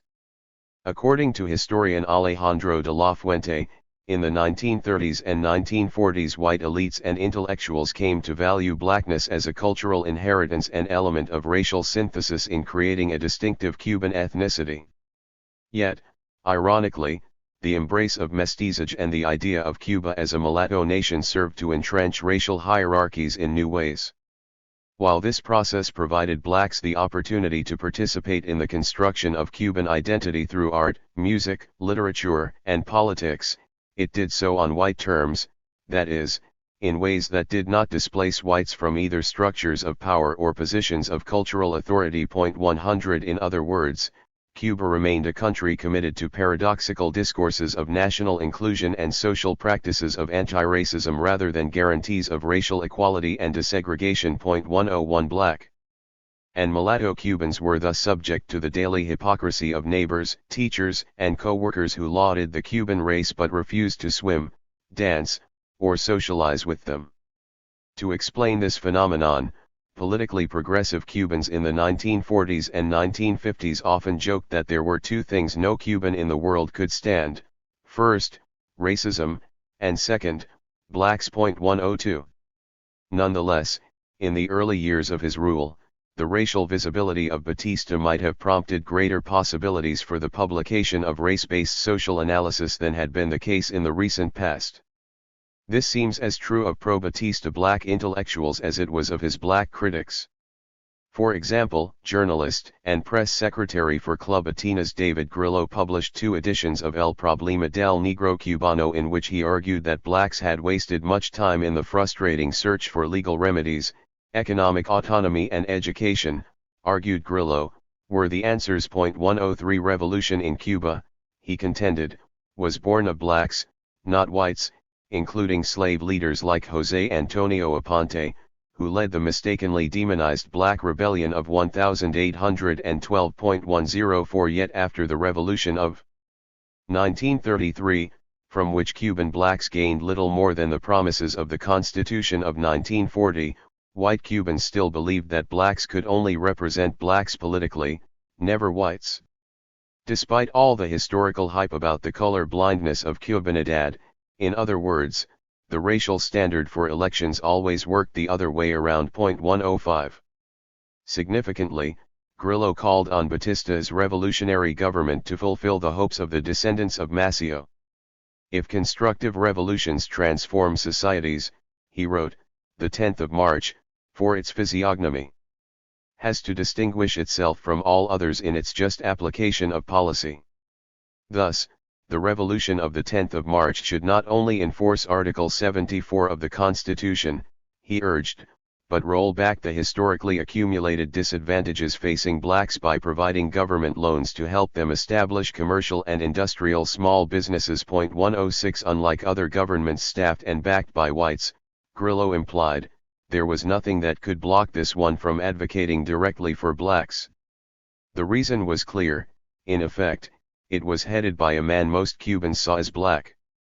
Far more radical than Grillo, anti-Batista critic Juan René Betancourt held out little hope for a government solution given that the government had always been the primary discriminator in the country, regardless of who ran it. 107 Urging blacks to shake off the racial inferiority complex that made them ashamed of their appearance and willing to accept the terms white racism had burdened them with, Betancourt blamed black societies for dropping their original practical functions of providing education to members in favor of a white model of social club concerned only with frivolity, hierarchy, and fashion. 108 Moreover, Betancourt contended that harsh legal measures sanctioning white racists for discrimination might only make matters worse. Today in Cuba discriminate because they can, because it is in the climate. Fortunately, we have no Creole Ku Klux Klan, but the promulgation of a penal law against those who discriminate would lead to such extremes. 109 In other words, he endorsed the age-old accommodationist logic that punishing racists would just harden other racists' resolve. Cooperatives, economic autonomy, and self-reliance were the means to improve black lives and to demand, from a position of economic and social strength, total equality. Batista's perceived race and amenability to the poor made him symbolically important to many citizens who lent their support because they trusted Batista's form of politics and possibly gained something from it, even if they did not condone his forced ascent to rule. Batista's form of politics also garnered him the favor of others despite their perceptions of his race. Thus, patronage and clientelism not only appealed to blacks and some poor citizens because such a system provided them with few other means for social and political mobility, it also resonated with the values and practices of the wealthiest sectors of Cuba for entirely different reasons. Batista might not have been socially or racially acceptable to them, but the policies he espoused and his style of dealing with the ever-widening gap between financially secure Cubans and the poor through charity and traditional discourses made Batista's top-down form of rule pleasing to the richest and whitest citizens. Sources of supremacy: Batista's common ground with Cuba's top elite. In the late 1940s and 1950s, patronage and clientelism were part and parcel of who wealthy Cubans perceived themselves to be and how they justified their position at the pinnacle of a society whose national myths proscribed discrimination and racism as antithetical to Cubanidad. For them, charity, benevolence, and personal gifts served as appropriate vehicles for alleviating potentially immoral extremes of class, opportunity, and experience among Cubans. The state and their own corporate fiefdoms should mirror one another. In many ways, during Batista's reign of the 1950s, they did. Such values were especially dear to the highest elite in the land, such as the Braga, Rionda, and Fangel families, who in 1909 founded the Zarnicao-Rionda Company and Cuba Trading Company sugar conglomerate in New York, with affiliated plantations in Cuba. The descendants of Spanish immigrants, Manuel and his brother Francisco Rionda, who were among the very first to establish plantations and grinding mills, known as ingenios, in Cuba funded through corporations in the United States, gave rise to a clan that considered itself deeply Cuban. Among them, George and Bernardo Braga, principal heirs of the business, framed their lives within the tumult of Cuban politics, defining an identity that was transnational, bicultural, and bilingual long before such terms entered common parlance. While these families were not friends or necessarily fans of Batista, their comfort with the regime had everything to do with the facts that its policies guaranteed their wealth and that its leaders' approach to the needy sectors of Cuban society imitated their own. At its height of success in the 1910s, the company owned 17 ingenios and was a major stockholder in 5 more through the Cuba Cane Sugar Corporation. Together these plantations produced over 30% of the Cuban sugar crop. 110 By the late 1940s, the total number of mills in the hands of the Bragas had dropped to 8. With a total extension of 500,000 acres, an area 2/3 the size of Rhode Island, some 40,000 people lived on these lands, although only 5,000 worked in the sugar mills, cane fields, ports, railroads, sugar warehouses, and the like. 111 These investments proved highly profitable. Francisco Sugar Company encompassed 2 sugar plantations, Central Francisco and Central Elia, consisting of approximately 100,000 acres of land, located in Camagüey Province. 112 Along with Central Menotti, Central Francisco and Central Elia were top producers, grinding more than 1,250,000 bags of sugar per harvest and worth $3 million in cash by the late 1950s. 113 Thanks in part to the perceived stability of Batista's regime, the Bragas' total investments in the Francisco Sugar Company reached nearly $27.5 million by 1959. 114 In these years, the Bragas also began to diversify Menotti plantation production by partnering with Texan cattleman Robert Kleberg, owner of the extraordinary million-acre King Ranch in Camagüey. To do so, they needed to locate and forcibly remove thousands of precaristas, underemployed and landless squatters who fed their families by growing crops on the company's unused lands. Because these areas were suitable for cattle raising, Kleberg and the Bragas ordered a complete aerial mapping of Ingenio Menotti in late 1952 and early 1953. The only thing that stopped the process of eviction was the triumph of revolutionary forces over Batista in late 1958. 115 Yet despite their extraordinary privilege, the Bragas assigned themselves a role similar to Batista's in Cuba. Taught to speak always in the plural, the Bragas saw themselves destined by their wealth, much as Batista was destined by power, to improve the lives of citizens whom they considered their charges rather than their equals. It was ingrained in us that it is the obligation of the owner to expand and to provide work for succeeding generations. This the family had done in Cuba over a period of 200 years. The head of the family often said, "The day will come when it will be considered as immoral to be within a mile of someone who is hungry as we now consider it to have been to dine over a dungeon." 116. Although no Braga or Rayanda ever dined over a dungeon, Bernardo Braga Rayanda, the nephew of company founder Manuel Rayanda, claimed that his uncle would have been much richer if he not been so selfless in giving away to each member of the family, a group that numbered 51 heirs. 117 However selfless company founders may have been within the family, outright charity contributions were pitiful, particularly when compared with the lavish entertainment expenses allocated to company executives. For example, records for the Francisco Sugar Company indicate that charity contributions from 1955 to 1959 totaled only $1,125.118. Meanwhile, for the five-man executive board of Menotti, entertainment expenses incurred outside company business for opera tickets and club dues totaled $3,640.36 for 1 year alone. 119 Perhaps shallow paternalism might best describe the family's form and style of espousing social welfare. Yet it was precisely in the realm of person-to-person relationships of patronage that the Bragas excelled, and they did so proudly. By tradition, the Bragas ritually mixed with their own impoverished employees every Christmas when the grinding season began. Just as Batista and his wife held toy drives, visited country towns, and sponsored thousands of peasant children's trips to Havana for the Flor Martiana Prize, the Bragas went door to door, meeting with and listening to the stories of plantation workers. We visited little houses, some with dirt floors. Always we were given a drink.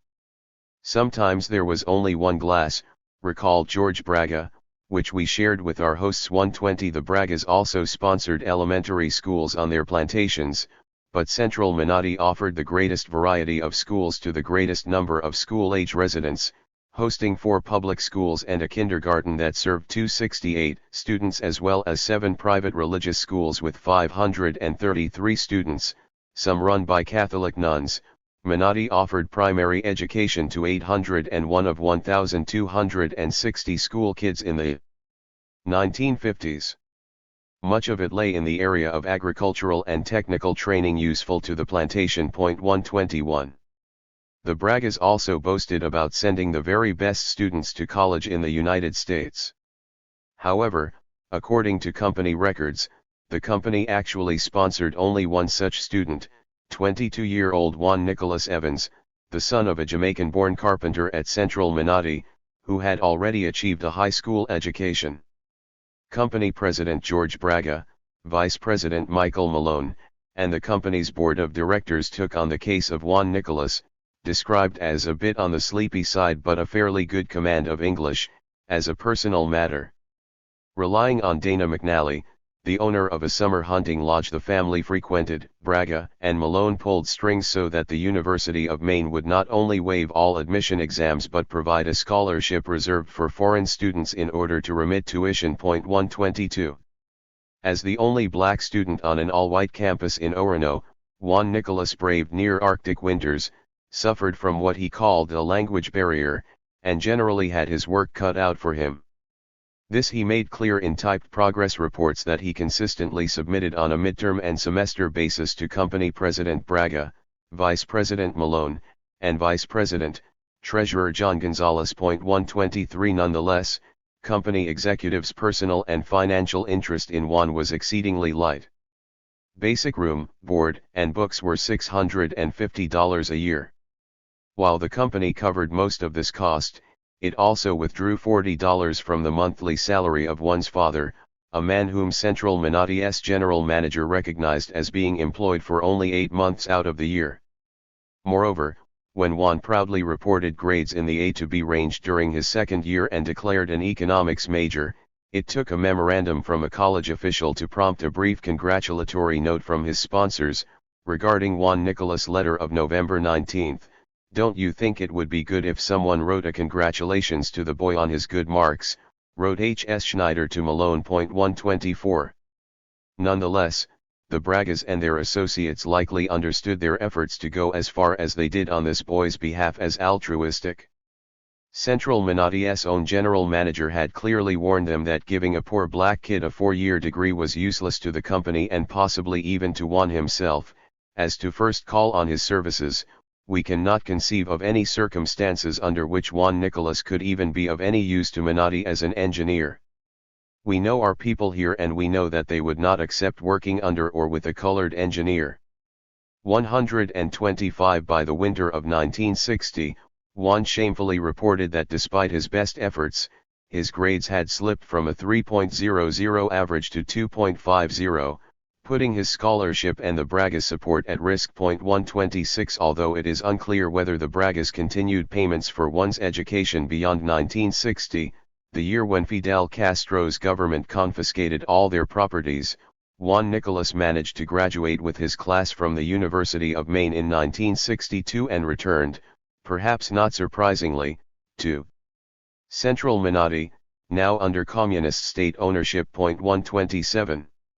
Thus, in many ways, the Braga family's approach to charity and shallow paternalism was about fulfilling certain social obligations expected of the rich and powerful and boosting their own self-image. Similarly, despite deficit spending and annual budgets of some $300 million during the first 3 years of Batista's regime, social welfare, housing, and other programs fell far short of his own officials' assessments of national need. The well-intended hand of charity reached only so far because it was never meant to transform the structures that determined poor Cubans' life chances, only the quality of the lives of individuals who, by chance, design, or convenience, happened to get lucky. In this sense, the most common kinds of patron-client activism of middle and upper-middle-class professional Cubans differed little, as did the discursive expressions through which they attempted to give voice to the poor. For example, since the 1940s, Bohemia regularly pioneered a column featuring articles on the poor that was meant to evoke sympathy, not a radical critique of the structural causes behind their predicament. Typical of this, an article titled Niños de la Patria offered a heart-wrenching, 3-page photo essay focused on child beggars, homeless kids sleeping on the streets, and rural workers under 5 years old. 128 Beginning in 1943, regular Bohemia columnist Guido Garcia Inclán featured photographs and accounts of poor families with a sick or deformed child in desperate need of medical care they could not afford. Sometimes he quoted directly from the letters of precarista families who had lost their land and despaired before the eyes of their starving, swollen-bellied children. And for all the hype about Batista's wife's personal investment in the treatment of tubercular patients, Garcia Inclán reported that the patients at Ambrosio Grillo Asylum threatened a hunger strike if they did not get their medicine and care. Years ago, when Prio was in charge, something similar happened. We thought this social ill had been mitigated, but everything is the same. It's as if it were yesterday, he wrote. 129 Always, Cubans responded, sending 5 pesos or more for the rescue of those featured. Notably, by the late 1950s, Garcia Inclán retitled his column Mariba Corazones, a highly Catholic reference to the idea that in lifting up one's heart for the sake of others, one raises it up to God through the sheer joy of giving. 130. Independently wealthy and upper-class Cubans also differed little in the high value they placed on social prestige or the question of who could achieve it and how. A quick glance through Havana's social registry of 1946, for example, reveals a tightly woven network of social power central to Cuba's political system, long before Batista's coup or even Chiva's suicide. There, alongside debutantes, wealthy magnates, scientists, and esteemed physicians, were not only Fulgencio Batista, his former vice president Gustavo Cuervo Rubio, and Batistiano military ideologue Dr. Aristides Sosa de Quesada, but Eduardo Chivas, Carlos Marquez Sterling, and even the son of hated U.S. Consul Frank Steinhardt, architect of the second U.S. military occupation of 1906 to 1909. Needless to say, dark faces did not abound in the registry's hundreds of pages. 131 Absent major differences of class, Havana's social registry thus expressed a very entrenched Cuban ideal of raceless national harmony. Yet behind the veneer where sociability reigned supreme, Batista's racial and class origins as the son of a cane cutter made him socially unacceptable to the country club elite of Cuba. In fact, Havana's top social clubs, the Big Five, famously barred him from membership altogether. Cuba's top elite tolerated Batista, even supported him, because his socio-economic and political policies appealed far more than the wild-card reforms popular among professional and educated classes. Importantly, though, Cuba's upper crust put up with Batista because they saw his policies as necessary to life not only as they knew it, but to life as they enjoyed it. By contrast, the political calculus to which most professional, educated, and salaried Cubans ascribed was entirely different, based on less pragmatic ideals that most of them would probably have qualified as patriotic. The highest elite of Cuba attended events such as a Christian Dior fashion show at the Havana Country Club and considered, like the Bragas, open endorsements of any politician bad for business. 132 Meanwhile, salaried professionals, small business owners, and others formed the bulk of the politically active and activist class who read newspapers, attended rallies, and ultimately participated in the wide spectrum of actions that repudiated the regime beginning in the summer of 1952. Pride in their own patriotism and the idea that they, as a second-tier elite, were closer to the struggles of Cuba's workers and poor classes had everything to do with the diverse forms that opposition movements to Batista took from late 1952 to early 1955 and, potentially, why they failed to mobilize Cuban society as a whole. In defense of Cubanidad.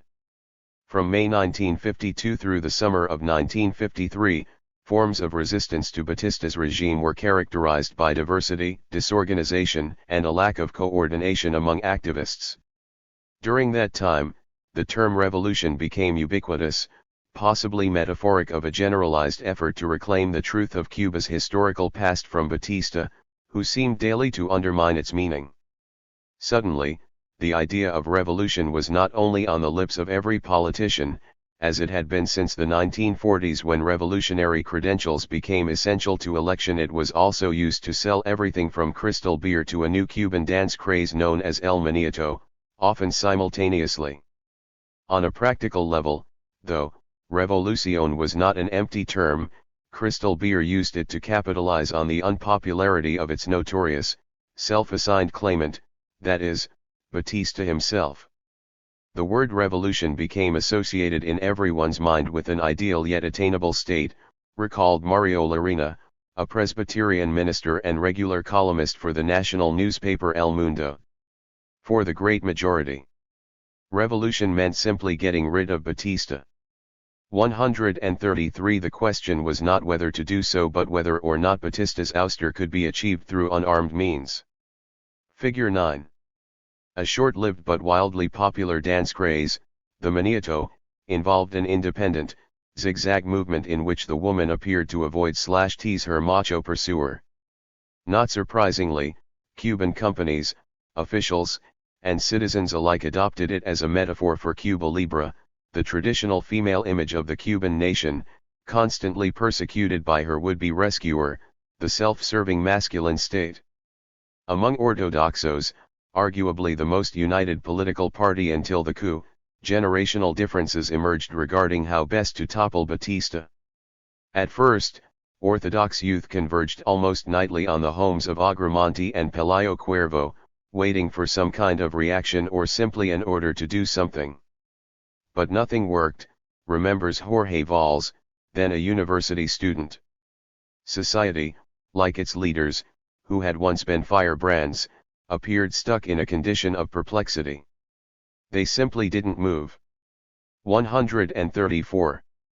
In June 1952, Max Lesnick, National Secretary General of the Orthodox Youth, issued a declaration denouncing the two options proposed by party leaders: first, to unite with all other political parties in a single electoral slate of candidates that could defeat Batista in any upcoming election, and second, to opt for static isolation which, Lesnick noted, does nothing and resolves nothing.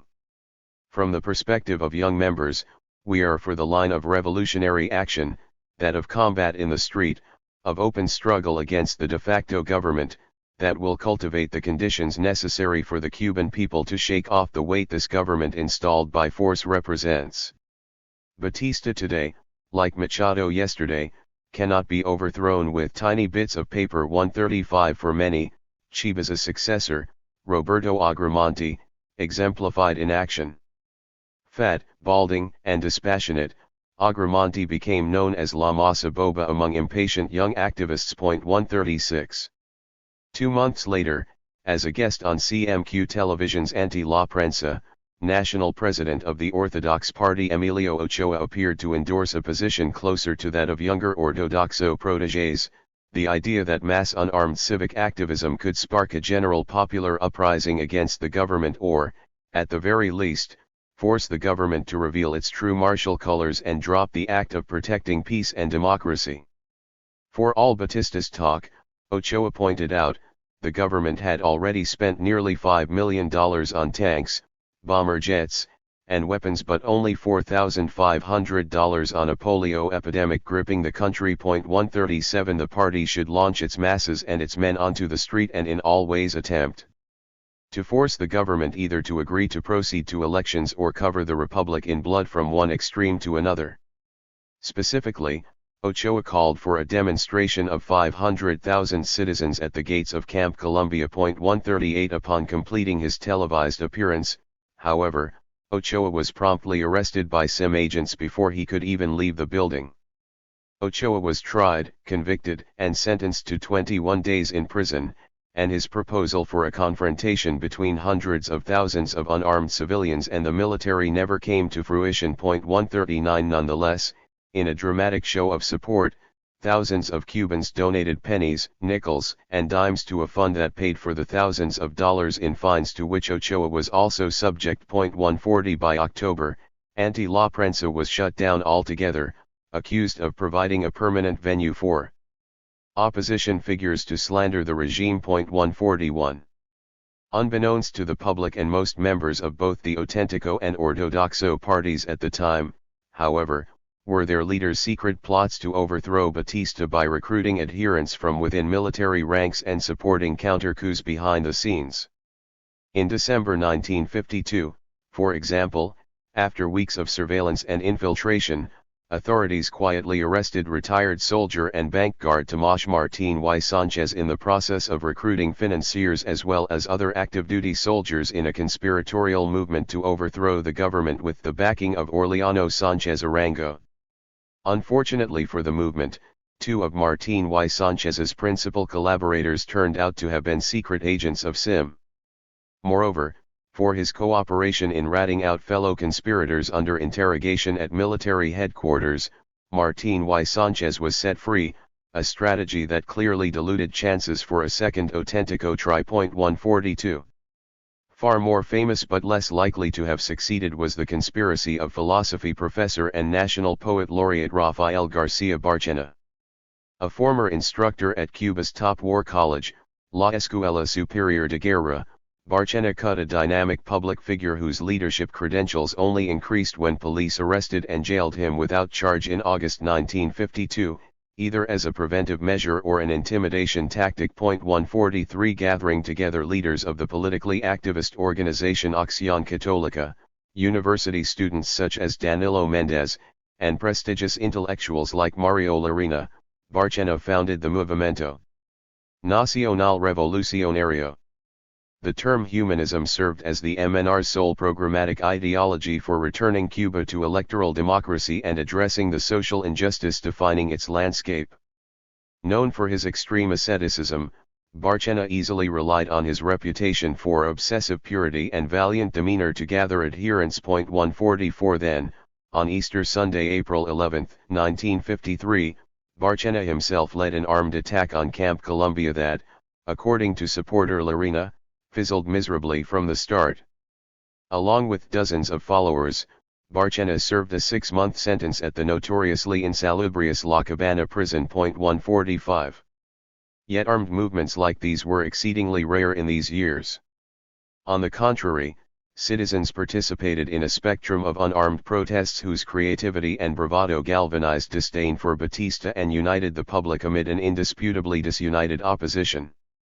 Importantly, despite all Batista's efforts to control and imitate the press through gifts and charm, Journalists became the primary targets of his repression in the months following the coup precisely because they reported on civic protests as well as their own repression at the hands of police.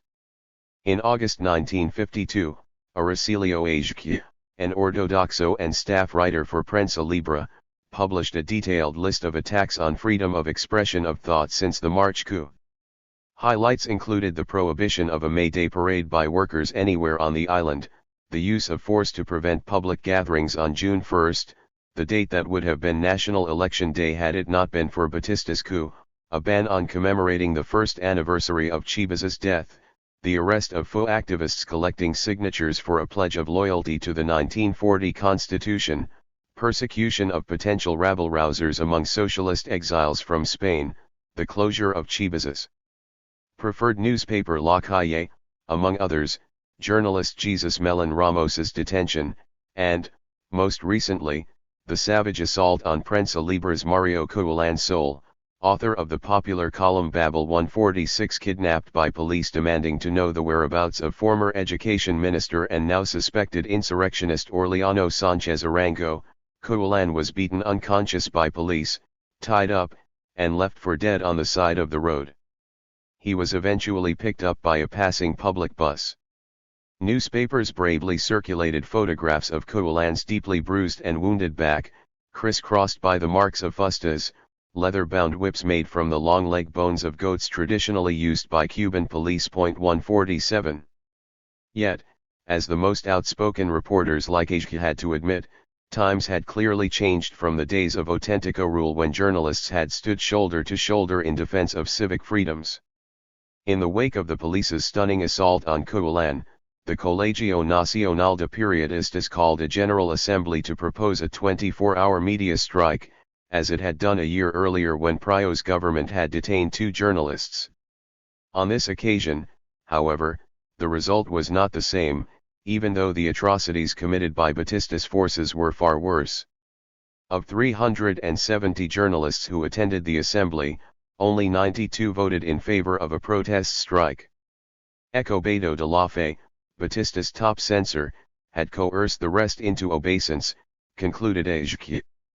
Given journalists' previously heroic defense of constitutional rule and an end to the impunity enjoyed by politicians and security forces, this reaction clearly demonstrated the success of Batista's carrot-and-stick tactics.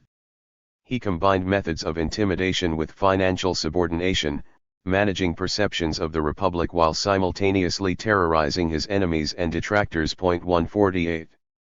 While Ageque's assessment may have been accurate when it came to much of the press, citizens became increasingly emboldened rather than cowed with the passage of time.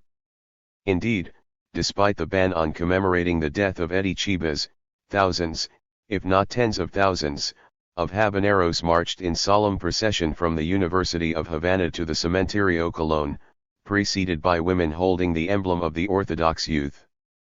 The parade constituted the most exceptional proof of public memory of 1952, declared Bohemia. 149. Batista did not deal so generously, however, with Ortodoxo party leaders, in advance of meeting for an official public act in Santiago, Chivez's birthplace and the cradle of Ortodoxia.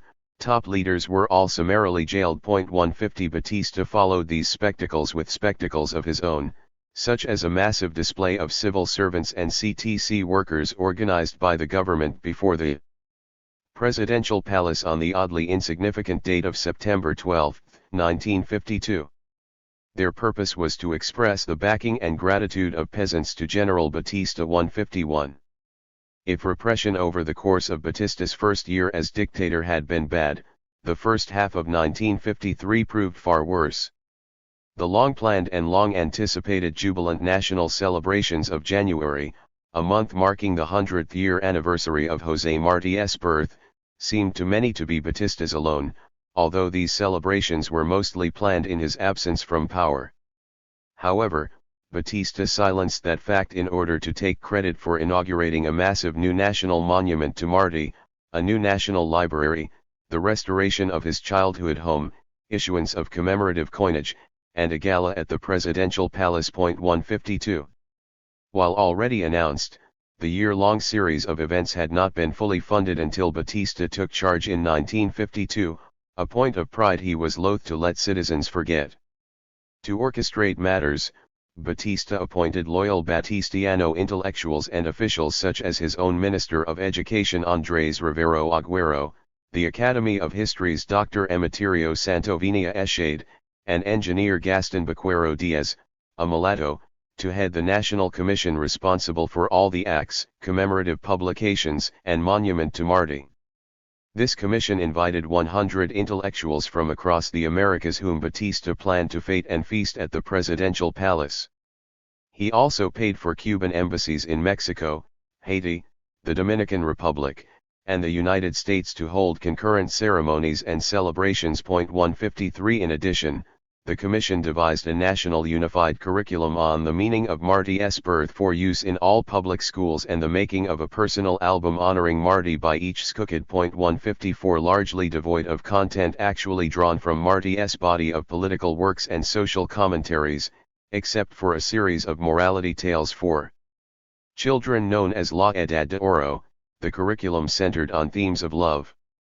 Students were required to memorize musicalized versions of Marty's poem about friendship, La Rosa Blanca. They were also required to recite and write the phrase Yo quiero a Marty as well as discuss the apparently vexing question, ¿Por qué yo quiero a Marty? 155. To launch the week-long series of events, culminating with a banquet at the presidential palace, the commission organized a team of runners who raced from Santiago to Havana carrying a torch. Notably, the runner who traversed the final lap and brought the torch to the Central Park monument to Marty was black. 156 However, while Batista may have highlighted Marty's anti-racist call for a nation for all, he silenced other aspects of Marty's political biography. Notable among these was the fact that Marty was first chained, jailed, subjected to forced labor and eventually exiled as a teenager for words the Spanish considered revolutionary, a focal point of the speech President Pryor had delivered 2 years earlier upon the inauguration of Marty's mausoleum in the cemetery in Santiago de Cuba. 157.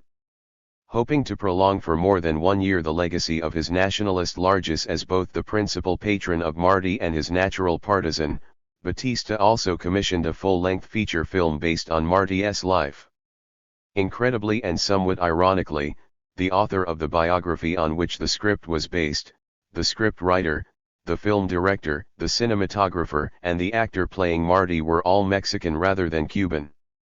Felix Lizazo, Batista's point person for most centenary activities, justified these choices based on Batista's view of their alleged talents rather than their distance from the obviously burning political contradictions and thorny historical questions at which an all-Cuban production team might arrive. 158 Moreover, the storyline focused on Marty's alleged love for a long-dead girl, the subject of a famously popular poem La Nina de Guatemala, rather than his incessant political work denouncing U.S. imperial intentions toward Cuba and the exceptional revolutionary potential he ascribed to a free Cuba. 159. Conspicuously absent from the affair was the family of Marty's legitimate son, José Martí Zayas Bazán. Raised with the values of his pro-Spanish mother rather than those of his father, José Martí Jr. began a military career shortly after the 1895 war, serving first as U.S. military governor Charles Magoon's personal assistant, then as an officer involved in the liberal government's massacre of blacks following the protest of a pro-black rights political party in 1912, and finally as an officer in Machado's army. 160. Considering all of this and Batista's obsession with denying his own militarism, it comes as no surprise that his administration focused on persuading Maria Mantilla, officially Marty's goddaughter but publicly known to be his illegitimate daughter, to attend the ceremonies. 161 Born and raised in the United States, Mantilla was the widow of the legendary Mexican-born Hollywood star Cesar Romero Sr.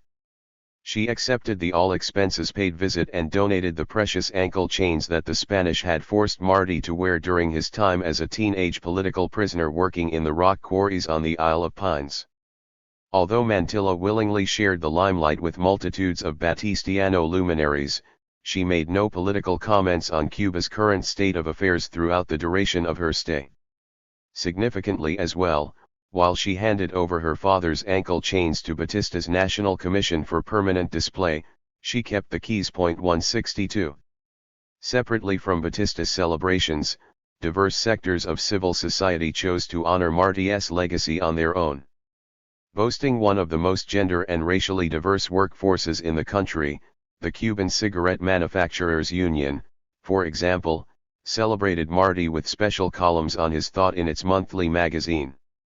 They also sponsored an exhibit of Marty memorabilia collected from tobacco workers who had once suffered exile in the United States and collaborated with Marty in founding Cuba's last revolution against Spain, as well as poetry recitals by the children of Union members in honor of Marty. 163.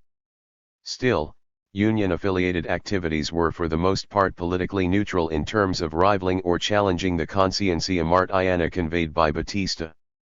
In this regard, student effort took a radically different turn.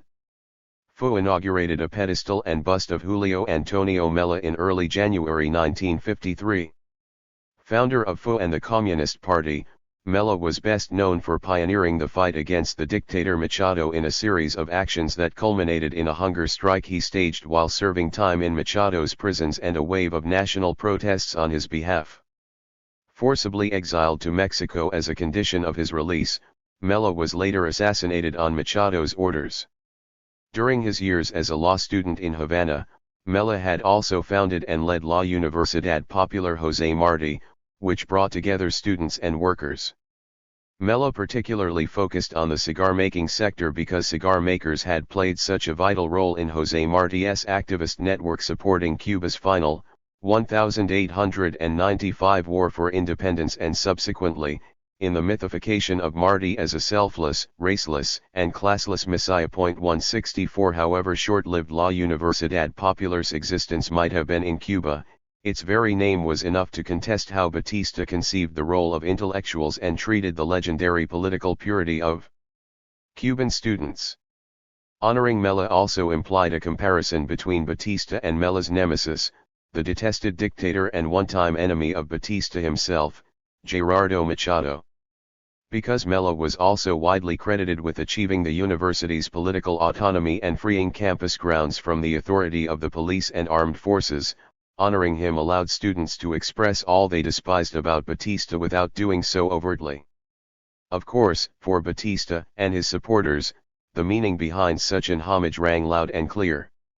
5 days after the monument to Mella went up, they responded. On January 15, 1953, students awoke to find the bust vandalized and covered in chapapote, a heavy black tar. Immediately, the news set off a firestorm of protest as dozens, then hundreds of students gathered in an impromptu demonstration. By 10:30 in the morning, they had hung a giant effigy of Batista from a lamppost on the corner of L and 23, a major Havana thoroughfare near the university. Bombarded with water from fire hoses and then gunshots, the students threw rocks, cans, debris, anything they could find at police and continued to march down San Lazaro, a street that leads directly from the university to Central Park. Under a hail of bullets, the students urged one another onto the presidential palace, repeatedly screaming "Abajo Batista! Abajo la dictadura!" and, most ominously, "La cabeza de Batista!" Confronted by a wall of police, soldiers, and Marines carrying long firearms and even Thompson machine guns, José Antonio Echeverría, Juan Pedro Carbo, Rolando Cubala, and others linked arms and attempted to push their way through. In the end, mass arrests ensued. Bloodied protesters littered the streets and byways. 5 students had been shot. Ruben Batista Rubio, a student who coincidentally shared the dictator's last name, sustained wounds so severe that he died within a month of the protest. 165. Fearful of the inevitable public outrage over the student martyr's death and possible repercussions, Batista ordered all newsreel footage of the demonstration confiscated from director Manuel Alonso. It showed the armed forces pointing machine guns at unarmed young protesters. A string of reporters, including sports commentators who denounced government actions, found themselves jailed, harassed, or beaten. Some saw their homes raided. Not even NBC's Ted Scott or Ruby Hart Phillips of the New York Times escaped the campaign of violence and intimidation, although, by Hart Phillips's own account, she and her team quietly weathered the storm. 166. Confrontations over both the legacy of Marty and the meaning of present-day repression were only getting started, however. At the end of the month, while Batista toasted the birth of Marty on January 28, 1953 with guests at the Presidential Palace, FA organized a silent march by torchlight down San Lazaro Street to the original monument to Marty erected in Central Park in 1905. Clear to everyone was the dual significance of the act. Not only were they honoring Marty, they were commemorating their own heroism in having confronted the militarism of government forces on that very street 2 weeks earlier. Sim then raided the studio of sculptor J.M. Fidalgo, destroying his work and charging him with subversion for producing 80 statuettes of José Martí inscribed with the phrase Para Cuba Cacifer. 167 On February 14, when Ruben Batista Rubio died, mourners, including Fidel Castro, walked from his funeral at Cementerio Colón to the nearby home of Luisa Margarita de la Codera, one of Batista's publicists. There they pelted the illuminated billboard of Batista's image that decorated her front lawn with rocks and overturned her car before being dispersed by police. 168 Then came February 24, anniversary of Martí's Grito de Guerra and the launching of Cuba's 1895 War for Independence, followed by May 20, official birth date of the Cuban Republic. On all these dates, from Guanajuato, Pina del Rio to Sagua La Grande, Santa Clara, and the far eastern towns of Camagüey, commemorations led by teachers, school children, and even La Juventud Católica Cubana ended violently with arrests and assaults on participants by army soldiers, police, or both. 169. According to the pioneering work of Michelle Chase, women figured prominently in early acts of protest and resistance, acting on their own or through groups not led by men. On the first anniversary of the coup, groups of young female students stood at major intersections in downtown Havana handing out black armbands as a sign of collective bereavement. When Batista CTC held an official Labor Day rally in May 1953, an alternative celebration held at the University of Havana attracted mostly women.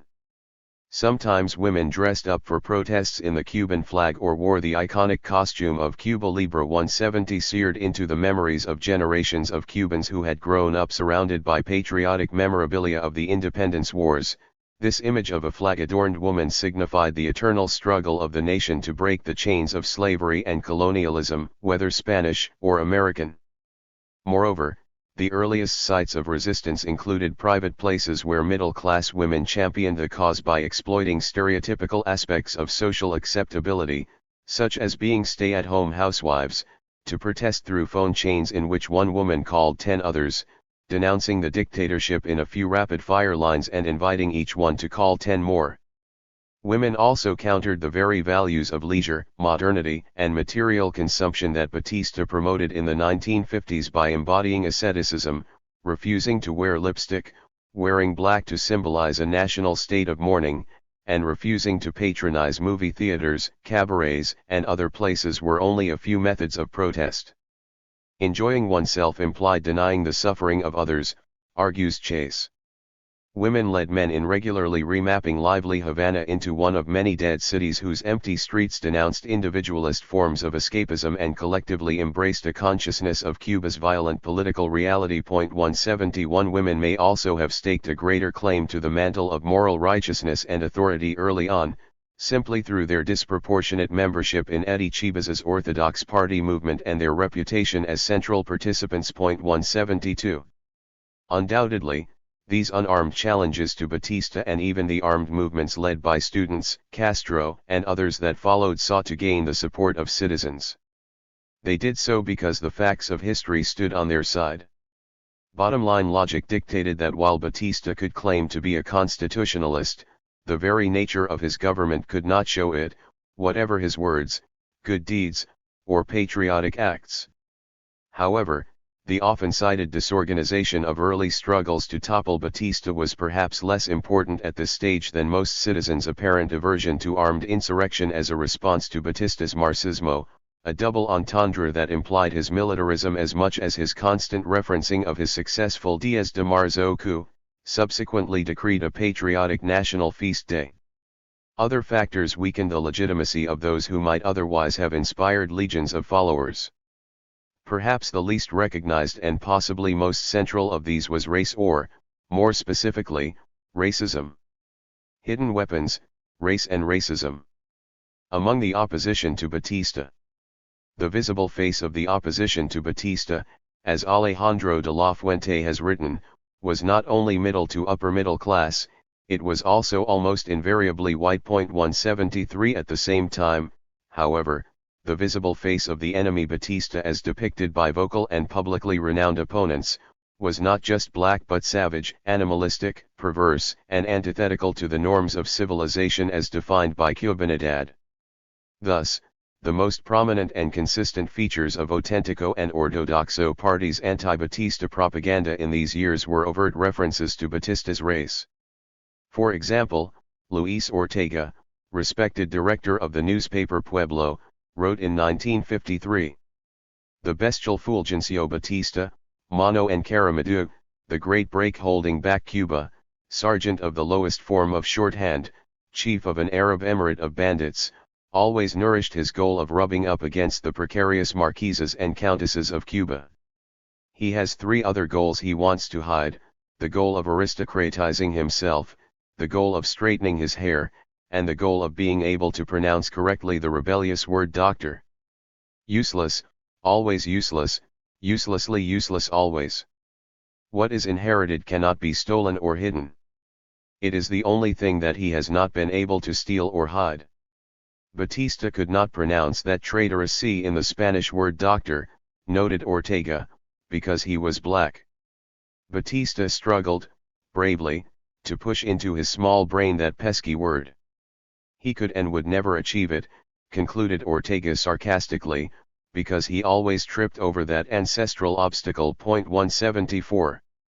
Stripped of their journalistic credentials on Batista's orders, Luis Ortega and José Luis Pardo, Eddie Chibas's former right-hand man at CMQ Radio and the Orthodox Party, nonetheless attended the 9th annual convention of the Inter-American Press Society, headed by Jules Dubois of the Chicago Tribune, in Mexico. Allowed to speak, they denounced nearly case by case the atrocities committed by Batista's henchmen. They also distributed 65,000 copies of their speeches in a 31-page pamphlet replete with astonishingly racist political cartoons that portrayed Batista as a fur-covered, sword-club- and pistol-wielding beast with a vulture for a pet. 175 Illustrator Salvador Cangio Pina used every possible racial stereotype to portray Batista's face with enormous, protruding lips, slanted slits for eyes, pointy ears, and a gorilla's low, furrowed brow. Occasionally garbed in an overly decorated, unbuttoned army jacket while at other times shown in his naked fur, the Batista that these leading opposition figures imagined wore a striped, homespun taparebo, the kind of loincloth Cubans disdainfully presumed was donned by pre-Columbian Indians. More powerful perhaps than the pamphlet's printed words, its images accused Batista of raping the press much as he raped the nation. Two cartoons showed Batista leading a muzzled and chained woman wearing a banner with the word press on it, another portrayed him hovering over a scantily clad, apparently violated Cuba Libre. With a knife in her back and her French-style revolutionary cap lying on the floor, the victim covered her face in shame with her long hair. Another illustration showed a brutalized and whipped white man, his back to the viewer, head hung in shame, ropes still dangling from each limb as he sat, stunned, on the floor. 176 Adding to the idea that Batista's limitless brutality might extend even to sodomy, the very next cartoon portrayed him proclaiming to the people, "Yo soy el hombre," right paw over his chest. 177. In depicting Batista in such terms, early opposition movements curried favor with those who detested Batista more for his race than for constitutional reasons.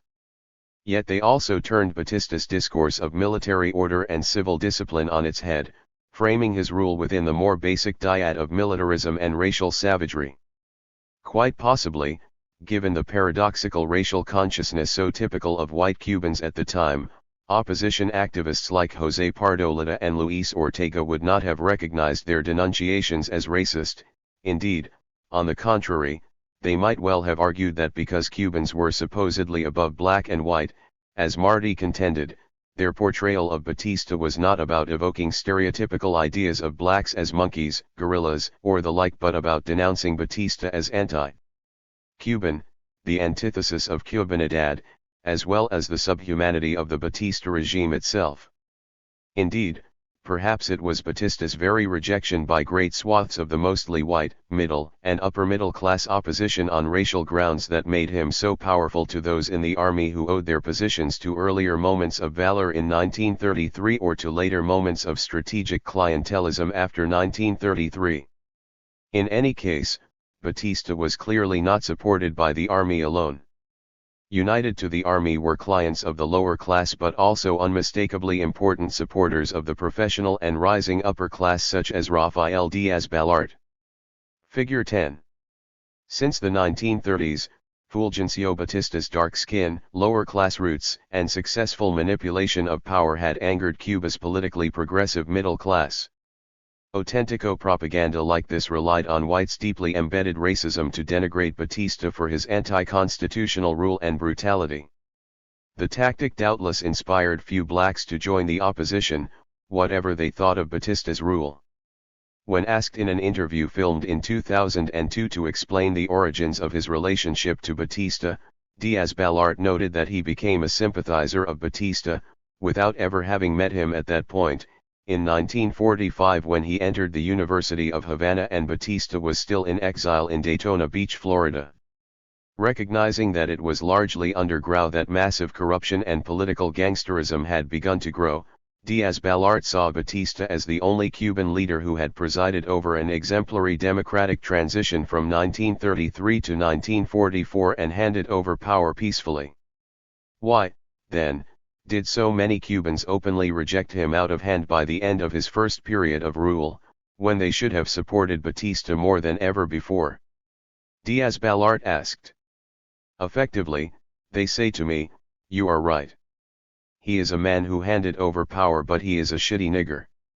That's when I realized that there is a ferocious racial ingredient at work here. It started back in 1933 with a classist element.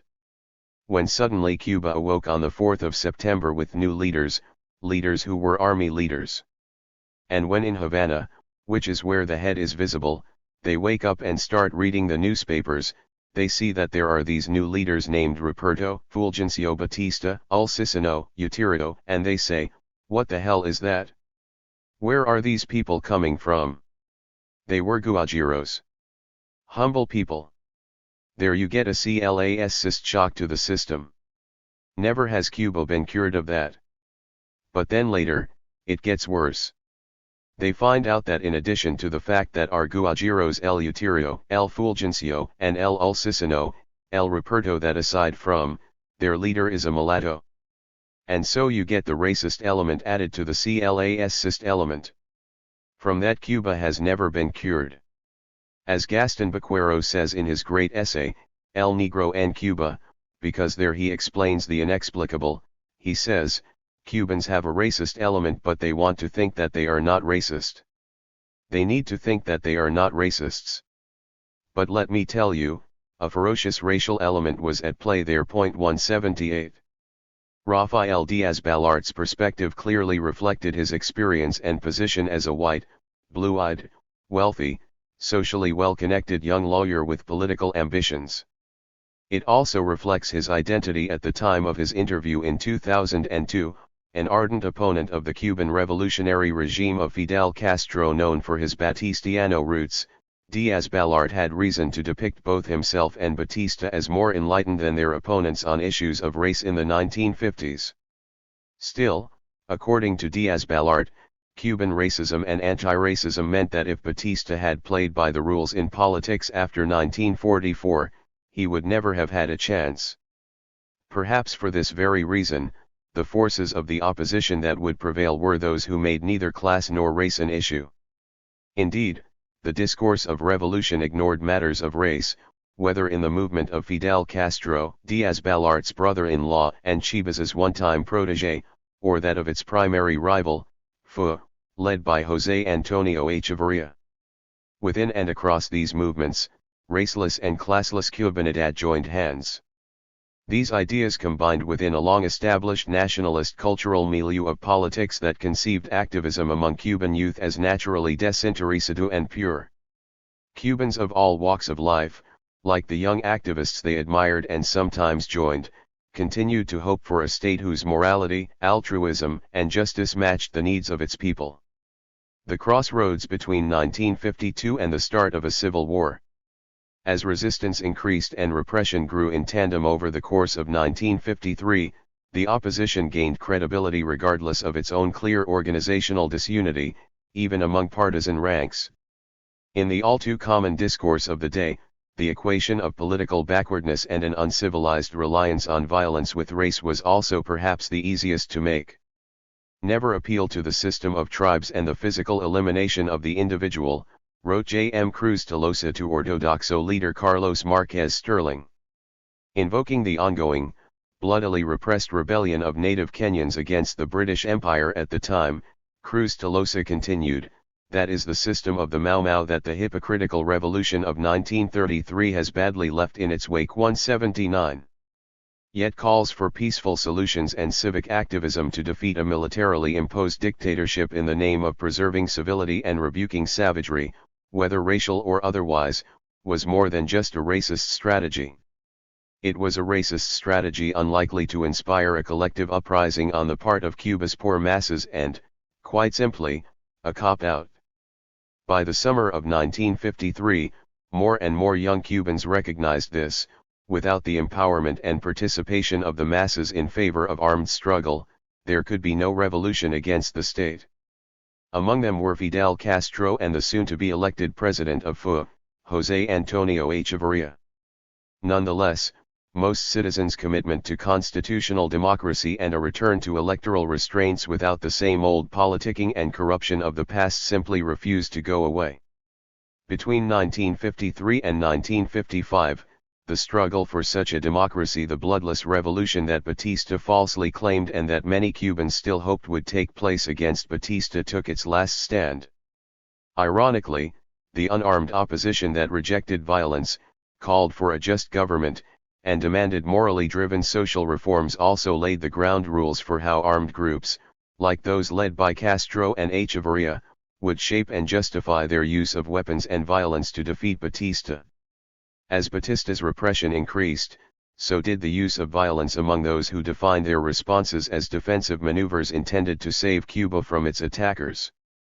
This clearly masculinized the movement against Batista, as Michelle Chase has shown, both in terms of tactics as well as participation and leadership. 180. However, this did not mean that putting one's body on the front lines of the struggle in near-weekly street protests or protesting through highly visible, if symbolic, methods ended.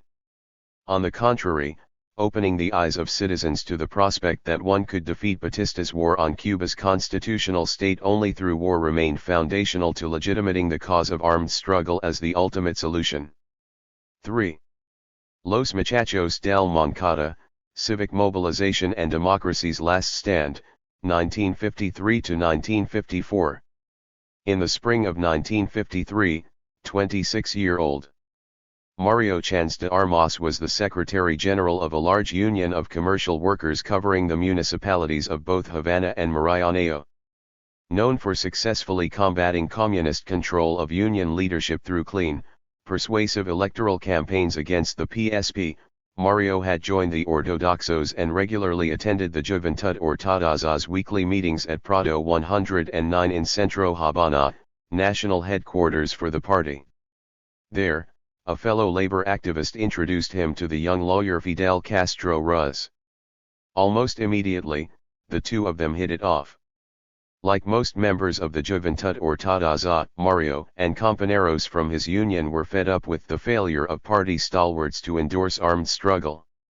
Every weekend, when Fidel, Mario and other jóvenes got together in the absence of elder Ortodoxo statesmen, recalled Mario in 2002, We criticized every type of dictatorship, and the one that we most criticized was that of the Soviet Union. Russia had enslaved half of Eastern Europe. United by the common orthodox values of anti-imperialism, opposition to dictatorship in all forms, and interpartisan pacts, Fidel easily persuaded Mario and other close labor activists to start organizing secret armed cells in the Maranhão neighborhoods of Ceiba and Puente Grande. 1 Their goal, although Fidel did not disclose it at the time, was to assault the Moncada military barracks in Orient, Cuba's second largest military base. In organizing his own armed network, Fidel nonetheless faced stiff competition from other ortodoxos with simpler plans. Among these, Fernando Aranda and Blanca del Valle, relatives of Jorge Valls, turned down Fidel's offer to collaborate in favor of an effort to assassinate Batista during a regatta at Varadero in late July. 2 However, the fact that Rafael Garcia Barchena had been arrested 3 months before Fidel began his recruitment drive aided his efforts to create the commando team. Surviving members of the MNR quickly joined Fidel. 3 Within a short time, Fidel counted on the solid support of 159 followers, most of them skilled workers or, like Chan's, seasoned unionists.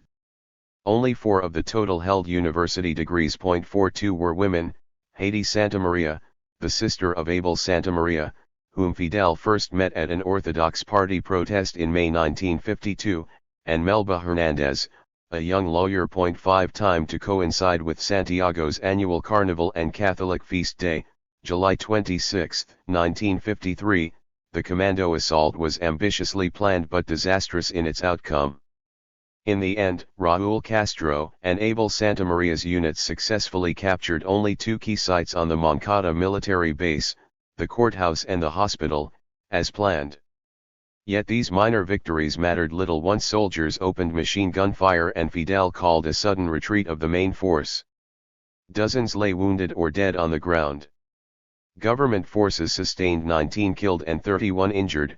Vengeful officers carried out a bloodbath over the next 4 days, capturing, torturing, and murdering more than 50 rebel prisoners and dumping their bodies in garrisons or along roadways to simulate death in combat. As Antonio Rafael de la Cova writes in his definitive history of the assault on Moncada, it was the largest mass killing of prisoners since the War of Independence. The slaughter, halted after civic and religious leaders appealed to Batista, allowed Castro to turn a military disaster into a political victory. 6.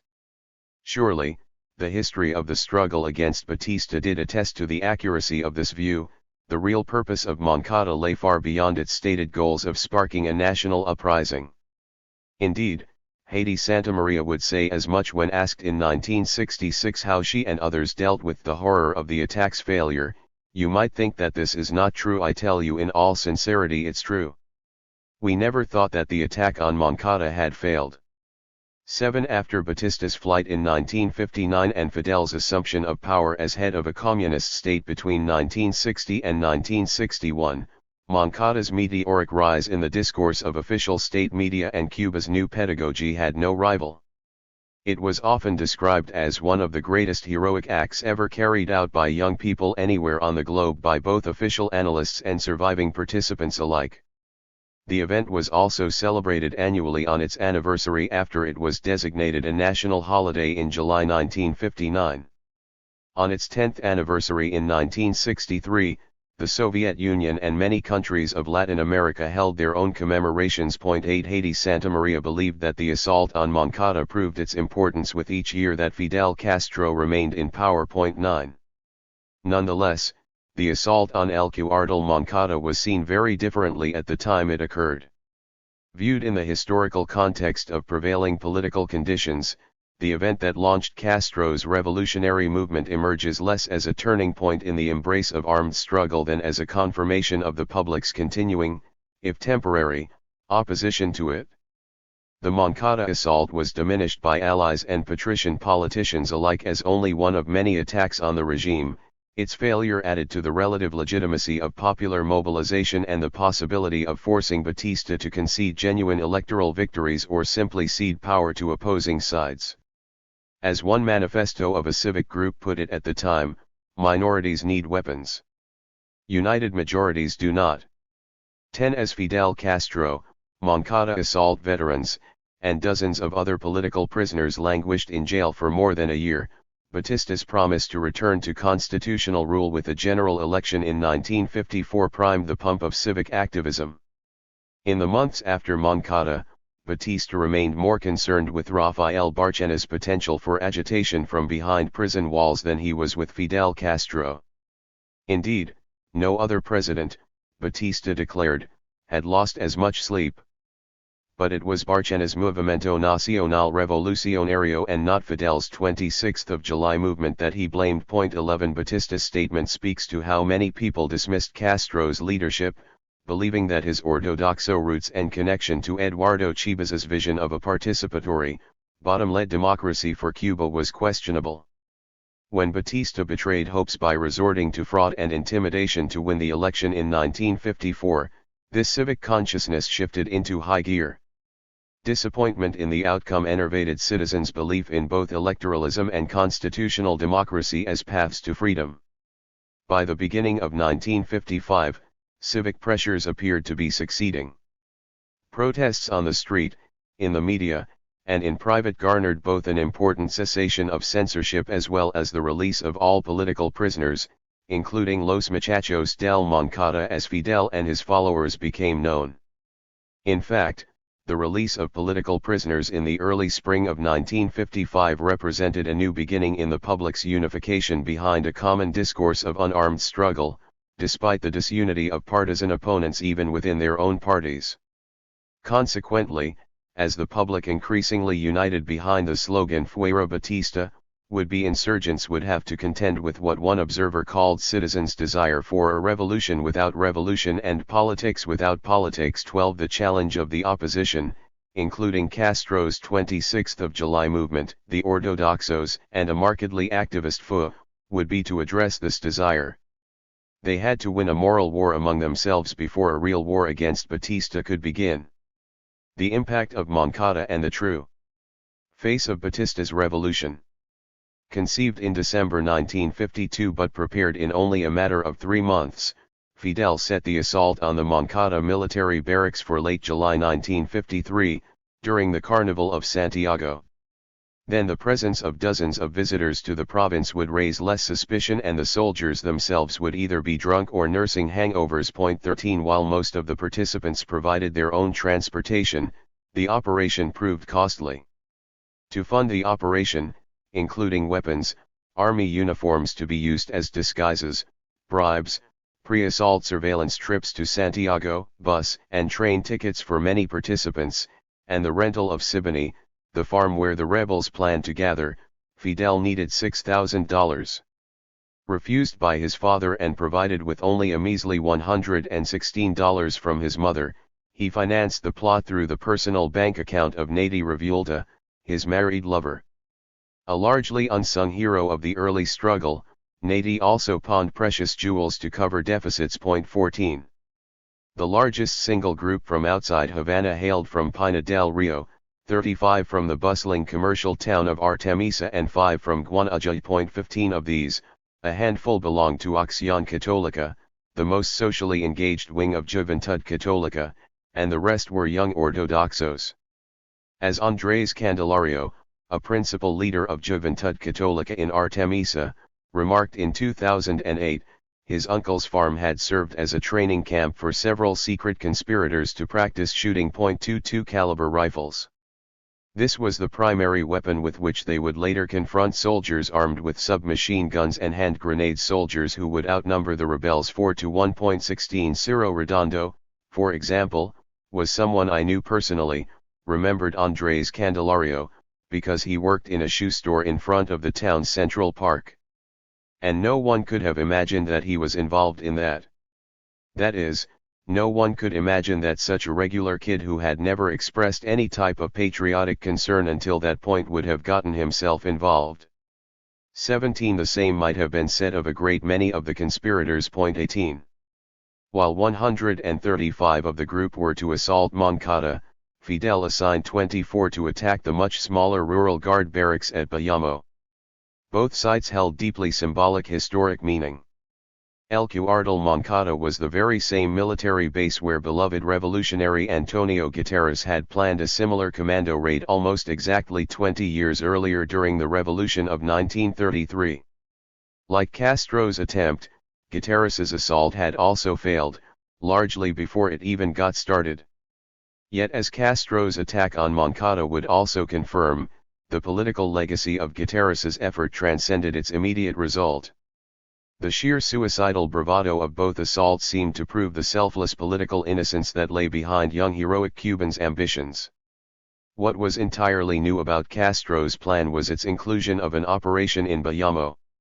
The military complex at Bayamo mattered only for Bayamo's legendary status as the cradle of Cuba's first revolution against Spain. The leading verse of the national anthem, written in 1868, inscribed this point in Cuban consciousness: Morir por la patria es vivir. The anthem addresses the townspeople of the city, Los Bayameses, effectively Cuba's first nationalist revolutionaries, demanding that patriots race into battle and defy death. 19. Echoing Guterres's belief that a successful rebel takeover of Moncada could inspire a national strike against then-dictator Machado, Fidel thought that the people of Santiago and Bayamo would rise up against Batista along with legions of his own military personnel at the bases. In deference to José Martí's natalicio of 1953, they called themselves La Generación del Centenario. So great was the rebels' conviction of the pivotal importance of their action that the hymn of the 26th of July was composed to honor the movement 3 days before the assault actually took place. 20. In May, Havana recruits began weapons training at the university in anticipation for La Citation, the day Fidel would announce that they would launch the armed struggle. But we only learned how to handle weapons, Chans noted with some irony. We didn't actually shoot 21. Although Mario already considered himself a good shot, there were many other aspects of the plan that Fidel expected would spark the fall of Batista that Mario later regretted not questioning. One was the group's general lack of knowledge of the area, and Santiago in particular.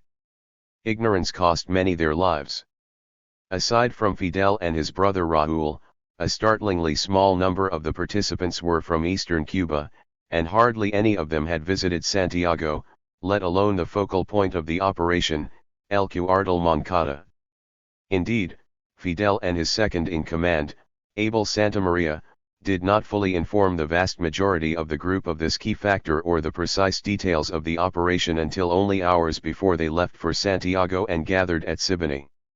Chans and other participants in the Moncada attack never questioned its validity as a method to renew the association between armed struggle and the desinterested political purity of youth in Cuban's national imagination. It was through this association that they wanted to pull citizens back into the fight. There was a declaration that was going to be read over the radio in case we took the Cuartel, said Chans, and we believed we were going to take it. While the rebels did have a backup plan of heading back to Siboney and then to the hills in case of a retreat, they did not perceive that even a failed assault would lead to political failure. 22 In Havana, Nady Revuelta was the only person who knew the plan in advance. Assigned to distribute a manifesto addressed to the nation among reporters, to the U.S. Embassy, and to the homes of top Ortodoxo leaders on the very day of the attack, Nady completed her task early, apparently never imagining the bloodshed that lay ahead. 23. Soon after the assault, Castro himself contended that it was never the group's intention to assume power on that day but rather to incite average citizens to battle so that El Pueblo might achieve state power. This latter goal he portrayed as inevitable. Whether the Moncadistas lived or died mattered little. The act itself ensured that the revolution launched at Moncada, whose intellectual authorship he ascribed to José Martí, would eventually win. 24 In rare public testimony before University of Havana students years later, Haydí Santamaria concurred. The rebels' greatest fear was not dying in the assault but surviving it and consequently not fulfilling its goal, to topple Batista. We felt the pain of remaining and of not being understood, we felt the deep pain of remaining and that our children would remember us as insane, as a group of crazy people. 25 This near complete absence of doubt in the validity of the assault, in the idea that they could achieve the impossible, united the hearts and minds of almost all of Fidel's co-conspirators. 26 This conviction that one way or the other, success or failure, Moncada would matter is perhaps the only factor that explains the breadth of the rebels' ambition, as well as their insistence that even a fiasco would be an inevitable success in the long term. What they had on their side that remains unmentioned in accounts of the event is the Cuban people's time-tested cultural propensity to support, justify, and participate in revolt. Although badly conceived against all odds, the assault would spark popular sympathy for the rebels and galvanize further support for armed attacks on the Batista regime. Despite the attack's bravado, the fact that it seemed designed to fail spoke to its youthful organizers' presumed selflessness, will to martyrdom, and political innocence. The rebels knew this and counted on it to propel their cause's prestige and, if he survived, Fidel Castro's leadership forward. In military terms, the assault was a disaster. Shortly after midnight in the pre-dawn hours of July 26, 1953, Castro and his followers disguised themselves in standard-issue military uniforms and proceeded to Command Post 3, the main entry point to the Moncada base. The first car in the rebel caravan successfully surprised the guards and penetrated the post, removing the chain restricting access and allowing the remaining cars to pass. Hoping to confuse other guards into believing that Batista himself was paying an unexpected visit, the assailants then drove on, yelling, "Clear the way for the general." Yet almost immediately everything went awry. 27 A specially trained guard unit known as the Guardia Cosaca gave the alarm. Only 45 of the 95 men under Fidel's command managed to arrive at the barracks. The rest mistakenly took a side road, got lost, and were later arrested or killed. 28. The death of 60 to 70 of the rebels and the subsequent gory display of corpses for the benefit of reporters who entered the military base on the following day outraged citizens. 29 Carlos Franqui, a television reporter for Channel 2, was in Santiago that weekend to cover an unrelated student protest at the University of Orient organized by Frank Pace and Vilma Espin. Franqui had been in communication and collaboration with these activists since May 1952 when Barchena's MNR took root at the University of Havana. In addition to filming and photographing the gruesome scenes at Moncada, Franqui confirmed the singular horror that Haiti Santa Maria had suffered. Soldiers presented Haiti with her brother Abel's eyes and her boyfriend Boris Santa Coloma's testicles on a tray. 30 Privately, in a letter written from prison a few months later, Fidel Castro attested to further atrocities. None of the more than 30 assailants whom Batista soldiers arrested and murdered the first night were buried with their eyes, their teeth, their testicles, or even their personal effects. 31. Franqui's films and detailed coverage never reached the airwaves or the print media, however. Once back in Havana, his visual record and written accounts in hand, Franqui was summarily fired by the TV channel's owner and director of the widely read national newspaper El Mundo, the Italian Amadeo Barletta, whom Franqui viewed as a fascist and a Batista fan. 32 However, Batista treated Barletta's news outlets no differently than those of his regular nemesis and promptly installed censors at El Mundo, Prensa Libre, El Pueblo, and Bohemia in the wake of Moncada. 33. In fact, only in Orient, where reporters were allowed to photograph and interview the rebel prisoners in Santiago's jail, did citizens hear something of the rebels' goals and plans. On August 1, Fidel and the remaining 6 assailants, including Mario Chans, had been captured at a local farm. They were rescued from certain death thanks to the locally powerful Castro clan. Their appeal to Santiago's archbishop resulted in Monsignor Enrique Pérez Cerrons accompanying the arresting army unit into the field. His presence and the ethical character of the arresting officers ensured that the prisoners were taken to Santiago's regular prison, El Vivac, rather than to the closed military base, where they would likely have been shot. 34 Shortly after his capture, Fidel gave a 20-minute address to the news media from prison, 8 minutes of which military officers edited for broadcast over Cadena Oriental de Radio and quoted in El Crisal, a Havana paper. 35 Only in the United States did the assault on the Moncada barracks make headlines, but even there none of the assailants' names, including that of Fidel Castro, were released. 36. Still, perhaps the most important aspect of Fidel's speech might have seemed the least significant at the time. Much as he would do consistently from that day forward, Fidel appropriated and adapted Batista's idea of a bloodless coup giving way to an authentically revolutionary form of rule. In Batista's words, una revolución sin sangre. 37. Fidel discursively transformed this paradox into a historically awaited dream of true liberation and a fraternal nation under his command rather than Batista's. I did not go to Moncada to kill soldiers, declared Fidel on the day of his arrest. We revolutionaries are not against the army, but we are against Batista. Batista forces you to fight against the people. Batista is the main enemy of the army and of the soldiers. 38. In a message he echoed in many subsequent speeches and writings, Fidel articulated the notion that Batista alone was the enemy of change and that his supporters were simply victims, not culpable collaborators. He also implied that revolution could be achieved without violence, even as he embraced, instigated, and justified violence in its name. Cuba's revolutionaries were not attacking the state, according to Castro, they were defending it for the sake of the nation. Naturally, Batista took a contrary view. At his annual address at Camp Columbia that September, the dictator awarded the regiment that had defended Moncada with the Maceo Cross, the highest honor conferred on members of the armed forces. He also called the events of the 26th of July a hard experience for those who believed in the atonement of the repentant. In other words, Batista lumped together all of his opponents, strategically naming none and condemning all as responsible for the chaos and crimes he attributed to the republic he had rescued from Autentico hands on March 10, 1952.39.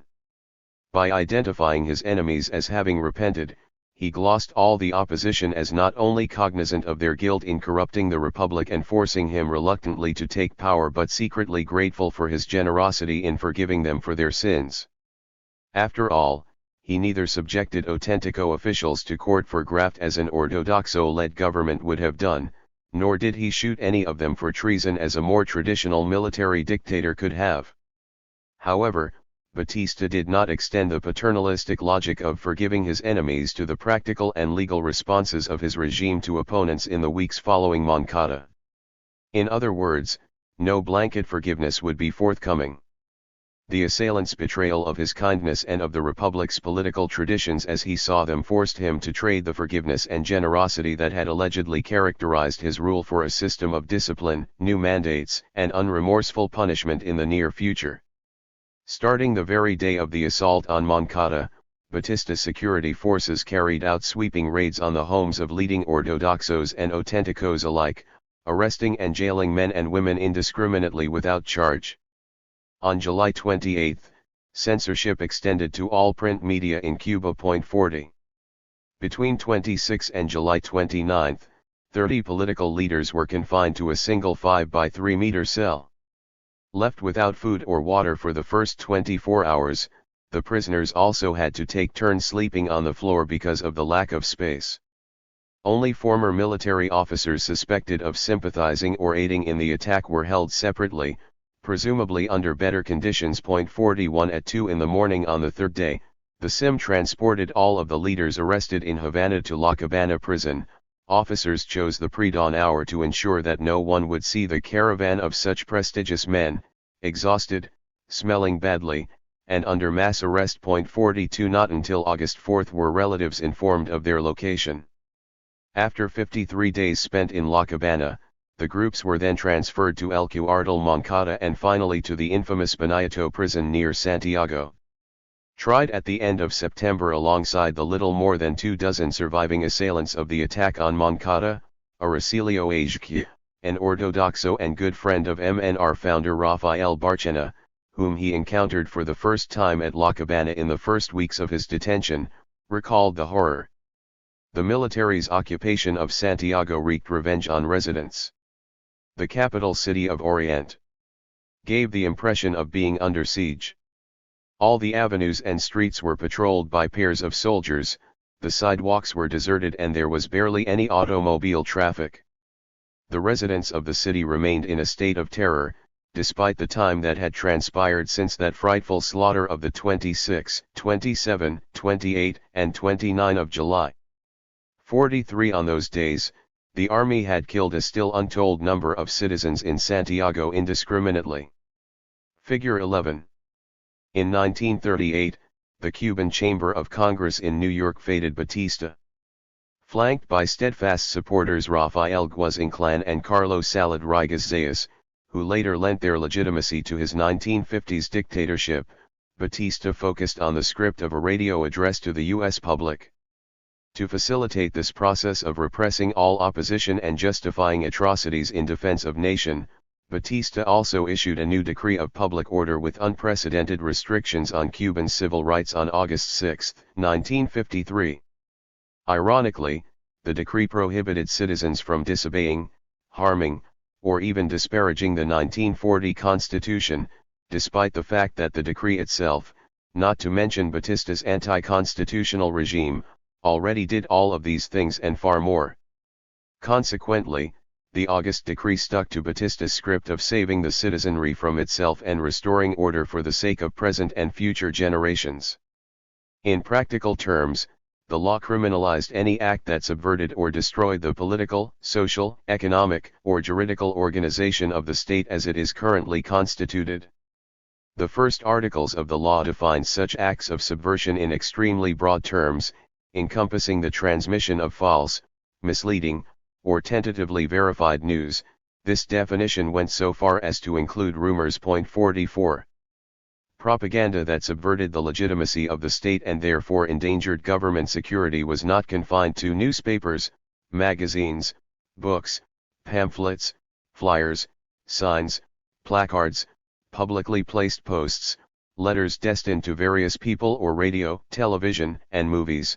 The decree's definition went so far as to define propaganda as word of mouth. 45. Creatively, the law also criminalized propaganda that jeopardized the financial well-being of the country, an addition that hinted at prosecution if economists or reporters rendered less than positive assessments of the economy in the mainstream media. 46. Sanctions for all of these crimes were stiff, mandating fines of $500 to $5,000 and minimum jail sentences of 3 months to 1 year for first-time offenders and 1 to 3 years for repeat offenders. 47.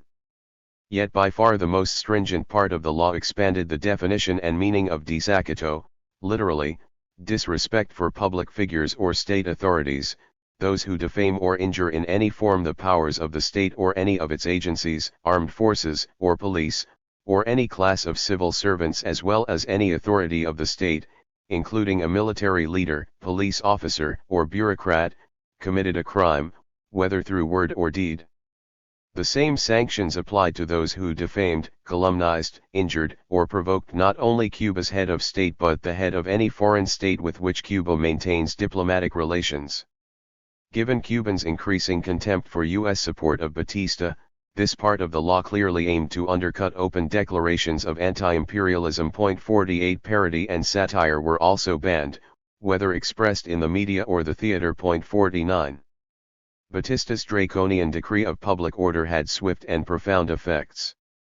If journalists not on the take from Batista had already found themselves in dire financial straits before Moncada, now they were far worse off. One example was Antonio Zamora Hernandez, a frequent writer for Bohemia and El Mundo, already under heavy censorship before the new law. A good friend of Carlos Marquez Sterling, Zamora wrote to Carlitos to request a loan of $12.39 to help him cover 3 months of back rent for a tiny one-room apartment in Old Havana. 50. After passage of the law, Pedro Revuelta, a well-known humorist, told Marquez Sterling that he was in an untenable position. Unemployed since Batista's coup, he could not get even a mildly ironic cartoon titled Ode to Uncle Sam published absolutely anywhere in Cuba. 51. Although enclosed with Revuelta's letter, the ode mysteriously disappeared from Marquez Sterling's otherwise extraordinarily complete personal archive of correspondence. Did he himself or his secretary throw it away out of fear of repercussions? Regardless, the message was clear. After the Moncada attack, Batista was no longer in the mood for humor or for being humored, no more than the head of any other military regime in Latin America at the time. Although the national suspension of constitutional guarantees and the imposition of censorship were set to end by October 28, 1953, Batista generously lifted the ban 4 days earlier. He also made light of his own severe policies, insisting that they had been a temporary emergency measure. Cuba was in no more danger of seeing permanent restrictions on the basic freedoms of democracy than the United States. 52. Such sentiments provided little comfort to those already disdainful of the United States' long-standing disrespect for Cuban sovereignty and democracy in promoting its own interests. Batista's words were even less convincing when the power of security forces to persecute critics and opponents expanded by leaps and bounds with the issuing of yet another decree a month later. Critically, Batista titled it La Ley Anticomunista, a title designed to create the illusion that only communists, that is, card-carrying PSP militants, would be surveilled and subject to prosecution for endangering the powers of the state. However, the first to argue that Batista's law had little or nothing to do with actually persecuting international communism or its local adherents were Cuban communists themselves.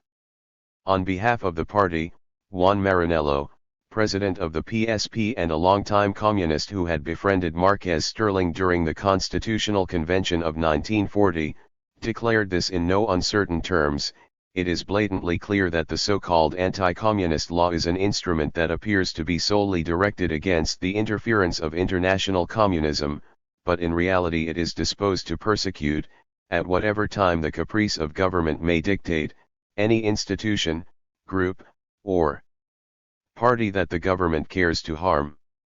The character of the law, its intended generality, and possible reach signify a flagrant threat to all who show any inconformity with the current government. 53. The nature of the law necessitated condemnation by all and a unified repudiation, concluded Maranello.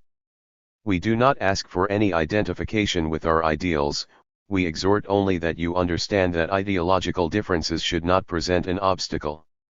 For this law is directed against all of those who figure in the anti-government camp." 54. In fact, with the exception of the Moncada attack and continued unarmed protests of university students, there had been little reason for Batista to fear either a coordinated surge of civic activism from the political opposition or even the sense that Cuba was on the precipice of a new insurrectionary age.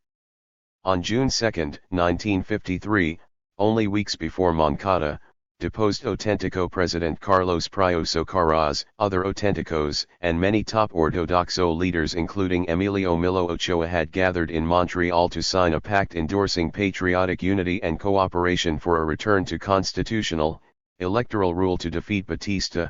The pact said nothing of supporting armed struggle.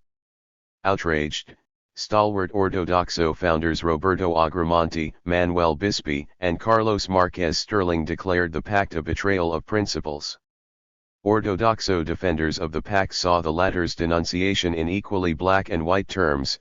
They accused them of committing either the greatest mistake in Cuba's political history or treason. 55. Privately, however, Ortodoxo associates of the Agramonte-led faction opposed to establishing a pact with Prio and other Auténticos pled for some middle ground. "The immediate Cuban solution," Carlos, wrote a friend to Marquez Stirling, "cannot come from a party that hoists intransigence as a flag. I believe that you could have a great historical role. Acting like a Cuban and serving La Ortodoxia despite La Ortodoxia." He begged Marquez Stirling to embrace unity. After all, he prophesied, as military dictatorship after military dictatorship swept Latin America, it was clear that the age of revolution had ended in Cuba and elsewhere. 56. This writer could not have been more wrong. However, in the heat of the moment, he appeared right. Rather than foster unity, the Auténtico Ortodoxo deal in Montreal undercut the Ortodoxo's legitimacy and divided the party permanently.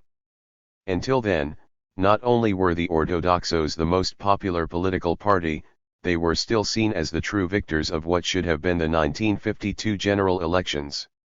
After Montreal, however, the ortodoxos slowly began to lose their place as the centrifugal force behind any majority political movement to topple Batista through peaceful means.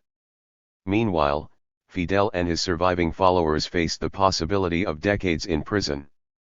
There was a total of 122 defendants at trial, only 48 of whom had actually attacked Moncada or Bayamo, 25 pled guilty. However, only 98 of the 122 defendants were present, 24 of them were absentees. 3 of the latter formed part of Fidel's group, including Gustavo Arcos, who remained hospitalized. The court designated the other 21 absent defendants fugitives, a category so haphazardly drawn that it included at least one defendant living in the United States. 57 The court proceedings were a drawn-out affair, mostly because police and the SIM netted dozens of PSP activists, ortodoxos, and auténticos who had had nothing to do with the attack. Fidel Castro was quickly excluded from the general trial.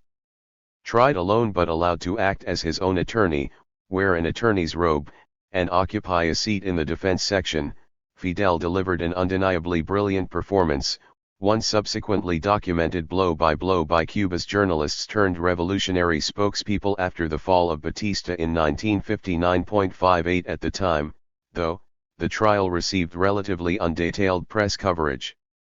Bohemia, for example, did not publish a full account of the proceedings until the Moncada prisoners' release. However, Jules Dubois, editor of the Chicago Tribune and president of the Hemisphere's largest press association, meticulously and fearlessly documented the subversive speeches of the Moncada defendants, especially Fidel Castro's. Uncharacteristically brief but persuasive, Fidel conceded his guilt by turning its meaning on its head. He indicted the legal validity of the entire proceedings. The prosecutor's accusation did not apply to him or anyone else, argued Fidel, since he and others were being accused of revolting against the constitutional powers of the state. "In what country are we living, Mr. Prosecutor?" asked Fidel. "Who has said that we have promoted an uprising against the constitutional powers of the state?" 59 He also celebrated the attitude of his forces, saying that they could have taken the regiment by arresting the top officers in their quarters, a possibility that we rejected because of the very human consideration of avoiding scenes of tragedy or fighting in the family quarters. He then added that they also chose not to announce their actions over radio until victory was secure. "This attitude of ours, seldom seen because of its gallantry and grandeur, saved the citizens a river of blood. With only 10 men, I could have occupied a radio station and hurled the people into the fight. It was not possible to doubt their spirit. I had the last speech of Eduardo Chivas in CMQ transcribed in his own words." 60 Once again, he praised the armed forces, predicting that the Navy would have joined them and even Batista's soldiers would have changed course had the citizens risen, refusing to treat their own people as the enemy. 61. Fidel then addressed the glaring class inequality of Cubans and the need for a state committed to sovereignty and social justice. "We call on the people," Fidel declared. "Fight now with all your forces so that liberty and happiness may be yours." Most significant were the heartfelt, precise terms he used to define Cuba's people. They were, intoned and impassioned Fidel, the hundreds of thousands of industrial workers whose union funds were regularly embezzled by government officials, the underemployed or landless, hard-working peasants who dwell in miserable shacks, who work 4 months of the year and are hungry the rest, the 30,000 teachers and professors so devoted, sacrificed, and necessary to the better destiny of future generations and who are so badly treated and paid, and the tens of thousands of small businessmen and young professionals whose skills and services could not compete in an economy of markets colonized by foreigners and neglected by the state. 62 Left out of Fidel's portrait of a suffering, struggling, and often starving Cuba was virtually no one except Batista himself. Fidel's speech ascended to the status of myth when he elaborated it further from prison in April 1954. With the help of his wife, Mirta Diaz-Balart, he smuggled it out to followers who famously printed thousands of copies for clandestine circulation throughout the island. 63 The title of the resulting 59-page pamphlet came from Fidel's closing argument to the court. His final words said it all: condemn me. It doesn't matter. History will absolve me. 64. The recasting of Fidel Castro, 1953 to 1955. In the end, 19 of the Moncada assailants were freed for lack of evidence, 60 were acquitted. Among them were top Cuban communists from Santiago who had gone home for the carnival and were found innocent. Their political activism on behalf of the party opposed strategies like that of Moncada, and their presence there proved unrelated to the attack. The rest served jail time. 65 The court condemned Fidel Castro to 15 years in prison, his brother Raúl and Escobedo Tizal Aguilera to 13. While Ciro Redondo, Ramiro Valdez, Mario Chanz, and Juan Almeida each received a 10-year sentence, others received far less. Melba Hernandez and Haiti Santamaria were sentenced to serve only 7 months each at the women's prison in Guanacaste, Pina del Rio, partly because they were women and partly because they claimed to have played a minor role or none at all in planning the attack. 66. Beginning in October 1953, Fidel Castro found himself confined to a cell in the hospital wing outside the Isle of Pines' famously circular Presidio Modelo prison, where he endured solitary confinement for more than 4 months. He estimated that he had spent a total of 3,000 hours alone except for visits from his wife and son, in addition to the 3 months he had already spent in Santiago de Cuba in similar isolation. 67 Fidel suffered greatly from having no access to nature, the lack of light, the absence of books, and the wasteful sense of endless waiting. 68 Nonetheless, the conditions were in keeping with the patriarchal pattern of deference to his class and his family's background that Batista's military had established from the time of his arrest. Allowed to live in larger quarters than other prisoners during and after his period of solitary confinement, Fidel was also subsequently granted special, if not consistently better, treatment. According to Fidel himself, Batista once sent his own Minister of Governance Ramon Hermida Anturca to check on his conditions. Hermida knew what Castro's experience was like. After all, during the struggle against Machado, Hermida had also been imprisoned twice for repeatedly attempting to assassinate Machado and other officials. "You are a young man," he told Fidel. "Be calm, all these things will one day pass." 69 Although Fidel was allowed only 2 family visits per month and regular conjugal visits like everyone else, the warden eventually authorized him to share the same cell as his brother Raúl. This gesture signified special treatment, if not outright sympathy for the young men's hopeless but admirable cause. The two also fraternized in common areas with their former Moncada collaborators for at least part of their stay. Mario Chanz warmly recalled Fidel's group cooking for themselves, and Juanita Castro remembered Raúl and Fidel spending much of their time reading and making spaghetti, although she never tried any of it herself. 70. Undoubtedly, Fidel found profound pleasure in the passionate letters he exchanged with his lover Nati Revuelta as well as in the short visits he enjoyed with his wife Mirta. 71 However, jail time was still jail time, regardless of the special status accorded to political prisoners like the Moncadistas and other conspirators by the always image-wary Batista. When Mirta eventually discovered Fidel's affair with Nati, he deemed his wife a traitor, accusing her of accepting a botella in one of Batista's government ministries. The episode left Fidel not only heartbroken and outraged but deeply depressed. 72. As Mario Chanz recounted, things were not easy for any of the group, even when prison officials allowed them to reunite and the Castro brothers' period of isolation ended. Circumstances turned markedly, albeit temporarily, worse when Batista visited the prison to inaugurate structural improvements to the facility. Upon hearing the news, Fidel proposed that the group wait until Batista was in hearing range and then regale him with an a cappella rendition of the hymn of the 26th of July movement. 73 When 2 of the men objected, Fidel suggested a vote. Embarrassed into unanimity, the men sang the tune at the top of their lungs. Later, Batista jokingly remarked to the guards, "Oye, que bien alimentado están todos ellos por lo fuerte que cantan." 74 Starting the very next day, prison officials punished the group with bad food. Fidel himself was separated from the rest.